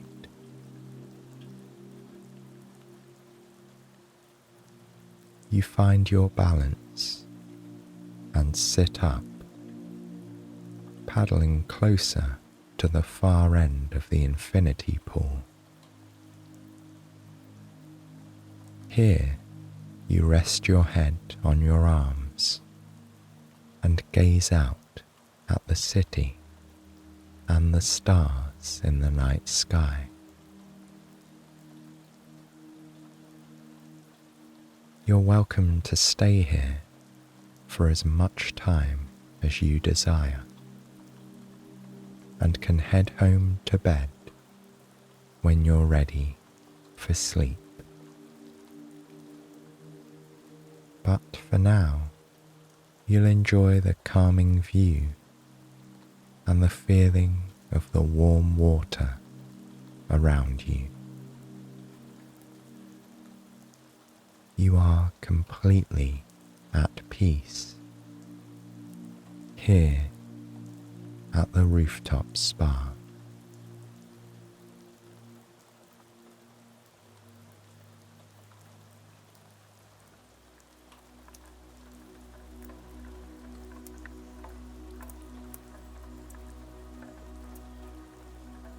The rhythmic sound of gentle rainfall ushers Lily out of dreams and into wakefulness. Colours, patterns, sounds and textures mix together in her mind as she drifts in and out of quiet consciousness. Memories of delicate summer sunlight become a curtain of dancing lights behind her eyelids, which fades to grey as Lily blinks her eyes open. Her bedroom is dark and familiar. Lily often rises before the sun, in time to get to the bakery and put the first batch of cookies in the oven before her customers begin to arrive. She turns over in bed, pulling the covers up to her chin as she curls into a ball on her side. She snuggles down into their comforting warmth, savouring the last few moments of calm before the day truly starts. With a sigh, she studies the soft folds of fabric near her face. The covers rise and fall in peaks and valleys, soft and changeable. In these still moments, her mind is able to notice the small things, the movement of her chest as she breathes, the patterns in the rumpled sheets, the cozy tapping of the rain against the window. Once the day begins in earnest, it's easy for these tiny details to go unnoticed. Lily tries to be intentional about slowing down, even when things are hectic. But in the early morning, it comes naturally. There are no distractions, no surprises, nothing needing immediate attention. It's just Lily, her bedroom, and the rain outside, moving through time slowly and calmly. With a yawn, she stretches and dangles her legs over the side of the bed. She scrunches her toes into the plush slippers on the floor, and, putting her palms on her thighs and pressing slightly, she stands up. Though her mind is a little sleepy, Lily enjoys these quiet minutes to herself. Her morning routine is both comfortable and comforting, though she doesn't mind mixing things up every once in a while. But this morning, she'll keep to her usual pattern, she thinks. Into the kitchen for a cup of tea, and a few moments watching the still slumbering neighbourhood through her window. She pads softly out of the bedroom. She puts on the kettle and shakes a bit of loose black tea into her tea ball, screwing on the metal cap with the tiniest of squeaks. When the water is boiling, she pours it over the tea, watching as a deep, rich brown colour seeps from the leaves, spilling out in swirls and fans. A splash of milk goes in next, and the tea turns cloudy. Lily carries the cup over to her favourite place by the window. Sitting down, she peers through the glass. The sun rises earlier at this time of year, The faintest hint of buttery yellow illuminates the edges of the ever-present rain clouds. Soon, everyone in the nearby houses will be waking up. But as always, Lily is the first, aside from the few neighborhood cats patrolling their homes in darkness. She sips her tea, her mind blissfully clear. She takes in details as they appear, but spends no time mulling over them. A green leaf dances in the street. Streams of rainwater trickle down the glass and into one another like lace. The refrigerator hums quietly in the background. Her clock, in the shape of a cat with a moving tail, ticks rhythmically. A gentle breeze delicately rustles the branches of the tree in the yard. She hears herself take a sip of tea and swallow it. Her free hand moves gently on the wooden seat, making a soft shushing sound. When she readjusts, the seat creaks slightly. This is what her morning sounds like and looks like. Quiet, uncomplicated, rhythmic, and serene. It's only when she realizes her cup is empty and the tea is gone that Lily is moved to start the rest of the day. It almost feels like her mind clicks on, ready to think about what needs to happen next, rather than simply experiencing what goes on as it happens. She stands up and walks to the sink, where she washes out her cup and leaves it to dry on the bamboo rack. Then she makes her way into the bedroom and picks out what she'll wear today. Sliding her feet into comfortable boots and pulling a raincoat around her shoulders, she is ready to head out the door. Lily locks the front door with a click. She takes her umbrella with the handle shaped like a duck's head and pops it open.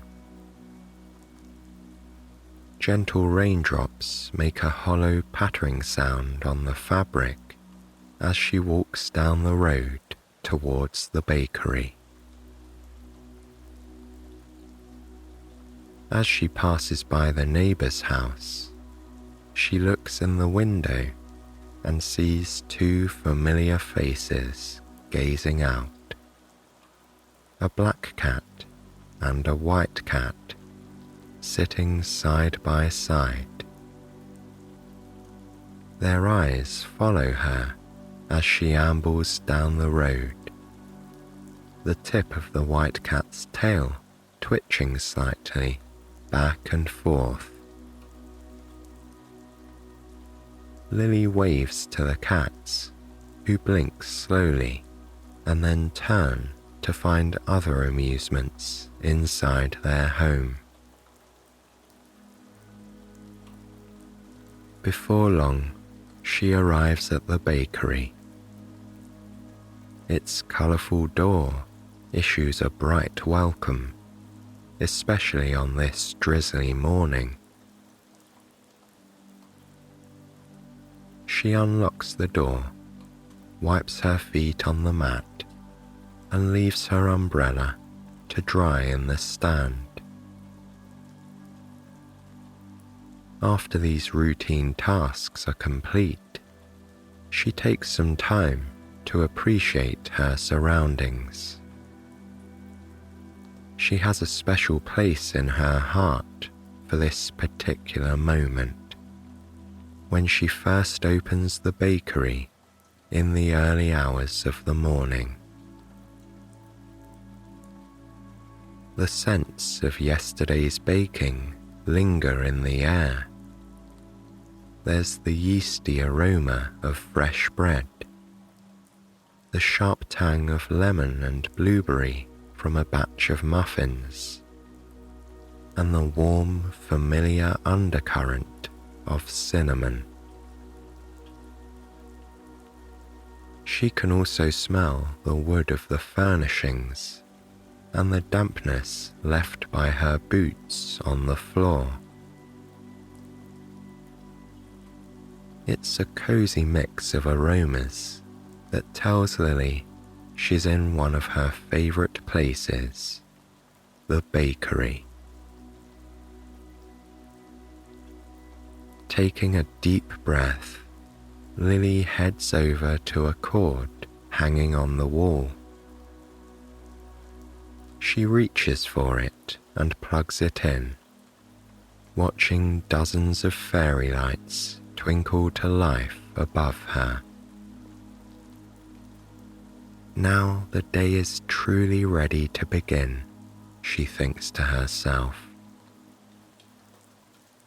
And what a special day it will be if you can get everything done in time, a little voice in the back of her mind nudges her. She smiles and shakes her head. Sometimes that little voice is helpful, but other times it's best to just trust the process and know you have the experience required to do what needs to be done, she tells herself. What needs to be done today is a lot of delicate work with fine details. That's because she's making dozens of small treats for the official second grand opening of the bookshop next door. Lily thinks back to the first grand opening months ago. It was a stormy autumn day. She'd made a number of carrot cakes and was in the process of frosting them when the power went out. In fact, the storm knocked out the power to the whole block, and torrential rainfall flooded the bookshop. Lily's customers ran next door to help gather books off the floor and bottom shelves to save them from the water. And once they had, everyone came back to the bakery for some carrot cake by the light of candles Rose had set up all around. It was quite a night, she recalls. Since then, Simon, the new owner of the bookshop, had been working diligently to fix it up. He'd had the water-damaged carpet taken out, revealing beautiful old hardwood floors. An unexpected but nice surprise, he'd told her. And he'd replaced many of the old bookshelves with newer, sturdier ones. The flood had really just encouraged him to do an earlier than expected renovation, he said. So it turned out all right. But now, it's time for the second grand opening, the grand reopening, and Lily has baking to do. Her plan is to make 7 dozen Petit Four, little bite-sized cakes for the party next door.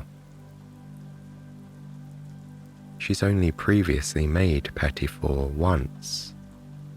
Delicate confections aren't usually what she's drawn to, but they really are the most perfect party treat, she thinks. Small, elegant, appealing, and delightfully decorated. When she first heard the term Petit Four as a child, she thought they always came in 4 rather than 3 or 5. But when she was older, she learned that the name actually means small oven in French. In the 18th and 19th centuries, baking was often done in large coal or wood-fired stone or brick ovens. It was harder to control exact temperatures in those types of ovens. So, when the fire was roaring and at its hottest, cooks would prepare things like meats and main dishes. That was called grand four, or big oven. And once it had begun to cool down, it was called Petit Four, small oven, and they would make more delicate items like pastries. Lily plans to make white chocolate-dipped vanilla Petit Four with piped rosettes on top. They'll look like tiny boxes, snow-white in colour, with elegant pink frosted flowers on top. Lily has read countless Petit Four recipes. Many of the more traditional ones call for the little cakes to be covered in fondant, but she prefers the taste of white chocolate, even if it means they don't look quite as picture perfect. Trying on an apron, she heads to the pantry to gather the shelf-stable ingredients. There, she finds sugar, flour, salt, baking powder, as well as white melting chocolate, coconut oil, powdered sugar, and vanilla extract. And from the refrigerator, she gathers butter, eggs, and milk. She'll begin by making the cake. It will have to chill for several hours before she can cut it and dip the pieces in chocolate. And finally, once the chocolate glaze has set, she'll be able to decorate them. First, she preheats the oven. Then, she takes the ingredients over to her large stand mixer. Lily starts by creaming together the butter and sugar and adding the eggs one by one until they're fully incorporated. Next, she sifts together the dry ingredients. She uses an old-fashioned sifter given to her by her father many years ago. She turns the handle on the side, and the sifter makes a gentle grinding, rumbling sound as the flour, baking powder, and salt tumble through the mesh, mixing together in the process. When the dry ingredients are combined, she adds them to the butter and sugar mixture, alternating with the milk. Wet, dry, she whispers to herself as she makes the additions. Finally, she adds the vanilla at the very end. It's not an elaborate recipe by any means, but it makes the perfect vanilla cake base for the white chocolate glaze. Sometimes simple is best, Lily thinks with a smile. She wipes her hands on her apron, her palms leaving behind streaks of white flour on the black fabric. Grinning, she pats her apron a bit harder, sending up a small cloud of flour. It's something she used to love to do as a child, when baking was half play. And it always makes her happy now to fall back into those memories by doing something a little silly as she works. With the oven ready, she pours the cake batter into a greased sheet pan. It will bake until a toothpick inserted in the middle comes out clean. There is something so relaxing about making an easy cake I've made 1,000 times before, Lily muses as she gazes out the window. It's still drizzling outside, tiny droplets splattering against the glass when the breeze picks up. There are no exceptionally large puddles on the street outside, but several small ones dot the pavement here and there. The sun has finally risen now, though it's mostly hidden behind the grey clouds. Every now and then, a sliver of sunlight peeks out from behind gloomy wisps of cloud. In those moments, the puddles on the ground are rimmed with gold, and the water droplets on the leaves of the trees shine and sparkle. It's a magical sight, as though the whole world has been sprinkled in fairy dust, Lily thinks to herself. And then, as quickly as it came, the sun disappears once again behind the clouds.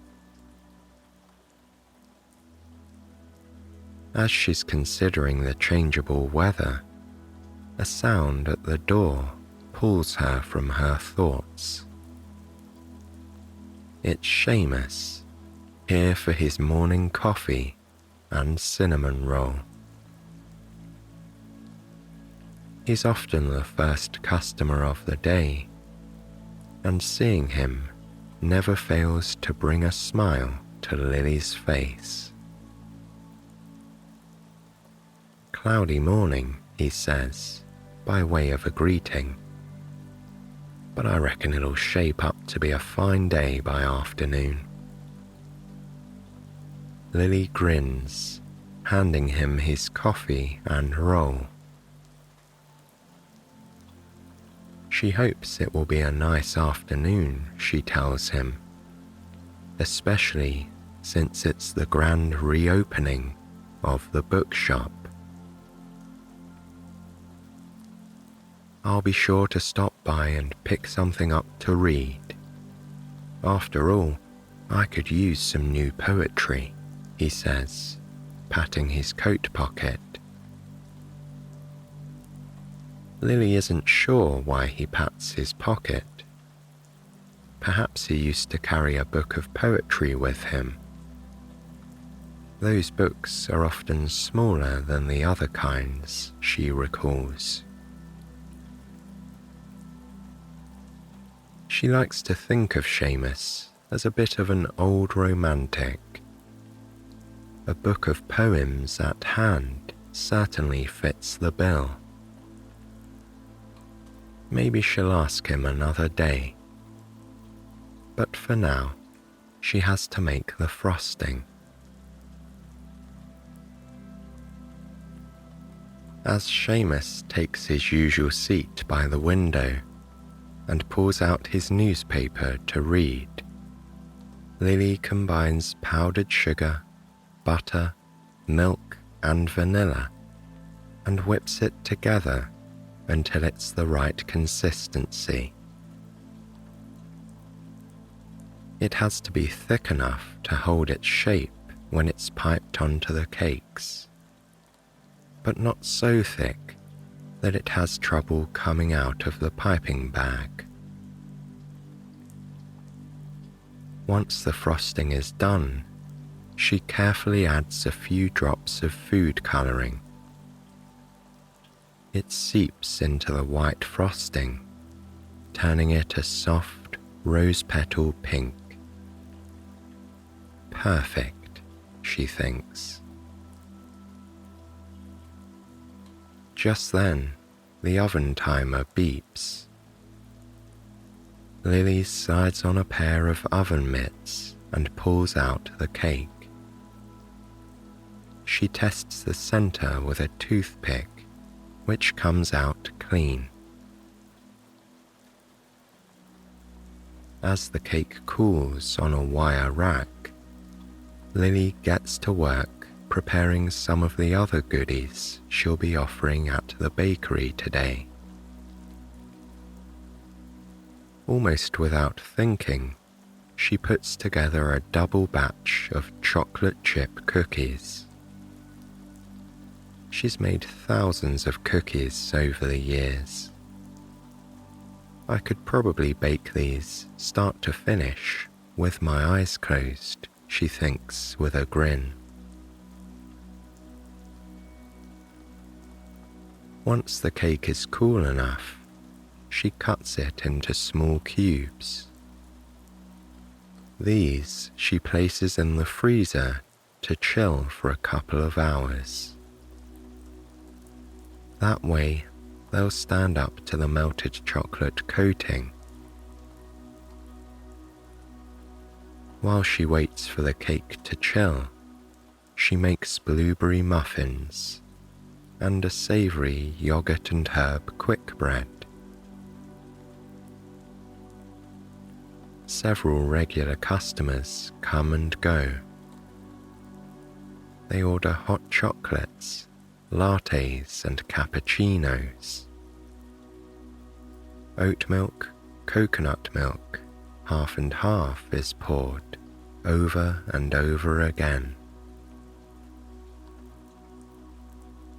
Lily falls into the rhythm of making espresso drinks, grinding the beans, flicking the little lever to dispense the grounds, tamping them down in the round holder and knocking it gently into the machine, filling the cold metal cup with milk and lifting it up to the steamer, which hisses and splutters as it heats the liquid. Then finally pouring the frothy milk into the espresso shots and watching them swirl together in soft patterns. Her fingertips always smell a bit like espresso, she's noticed over the years. No matter how many times she washes them with soap and lemon. There's always a hint of it there. She doesn't mind though. It's just part of who she is, through and through. The hours float by Lily as she does the tasks she loves to do. Before she knows it, it's time to take the cake cubes out of the freezer. Before she does that, she pulls out her trusty double boiler and sets it on the stove. In it, she pours the melting chocolate and a bit of coconut oil. She stirs them together and watches as they liquefy. It's the typical mid-afternoon lull, which is helpful for Lily. Minutes go by without any new customers, and the ones already inside are engrossed in reading or enjoying their treats and drinks. She can relax a bit as she stirs the melting chocolate, savouring the meditative act of circling the pot with a spatula over and over again. Soon, it's the perfect consistency. She removes the chocolate from the heat and pulls the cake cubes from the freezer. Quickly and methodically, she dips the cake in the chocolate, covering it on all sides other than the bottom. She sets the cubes on a wire rack one by one to cool and harden. When she's done, there is a flock of snow-white treats perched on racks like birds on a wire. Just then, a familiar face appears on the other side of the counter. Lily smiles as Simon asks for a hot chocolate, if it wouldn't be too much trouble. No trouble at all, Lily assures him. He notices the nearly finished cakes behind her. His smile mirrors her own. He hadn't asked her to bake anything for his grand reopening, but she'd told him it was only right to have a little special something for people who stopped by. Besides, she'd made carrot cakes for the first grand opening, so it really made sense for her to do something doubly special the second time around. After a bit of protesting, he'd relented.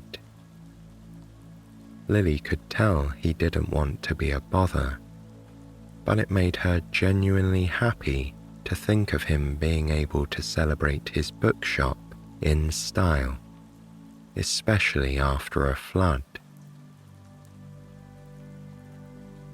Handing him his hot chocolate, she gestures to the Petit behind her.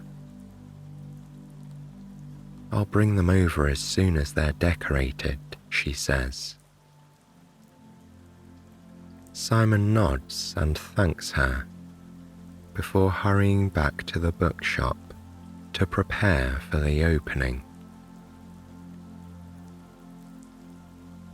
As Lily is turning around, her elbow catches the bowl of frosting. It clatters to the ground, its contents splattering all over the floor and nearby cabinets. Seamus looks up from the book he's reading He's long since finished his morning paper. "Need any help over there?" he asks. "Everything's fine," she tells him.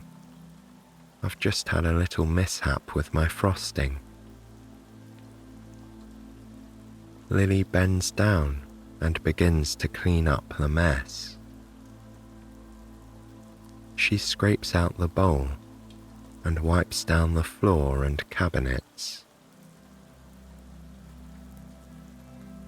When she's finished, she heads to the pantry to gather more ingredients. She'll have to remake the frosting. Hopefully there's enough time to get it all done. The little voice in her mind nudges again.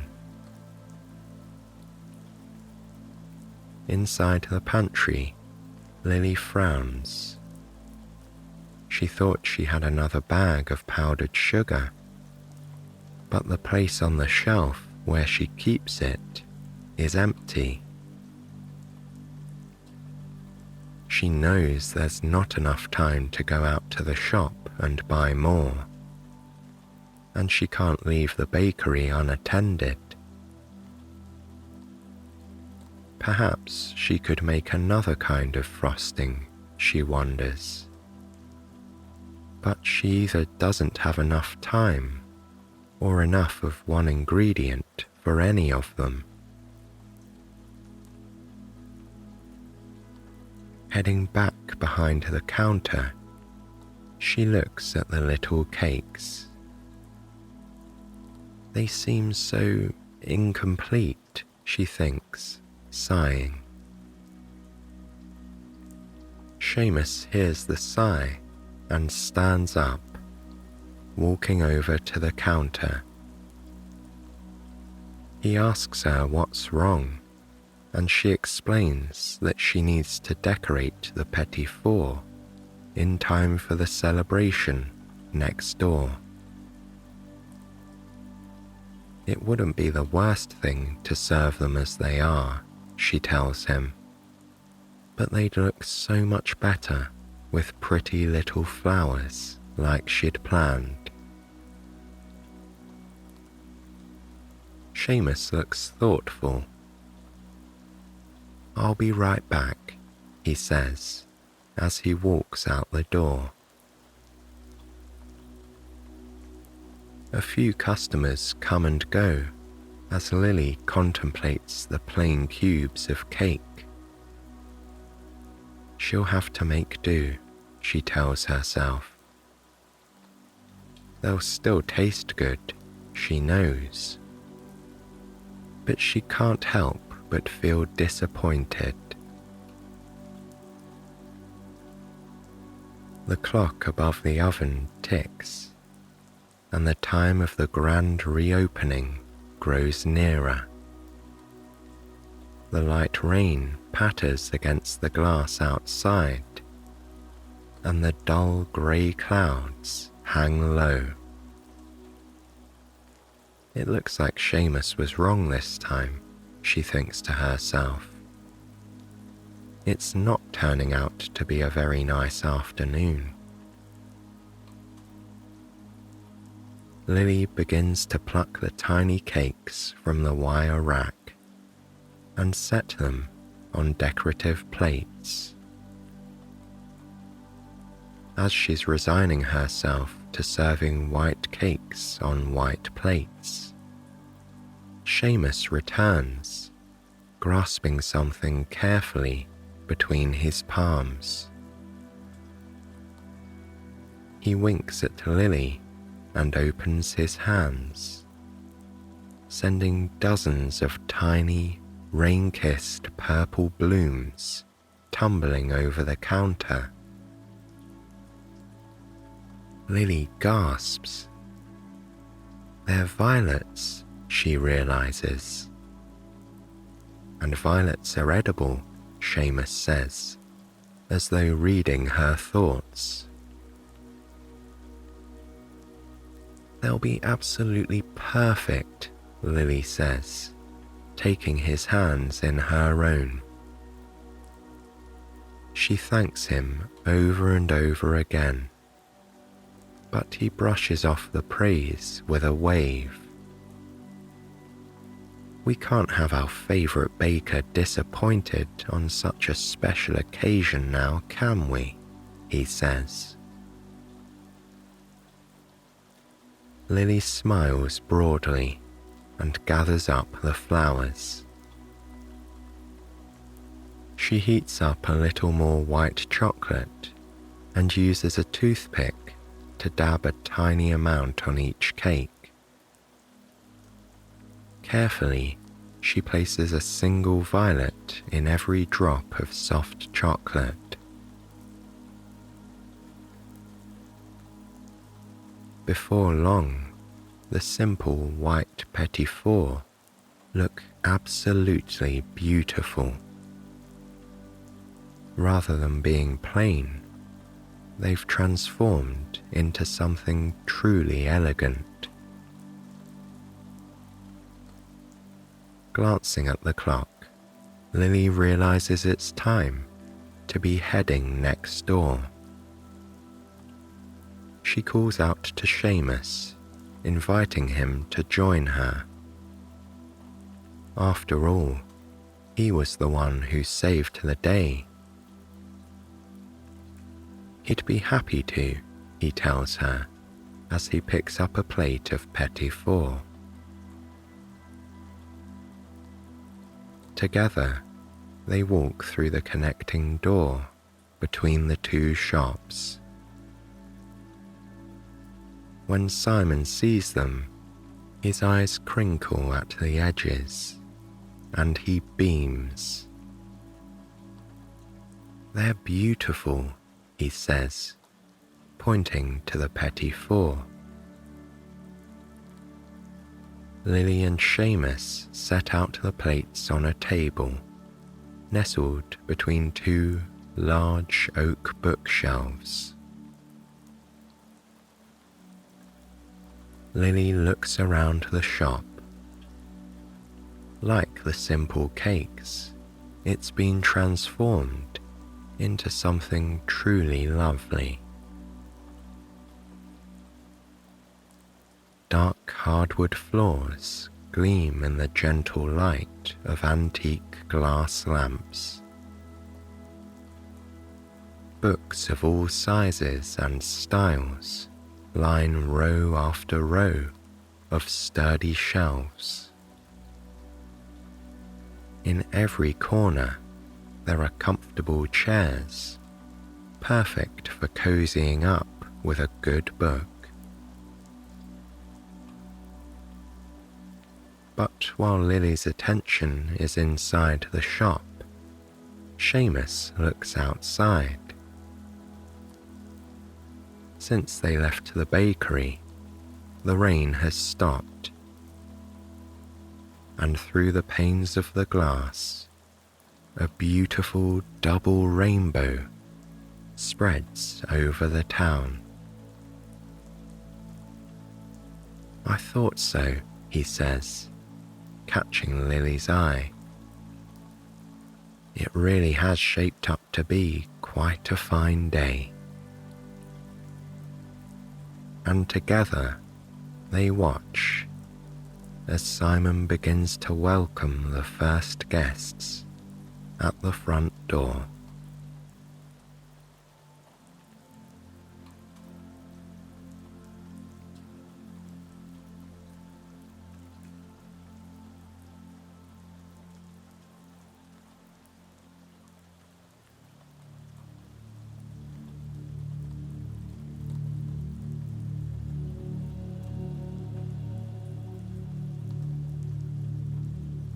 Outside, snowflakes fall from the sky like tiny feathers.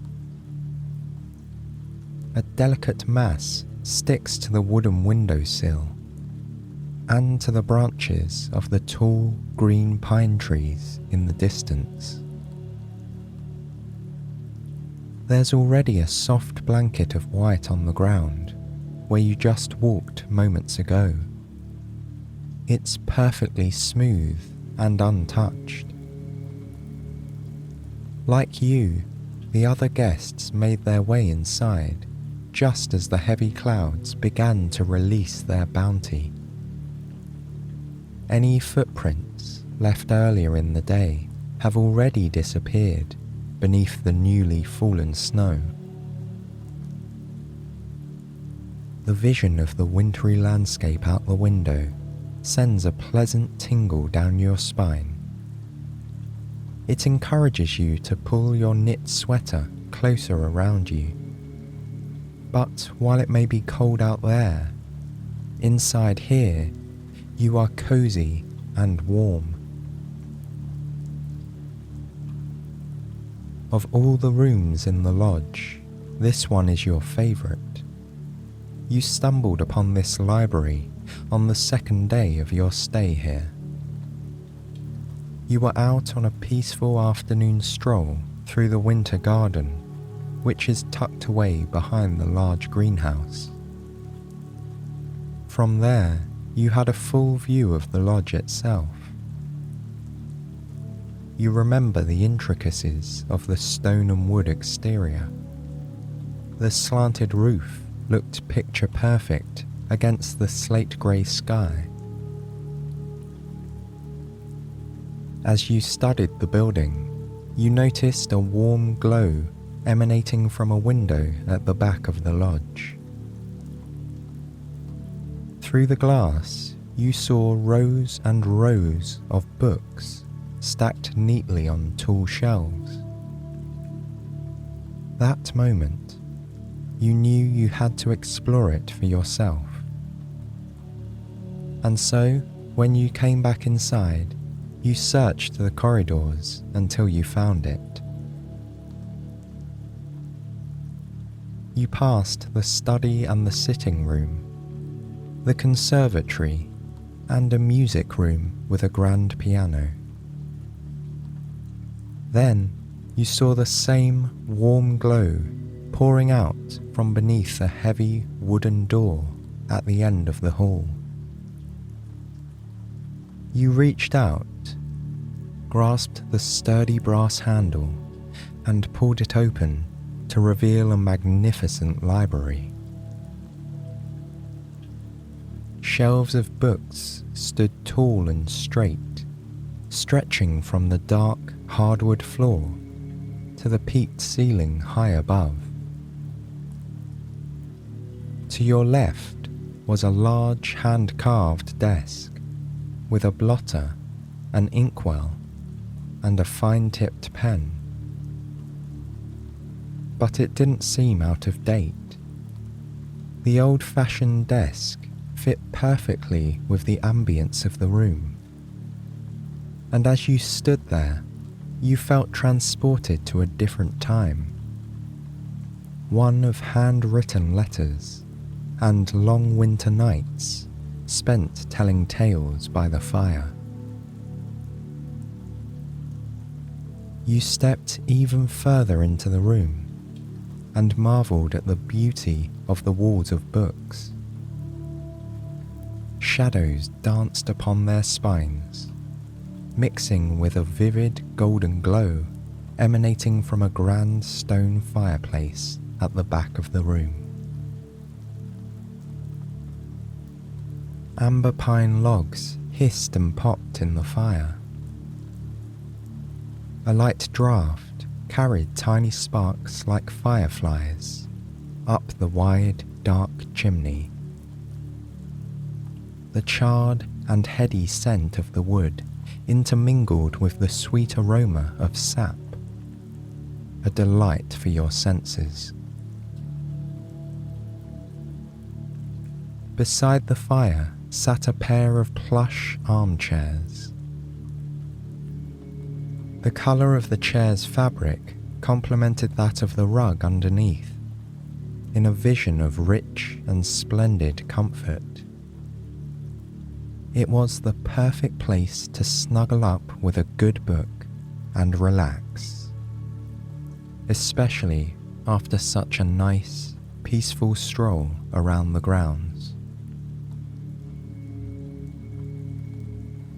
And so, on your second day at the lodge, That is exactly what you did. Yesterday, you did the same, and you've returned again today to your favourite spot by the large fireplace to read a book and while away the time before nightfall. You turn away from the window and walk over to one of the bookcases nearest you. This is where the mystery novels are kept. Maybe today you'll choose one of these and follow along as a clever detective solves a crime in a quaint English village. Perhaps the missing clue will be found in a library quite like this one, with a grand fireplace and hidden corners cloaked in shadow. You run your hand along the spine of one, feeling the ripple of etched letters beneath your fingertips. Like a sleuth yourself, you move on to the next shelf. Here, you find the stories of love and heartbreak, tales of romance for the ages.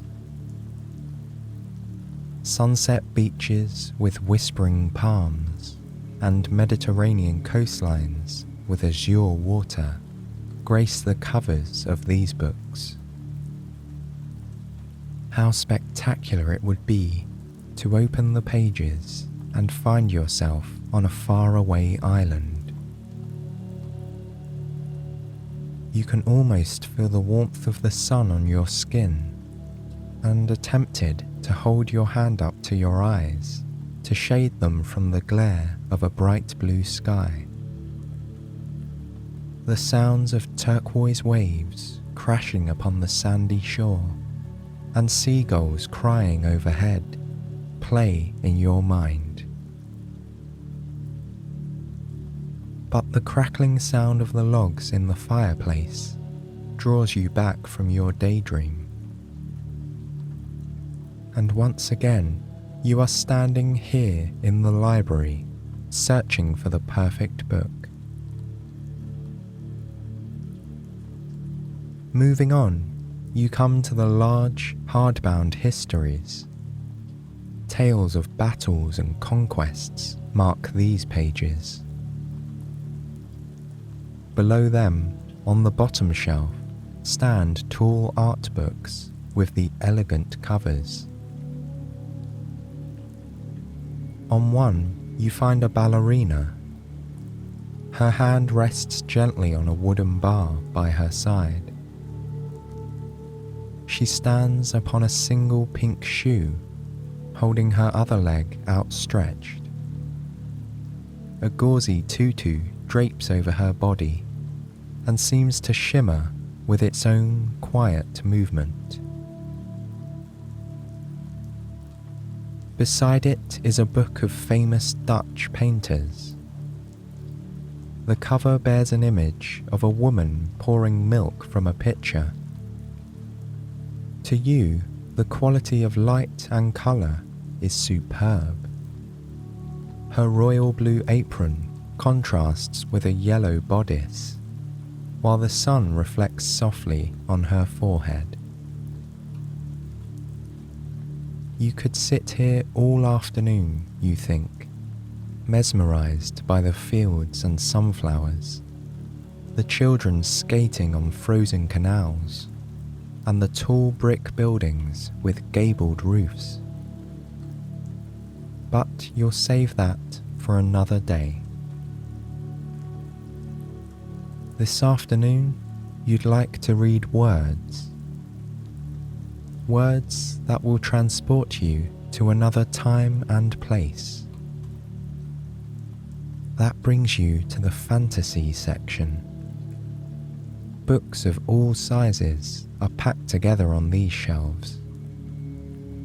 There are fairy tales and collections of folklore, legends of fearsome dragons and brave knights, and myths of gods and heroes tempting destiny and fate.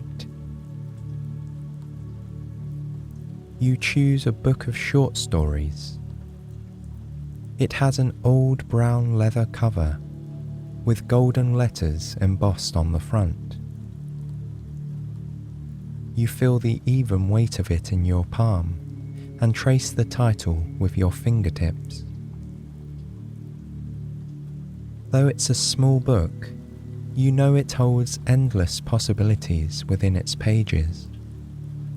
Magical realms you've only dreamt of visiting exist alongside the everyday world. It's up to you to decide where the adventure takes you. You carry it over to the reading area and take a seat in one of the overstuffed armchairs. The soft cushions embrace your body. It feels like you're resting on a cloud. You lean your head back for just a moment and look up at the ceiling. The crossed wooden beams lend this room and the rest of the lodge a rustic edge.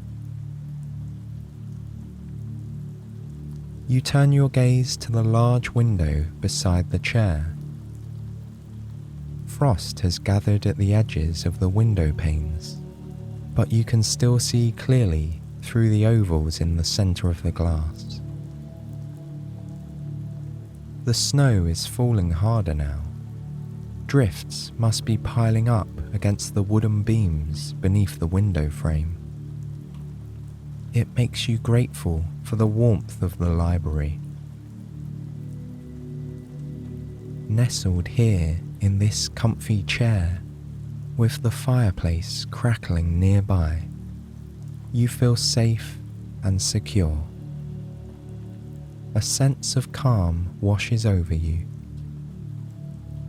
Instinctively, you take a deep breath in. Hold it for just a moment, and then exhale. And you realize this is precisely where you want to be in this moment.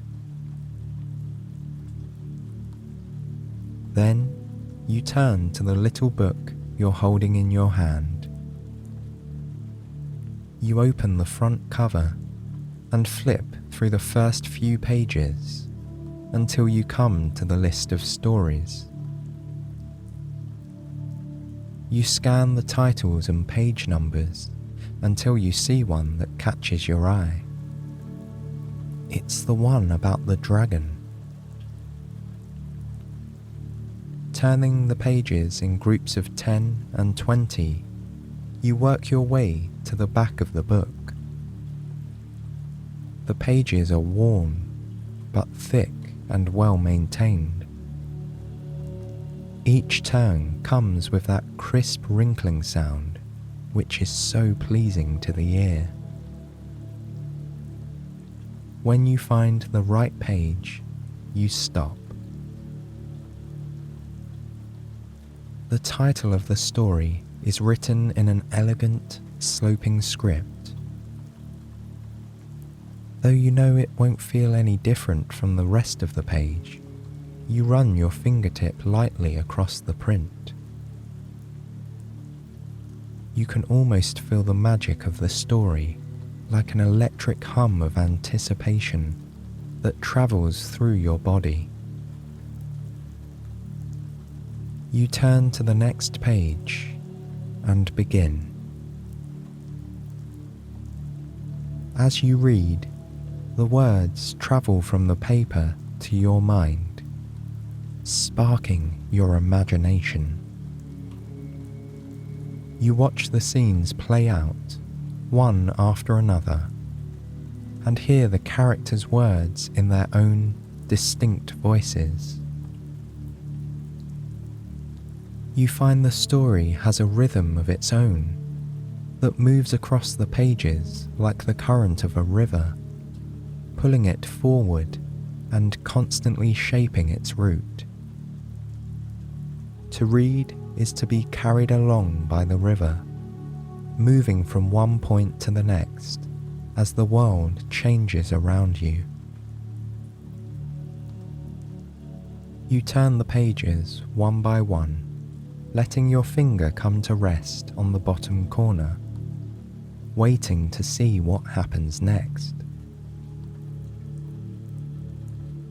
After a while, you find yourself lost within the tale.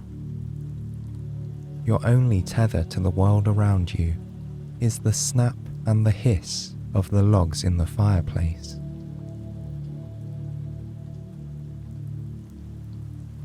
As you reach the end of the story, you let out a sigh of contentment. You see the wood has burned down a bit in the time you were reading, but the comforting heat of the fire still envelops you, keeping the room toasty warm. As you gaze into the red and orange flames, you feel a yawn coming on. There's no stopping its eventual arrival. It engulfs your body in a single movement. You stretch out your arms and bring them back in as the yawn passes. Then you stand up. It feels wonderful to stretch your legs and move your muscles. You set the book down on the seat of the chair. There's something else you're curious about in this room. You turn and walk over to the antique desk. Behind it is a wide wooden chair with curving feet. The back is tall and straight, with a rich brocade lining the polished mahogany. You move around to the back of the desk and pull out the chair. Then you sit down, feeling your body conform to its rigid outline. But despite how hard it is compared to the armchair, it's not uncomfortable. It's just more suited to writing and working than relaxing by the fire. You shuffle the chair closer with your feet and place your forearms on the desk. You pick up the old silver-tipped pen. It feels smooth and sleek between your fingers. You imagine what it would have been like to sit here in this very room a century ago.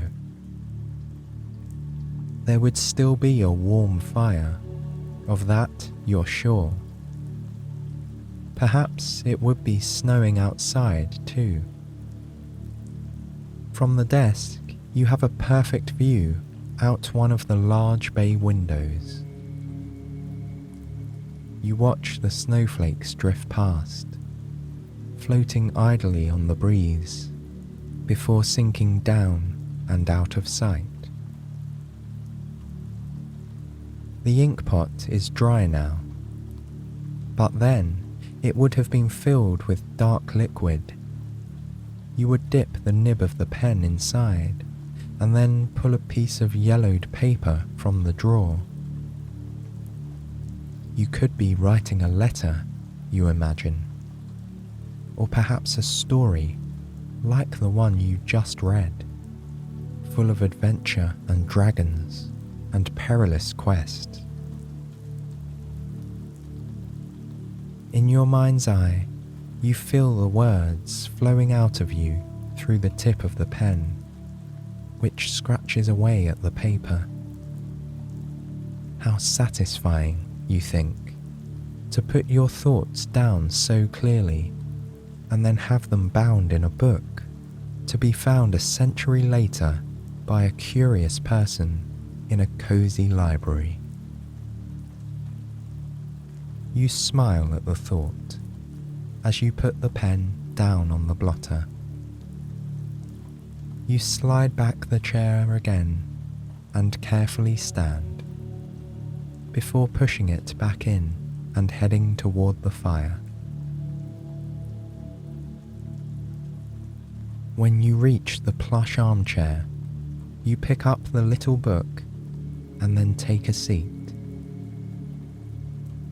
With it resting in your lap, you lean your head back against the chair.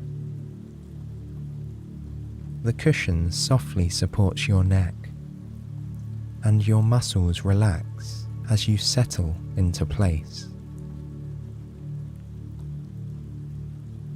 Outside, you can see the wind has picked up and is driving the snow at a steep angle toward the ground. Instead of puffy flakes, it resembles broken lines of white cascading down from the sky above. They stand out clearly against the darkness of the trees beyond. While you were at the desk, the sun must have set, you realize. But the cloud cover muted the colors outside and maintained a palette of white, grey, and now black. Night has fallen here, in the lodge at the edge of the forest. The day is winding down, and soon all the guests, like you, will be tucked away in bed. You can hear a faint whistling of the wind as it moves through the small gaps in the wood of the lodge's exterior. The snowdrifts are higher now. You can just make out the top of one of them arcing above the bottom of the windowsill. A small clump of powder clings to the glass, and around it is a dusting so light you almost can't see it. It must be cold outside, you think. And once more, you are grateful for the warmth of this library. You take a deep breath, inhaling the sweet and smoky aroma of the burning logs. One lets off a long hiss and a pop as a pocket of trapped steam bursts free from the wood. It is followed by a low, fading sizzle as glowing embers fall to ash beneath it. The flames flicker across the wood, casting shadows on the stone walls of the fireplace. You watch them shimmer and dance as the tips of the flames flick left and right. Red, orange, yellow, and white shift together in a mesmerizing painting of heat and light. Hints of blue touch the bottoms of the flames and slowly glimmer on the deep bark of the wood. You may feel your eyelids begin to grow heavy as your gaze follows the movements of the flames. It can be an entrancing vision. The sounds, the colours, and the aromas surround you in this moment of tranquility. You are warm and cozy, and most of all, content as you relax here, enjoying a quiet evening by the fireplace.